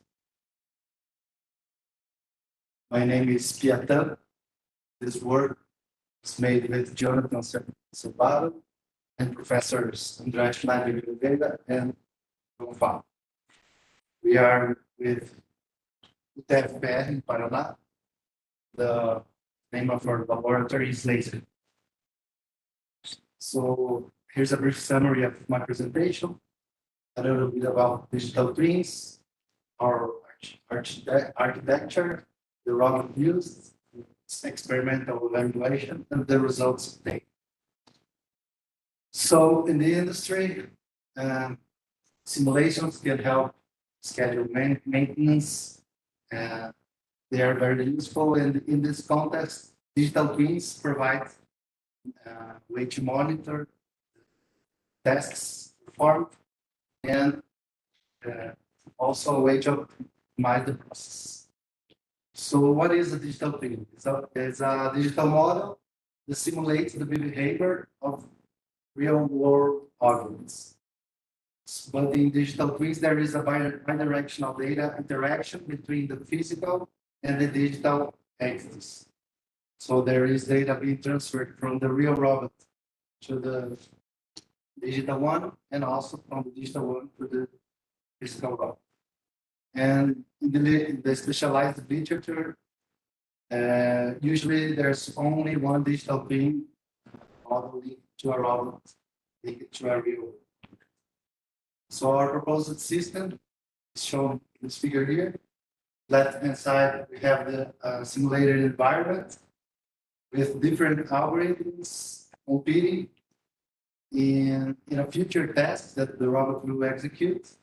And the winner couples with the real robot, forming the digital twin in the current tasks.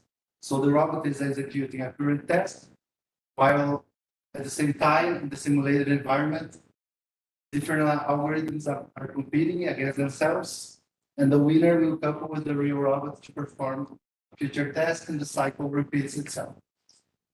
So our proposed system is shown here. The blue robot is the digital twin. The other models are competing for the next task. So the robot used in our task is the MoveMaster RBM2. It has 5 degrees of freedom as a manipulator to do pick and place tasks. Was all refurbished, was salvaged. The figure that manipulator there. So all the control drivers, limit switches, brakes, and encoders were done in Arduino, and they all talk with each other in a ROS network. The test we used in this to do this scenario was a version of the Hanoi Tower called Turtle, a variation of this tower, which is a little bit more difficult. There are 4 pegs instead of 3, as can be seen here in the figure. There are 2 towers with 3 pieces each, and the objective is to swap the red and green towers, moving 1 piece at a time.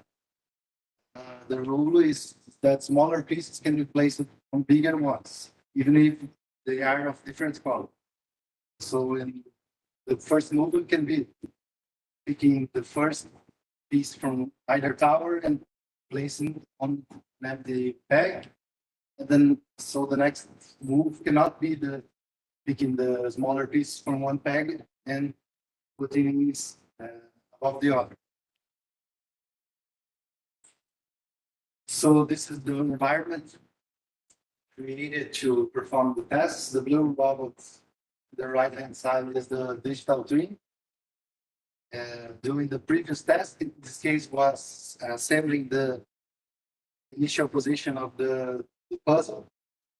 And the 3 other models were performing each one a different algorithm. The red, the classic Hanoi Tower algorithm, but 3 times, because it has to move 1 tower from an empty peg, then the next tower to the first peg, then the first tower to the destination. And green and yellow models were algorithms proposed by the authors of the paper that I mentioned there. Video I didn't do for time. So the results, we have the angular distance traveled of all the joints in this experiment. You see the algorithm 2, this case has less total movement and also has less movement in joint 1, which is the joint that rotates the whole robot. And why is that? Because it solves the puzzle in less steps. The algorithms are the paper, so the videos are the YouTube channel. So this is I just placed here the figure of the movement joint 1 during these experiments.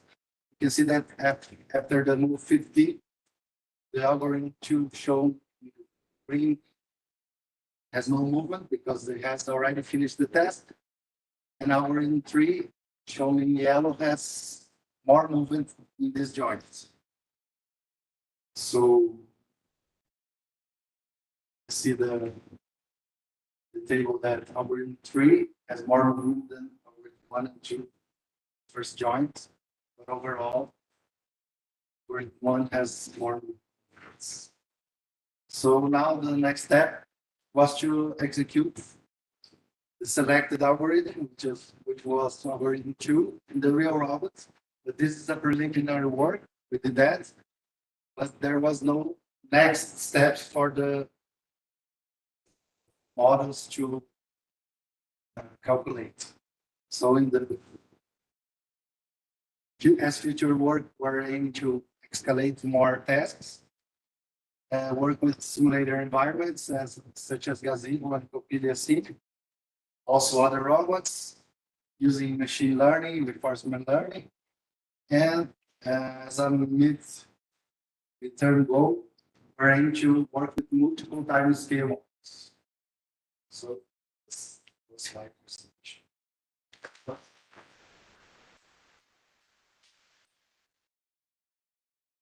Can you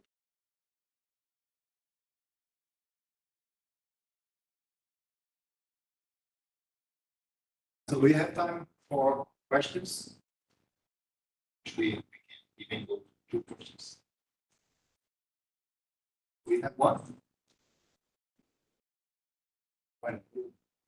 No, it was okay. Okay, so I had one. I like digital twin. The digital twin idea is very close to the next digital revolution because of 5G and things like enabling technologies. So really believe that digital twins is something that's going to be bigger than big. But in the practice, I saw that you built a robot. So have you tried the two directions of the digital twin idea? I mean, exciting the digital world with weights, for example, and then the robot feels the weights effects. Is it working right now in your in this preliminary work, it just calculate and the robot executes algorithm with no real objects, only simulated ones, but the robot will move. And but the next steps we are to perform this kind of interaction. like parts, wheel and parts? The robot following the real robot following the virtual one.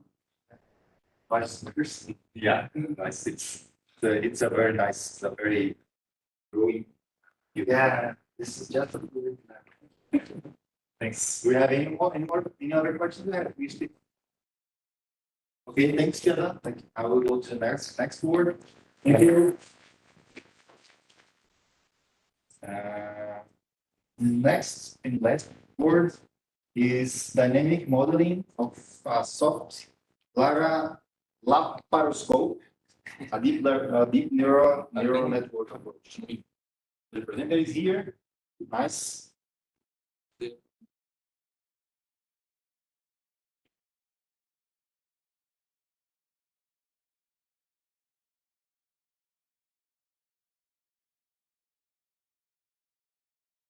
Awesome.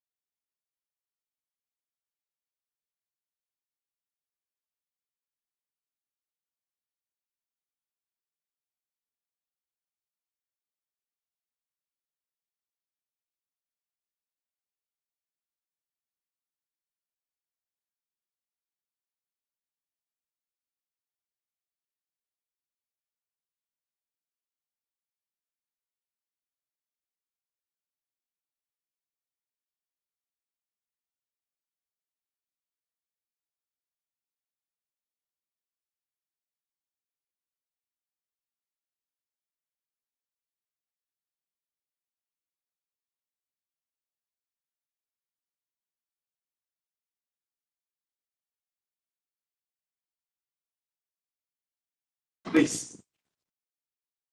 Hello, everyone. I'm going to present the work Dynamic Modeling of a Software Periscope, a deep neural network approach.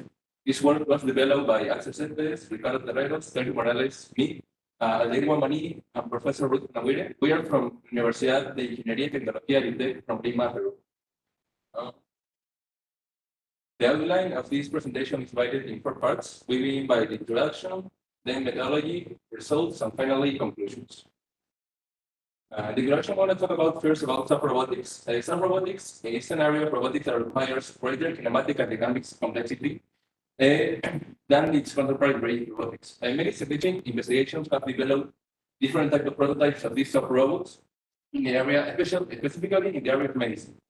And the wide number of designs in this area has made it difficult to specify a dynamic model to model this type of robots. But its great potential in different applications such as wearable, prostheses, surgical operations, has broad decorations of various solutions to address this difficulty. So about the modeling method that exists to model this type of software robots, there is the ordinary differential equations. These models are precise enough to describe this type of robots, but computation of efficiency can be compromised. Also, there is the Kirchhoff, Fletch, Love, and Gosser theories that describe the dynamic of software robots through boundary conditions, But the problem arises when the dynamic model is needed for a real-time control. And finally, the other alternative system is finite dimensional approximation that uses PDE formulation. To overcome this difficulty of modeling this type of robots, there exists the machine learning methodology. This machine learning methodology comes with the complexity of accurately discretizing a model without requiring much resources from a computational view. It also addresses the uncertainties that can be inherited from the sensor and actuators, and it also allows the possibility of implementing a feedback controller to the continuous learning of a model. Non-linearities can be ignored by this methodology because the model is estimated using directly measured data. First, about the soft laparoscope design, this soft laparoscope was designed as an omnidirectional actuator with 4 pneumatic chambers with the purpose of increasing the bending angle as only using 3 chambers. Here in the picture on the right, we can see the design of the soft laparoscope, and the inner chambers were designed with a semicircular cross sections because it presented the less ballooning effect as using circular section, circular sector section, and ring sector section. We also developed finite element simulation in the software Abacus using a Leo hyperelastic model and coefficient corresponding to the Ecoflex 030 silicon rubber. Here we can see a table showing the dimensions of the laparoscope and its inner chambers. For the kinematic modeling of this soft laparoscope, we use a piecewise constant curvature approach. This constant curvature approach is the most accurate method to describe these soft robots that exerts bending movements.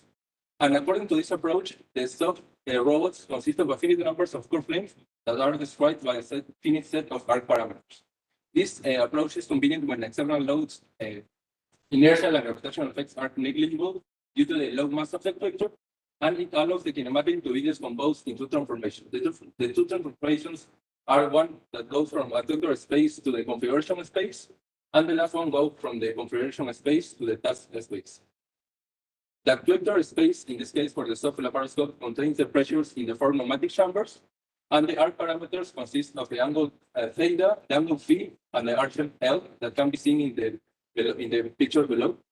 So it has the 2 angles and arc L that describe the arc parameters. Or now we want to talk about the first transformation, which is the specific transformation. This is called specific transformation because it depends on the robot and requires modeling the interaction between the actuator and the superstructure. In this case, we relate the pressures in the pneumatic chambers and the arc parameters using neural networks, and the arc parameters were geometrically computed from 2 bending angles, gamma 1 and gamma 2, that are provided by the 2-axis softflex sensors.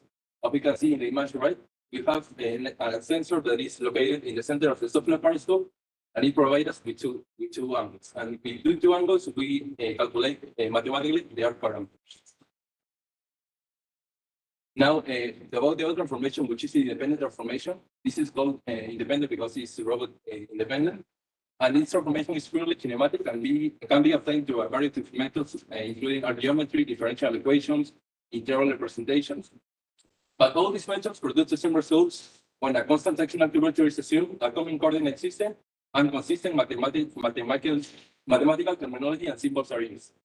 So all these methods seek to define a homogeneous transformation matrix called C, and this transformation matrix can be computed at any point S along the arc of the soft robot, as shown in equation 1. So with this homogeneous transformation matrix, we can know the orientation and position of the end effector of the soft actuator. Next, we'll talk about the system interface using neural networks. The dynamic complexity of the pneumatic soft laparoscope presents mathematical complexity due to the nonlinearities that are associated with the internal geometry, because the fabrication material, which is an hyperelastic material, and also the internal geometry of the chambers. So deep neural networks are proven to be a powerful method to model this type of robots because of the black box modeling approach have been used before to model this type of soft robots. This work does not have a purely analytical model because the softflex sensor that is located through the center of the soft laparoscope is not included within the mathematical model. So we estimate a model using measured data to obtain a model. And the state variables of the system are defined as the vector x, which includes the arc parameters, and the input variables as u, which are the internal pressures of each of the 4 chambers. Now, about the neural net architecture that we use to model this type of robot, is a multi-layer recurring network with 5 hidden layers with a rate of activation function, but the output layer has no activation function. So the inputs of the deep neural networks are the actual state X and the input U of the soft actuator, and the output of this deep neural network is the future state X, K plus 1. So this, in equation 2, we have the representation of the deep neural network, but this can be used directly to predict the future states. But we need a more flexible model, no? Because this model was developed using TensorFlow. But we need a more flexible model that allows to use this model in other type of application that doesn't require TensorFlow or Python. So we use a linearized discrete state model of the deep neural network, and the linearized discrete state model in X0 and U0 is in the equation 3. So the partial derivatives in 3, we can relate the inputs and the outputs of the deep neural network. So after we have linearized the deep neural network using the Taylor series suspension, we have two matrices, the state matrix A and the input matrix B, that can be shown in equation 4 and 5. And these matrices are calculated in each iteration K, where the deep neural network in equation 2 can be represented in a linearized discrete form as equation 6. So we now have the deep neural network as a state space model. Now, about the results, we developed an experimental test bench in which we locate the soft laparoscope in the center, and we perform different tests that we're going to explain later. The experimental test bench consists of a prismatic structure made of aluminum profiles, and we have each 4 minutes air pumps located in each corner that are powered with 6 volts and are used for the question of each of the chambers. And we also have a pressure sensor connected to each of the chambers through a T-connector. We developed this test bench because we wanted the soft laparoscope to be located like it would be in a laparoscopic surgery, and also we don't want any object to interfere with the smooth movement. The data of the bending angles for the training of the neural network was obtained through experimental tests. In the first test, each chamber was actuated individually through different pressures. And in the second test, we actuated 2 adjacent chambers to reach the other 4 directions. We have in the first 2 images, we have the soft laparoscope in which we only actuated 1 chamber. And the 2 last images, we have the actuator with 2 chambers actuated in different angles. First one, the 2 first 1 chambers, and 2 last one with 2 chambers actuated. About the results in the kinematic model, we first have the results of the transformation from actuator space to the configuration space. And using the neural network, as I said before, we obtain the relationships between the chambers and the arc parameters. And actuating each chamber independently to a maximum pressure of 1.5 bar, as shown in the 4 upper graph, produces the arc angles that are shown in the lower graph. So we actuate each chamber independently in order, and we obtain arc angles that are predicted by the neural network.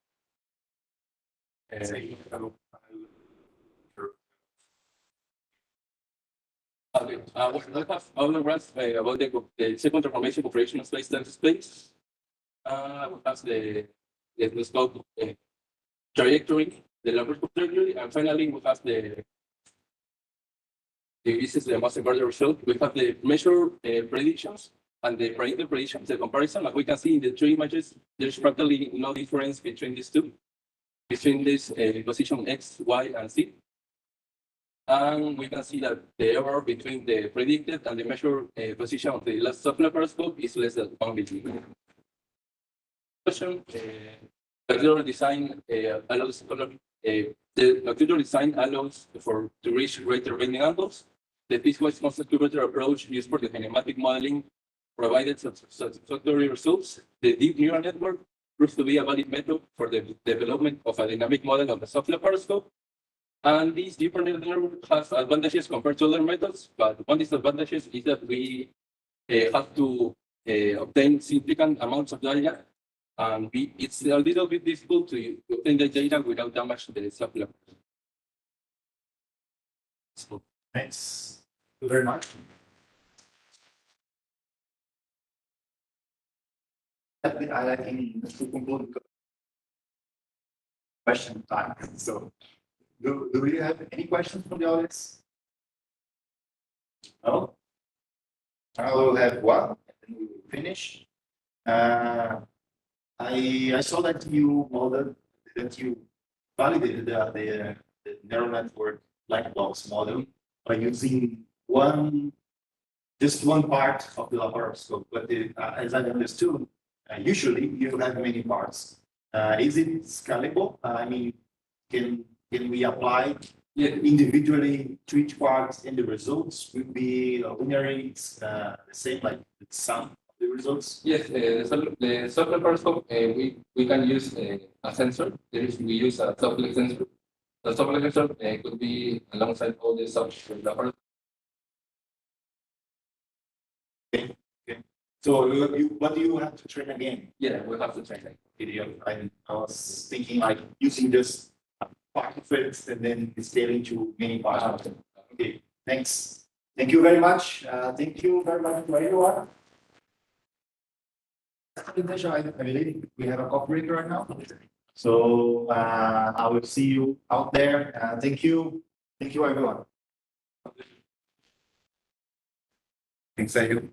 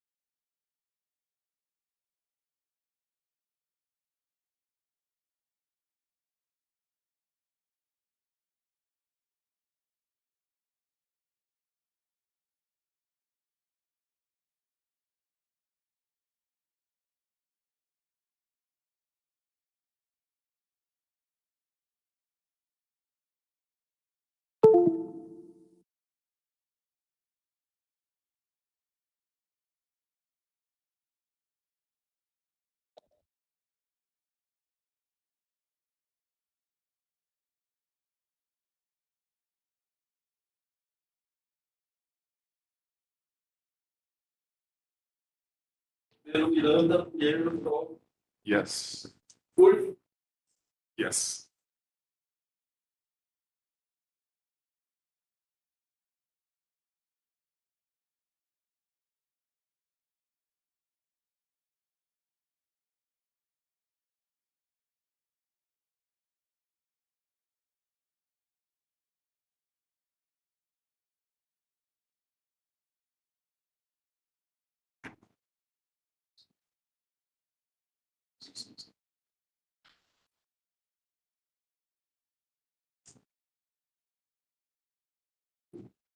So.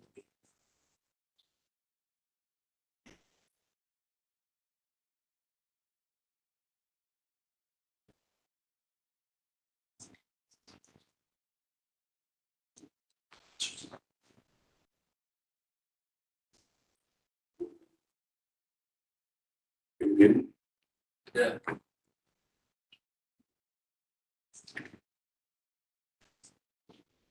Well, everyone.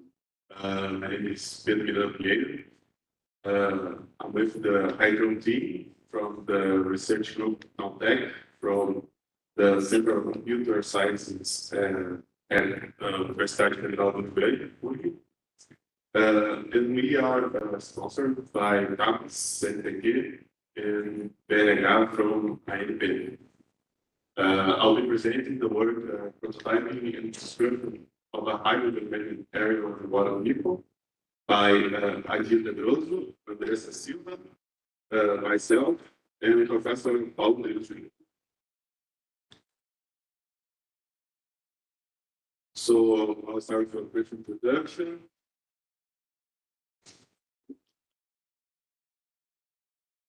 New class of vehicle, it's called multi-rotor based hybrid domain area drive vehicles. These are vehicles that can navigate in both air and underwater. They transit between these two media without the intervention of any human. They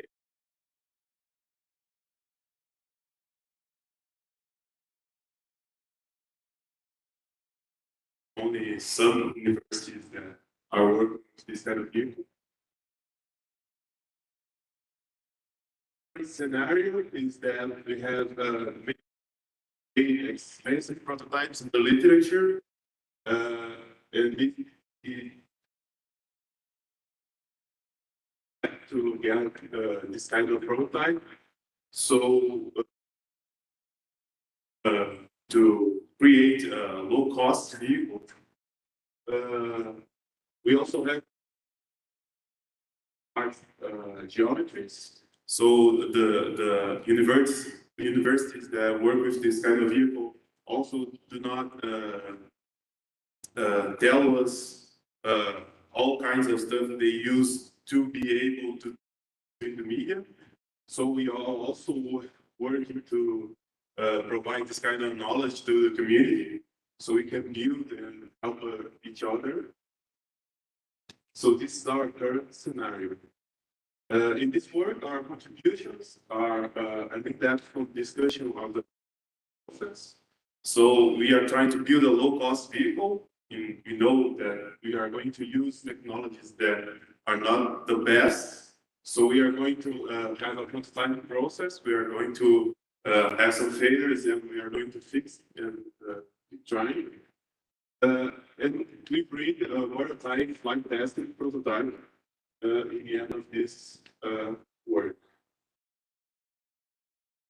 So our methodology here was we had this general design, so we have what we needed in terms of space and electronics, and we had to work our way through generating an area-specific design and construction, which was pretty much really easier than doing the then we went to a full sampling of the vehicle in order to perform some tests. This part was really experience with this kind of stuff, but this part was we had used some tests to and so came to the conclusion that we had a good prototype. So for our results, so our general design was we had these three main parts that we needed. We needed the electronics structure. It means that we have to house the sensor vehicle because we are going underwater. Then we went to finding a problem. Then we went to the water configuration that was the slow area configuration. It's the standard one. We used the flight controller fixed hub. It's really known and adopted. We use this receiver, this GPS, AST motors. This is all pretty standard stuff. So our aerial configuration, we know the parameters of our aerial configuration. Now we go to the underwater configuration that we want to develop. So for our underwater electronics and battery structures, and we plan for having a separate we all that work with autonomous vehicles, we know that we have to change batteries a lot. So we are separating the sensors from the batteries.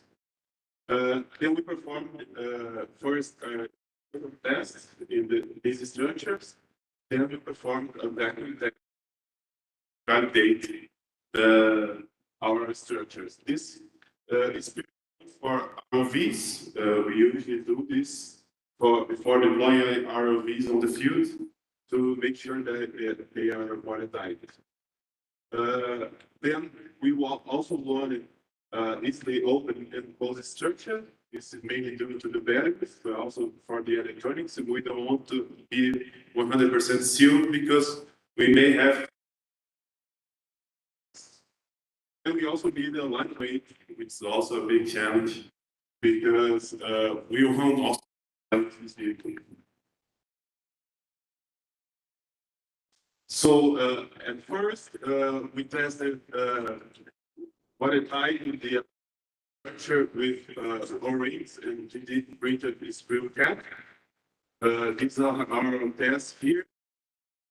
The first test is an immersion test, so we could find some droplets of water.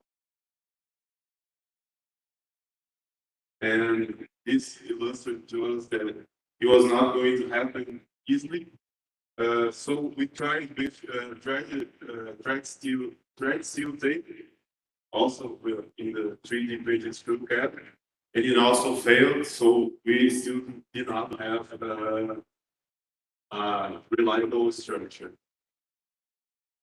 Then we went to trying to figure out why it was not working.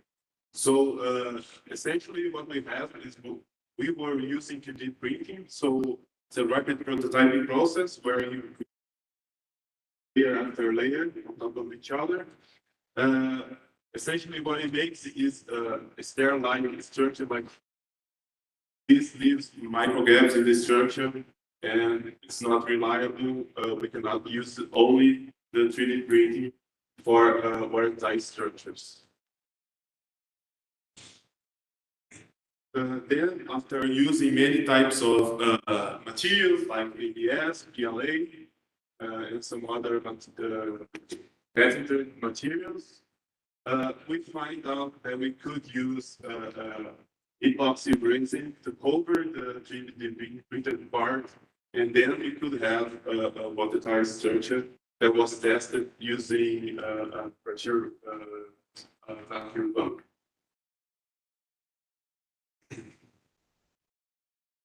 This was, we came up to this structure here. We used O-rings plus 3D printed and resin to make a watertight resin here. This is the vacuum pump, and we recorded some videos showing that the pressure stayed the same level for some period, like half an hour, to validate our structure. Okay, so this was, we came up with the O-rings, the 3D printed screw cap, and the epoxy resin.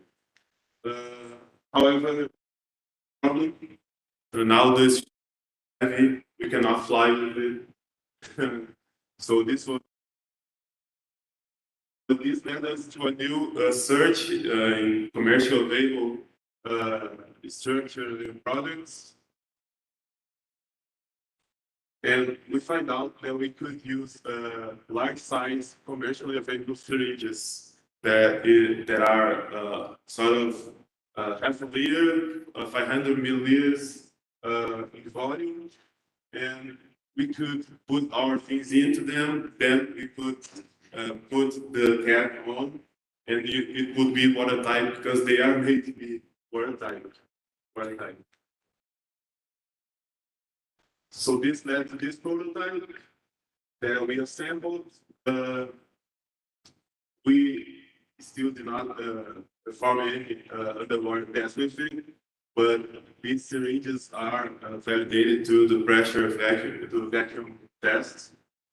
And this is an image from a video that shows we could fly with the vehicle. So this led to the conclusion that we were able to come up with a flight test under our or that fitted our budget and weight and water tightness, and passed all the city and flight tests with a really low cost when compared to other. So for our future work, we want to perform surface and underwater navigation tests. We also want to test water ingress and egress.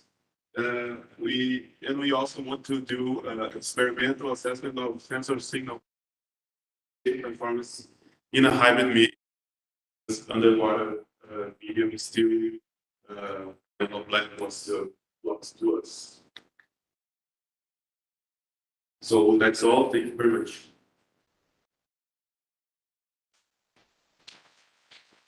No, it's a very interesting work, and I think you work much more on the sealing problem of the yes, we worked. And you talked about the communication problem that you are still address. Yeah. So communication. Yeah. But very interesting. And we have some time of questions.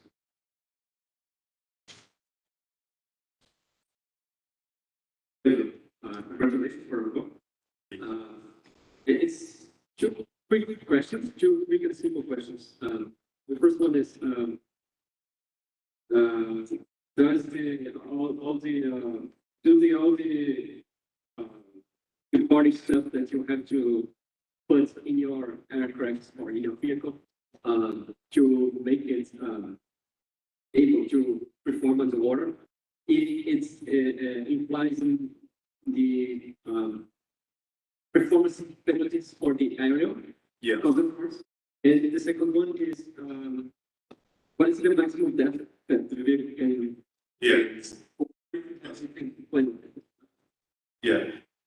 So good questions.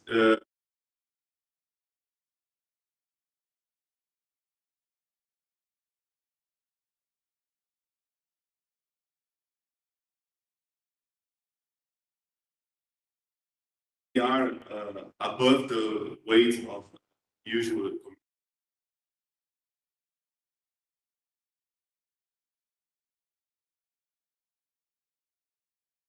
2 to 5 minutes. Yes.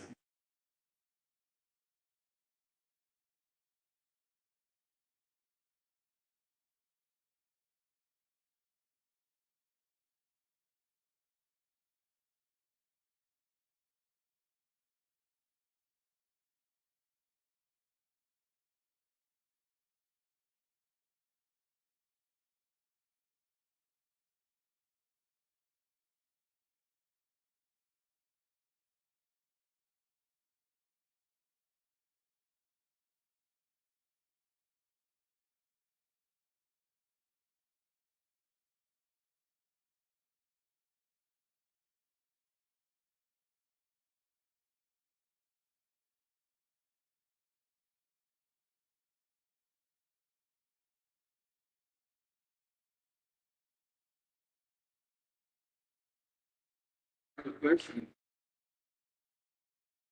And thank you very much for your data reports.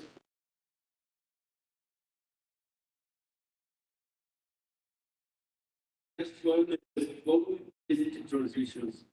So the assessment.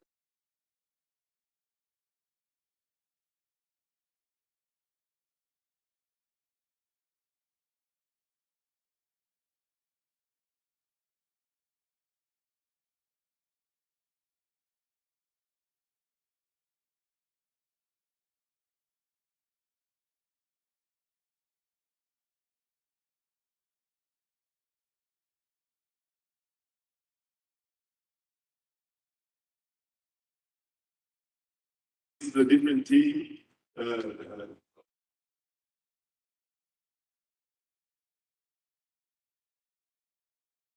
modeling simulation team. First one, author was Vivian Hawk. Myself, Sarah Silva, Diana.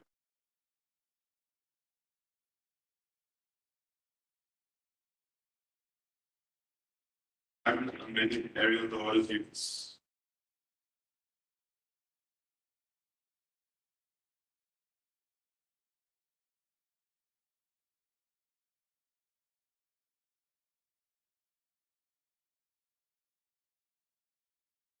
In this field is high risk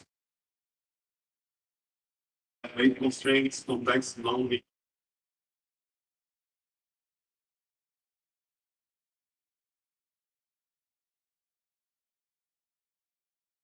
works in the literature.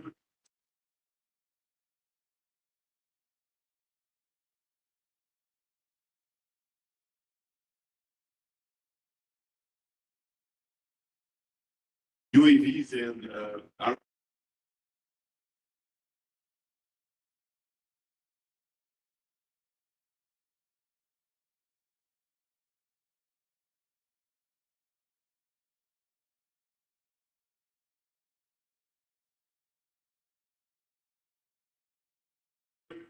it's another model for transition zone of harmony.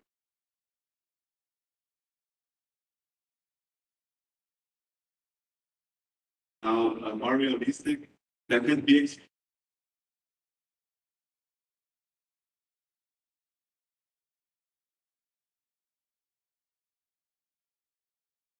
so this is a vehicle model.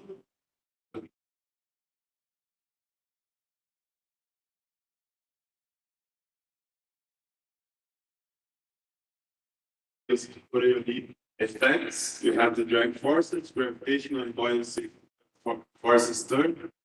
This is all really standard.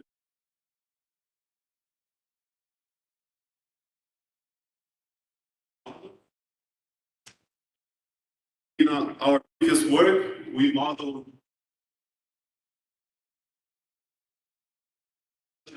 a sigmoidal function between the water specific mass and the air specific mass. And in these transitions,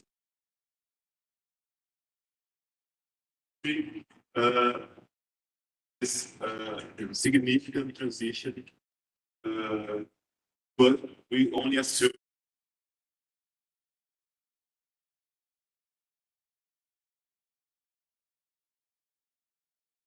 in this work, we still more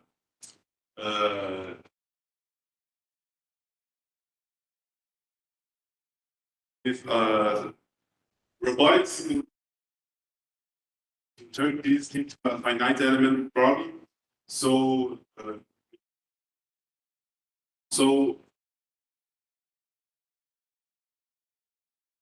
vehicle geometry in many works that we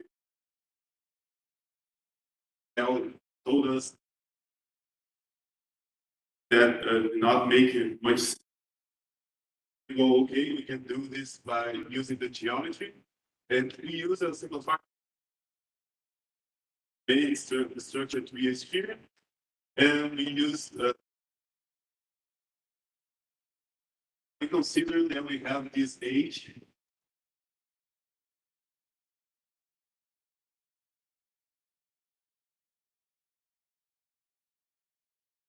Then we come up with this cylinder. Gauge is this is the radius, L the arm length.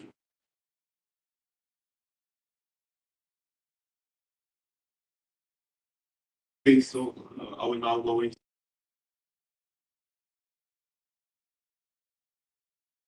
meters estimated. We understand to be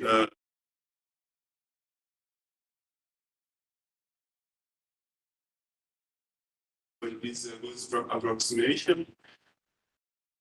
Also pretty good estimations of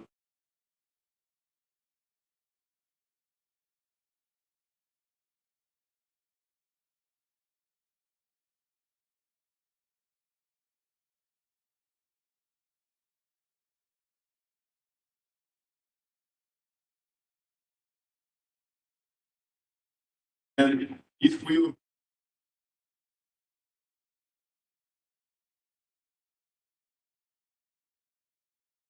is plan.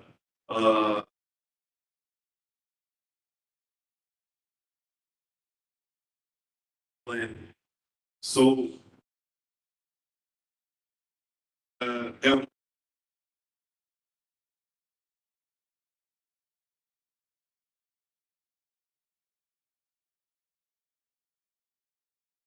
we can see now that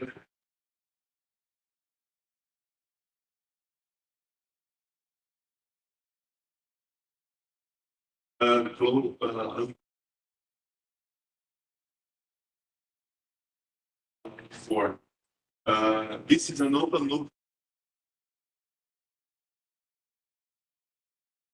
meters into the water, goes into the water, in a certain value here. Here, voice forces, we can see that we have also 10% difference here in the voice force. That's the stabilized.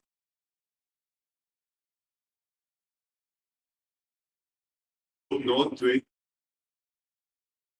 Buoyancy test, so we drop the vehicle from underwater and let it float into the surface. Then we have the same behavior.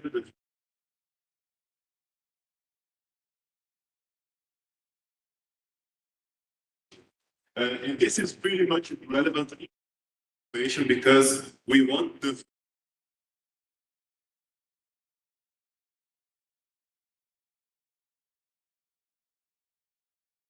have the driving forces here.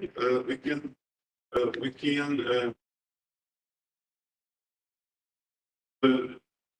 it's pretty much the same as the free fall test.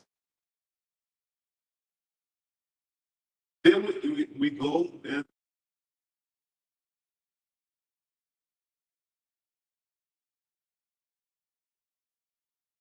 and the performance, and we compare the almost the same dynamics, same control as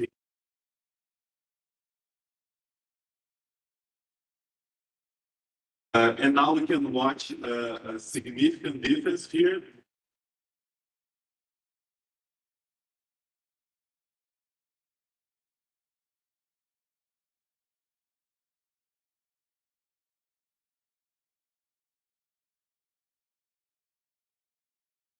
Because we had less mass put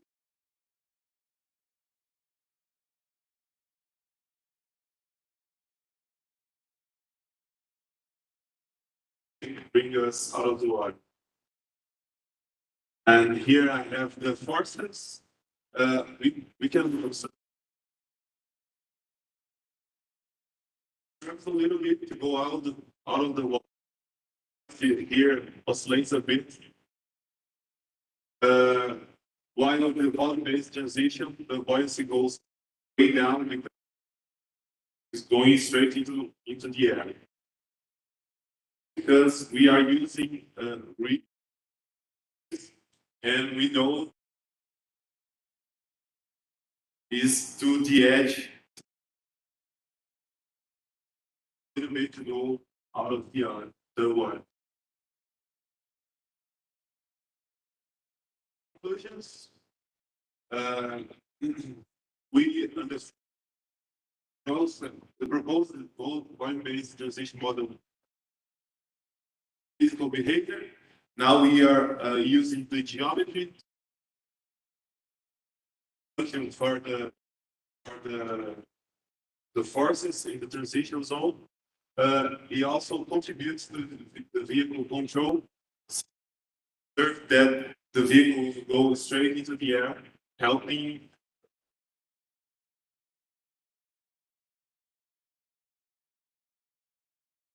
we want to add the vehicle also as an input. We don't want to make it, but we understand that using an orientation, since we do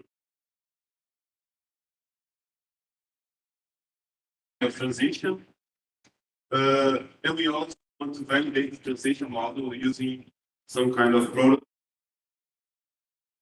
and probably with the same actuators that are in our.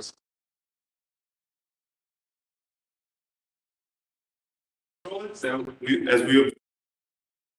the controllers are still not this kind of situation, and we can learning-based approaches to finding non-linear behavior of the vehicle. So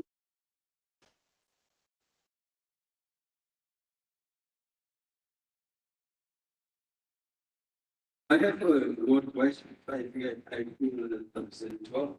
Do you have a transition phase from overlaying yes to try to also when it's overing over with the motors?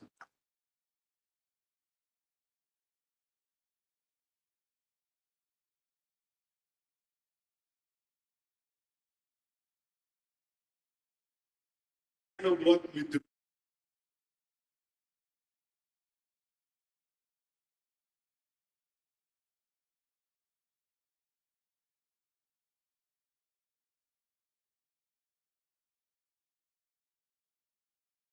But for me, it seems to be three phases. Yeah, we don't.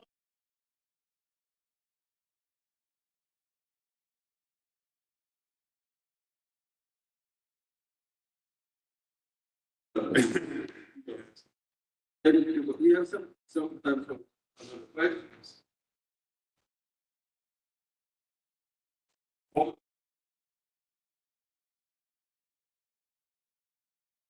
And thank you very much for your. Thank you.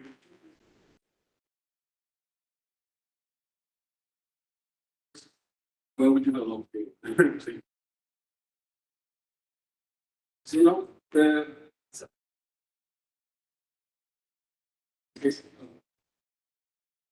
also the last work of the process of the session is going to be video.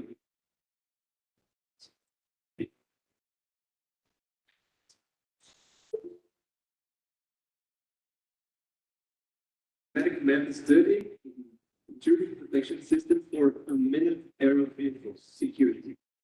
By Leandro Silva, Isadora Ferrão, Kalinka Castelo Branco from University of São Paulo. Hello everyone. My name is Leandro Silva, today I'm going to work.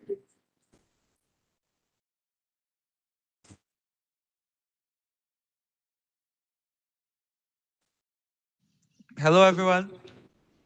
My name is Leandro Marcos da Silva and today I'm presenting my work, a systematic map study in intrusion detection system for unmanned aerial vehicle security. I am a master student at the University of São Paulo. There are working areas of Internet of Things, IoT, network security, and unmanned aerial vehicle, UAV, at the Laboratory of Security Unmanned Systems. Let's start then, first the introduction. UAVs can improve the performance and the efficiency of the IoT in terms of connectivity, reliability, coverage, and stability, among others. Attention to UAV as lead to security concerns, particularly in context of UAV network because it's vulnerable to malicious attacks. Intrusive access is one of the ways to deal with attacks. It's possible to find studies that mention IDS for UAV security.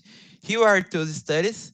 The first studies, machine learning ML techniques for IDS were reviewed. Threats and vulnerabilities is in UAV swarm or analysis, other study. In this studies, classify and survey the IDS, evaluate and design on vehicles. This other here, describe and study on security challenges for reviews at high level. This one, this name the challenges of detection methods for secure UAVs. In this study, identify vulnerabilities through stride modeling. In the last study here, ADS mechanisms for UAV security are raised and describes an ADS taxonomy. Previous studies mention ADS for UAV security or serve the state of the art of existing ADS approaches, but there is no systematic mapping about ADS for UAV networks. So the proposal is to perform a systematic mapping on the ADS developed for UAV security. Now to research method. 4 research questions were defined with 2 research questions divided into sub-questions.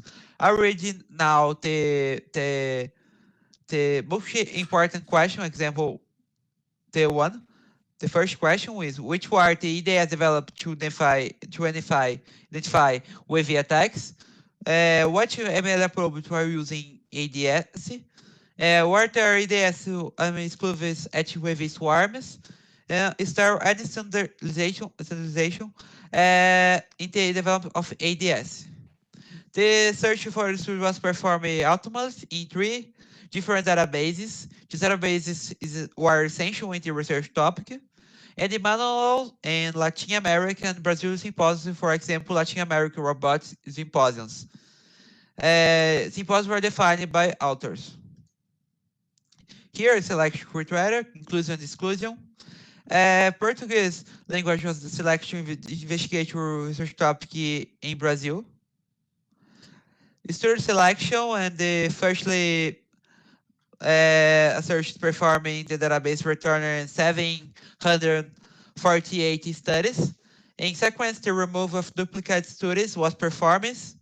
The title, abstract, and the keywords of 586 studies were read and applied the selection criteria. If it is reading, 70 studies were selected for complete reading. So finally, the selection criteria apply again, the complete reading, and the 55 studies were selected. One study on the subject was found through manual search, and the total number of search extract results is 56 studies, and these studies were reviewed. Now, analysis of the extract data will be present to answer the research question results. About IDS for UAV security, IDS different detection mechanism. So the begin apply example ML and deep learning, the motion applied and the behavior rules and the spectral traffic analysis and control observer. About the taxonomy, IDS are different. Most IDS are anomaly based and the data source user varied, begin common links, ground control systems, sensors, and UAV components. The most common attacks in EDS are present here, but general EDS covers more spoofing and DOS attacks. About ML approaches, this is traditional algorithm, ML algorithm applied, but some works apply specific architectures of neural networks, example, convolutional neural networks, and the long short-term memory. In the education of abnormal behavior, only classes VM, local outlier factor, and the autoencode are applied. About evaluation method used to model evaluation, using wisdom start from the confusing metrics, but some students use the RC and the area under the RC curve and the training is equals time. About the data sets, students often use the general network data sets, it's not a UAV data, and the other use unique data sets for UAV. 3 unique data sets were found publicly available in the literature. This one present address to Wi-Fi authentication, double PA to PSK crack, and the exploit attacks. This other dataset presents encrypted Wi-Fi traffic logs, including attacks on WAV networks. And the last dataset here, begin flight logs and the Wi-Fi GPS spoof and gems was present. About WAV swarms, 2 studies mention unique ADS for WAV swarms.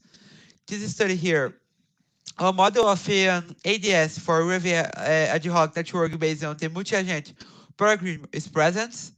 And this other study on testbed was developing a mesh network in star topology. The purpose is WAV to detect attacks on its neighbor UAVs.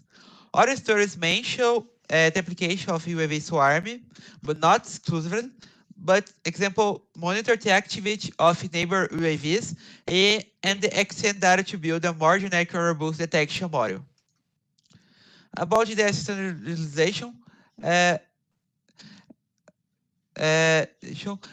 sets were built with a specific type of UAVs. Testers use specific features of these types. Example, in Parker Chow, analyze the features most exist in the plane of the type of UAV. So the start features are related to geography and the physical properties, what most UAV systems measure. Tend to build the IDS generic and it can be implement in the plane of the hardware. Now conclusion future directions. So this work presents a systematic mapping of IDS focus on with security. IDS found generally apply the anomaly-based detection method using deep learning. The most detect attacks correspond to GPS spoof in the DOS. Of unique UV attacks that are usable serve, find the only 3 datasets publicly available. 2 studies mention unique ADS for swarms of UAVs. And lastly, one way to standardization and develop is to use the features independent of the UAV type. About the future directions, the explore ideas developed for swarms of UAVs and the standardization is aggregating data from the UAVs for incremental training and the alerting neighbors when identified an attack. Combining a specification and the anomaly basis interesting, which develops on Weber ADS, and the generation of a public swarm dataset and the cover real data, not simulator, reflecting the actual scenario. And the final to conclude the development of lightweight ADS is essential because UAVs have limited process resource and low power capacity. So I acknowledge this was financed in part by CAPES. This is the reference used to construct a presentation. That's it. Thank you very much for your attention. This is my email. If you want to get in touch, and I open to questions. Yeah. Okay. Let's congratulate with from Scott. And if you have questions about this, please send an email for them. Okay. So with this section, we close our segment. And I hope to see you again during the rest of the symposium.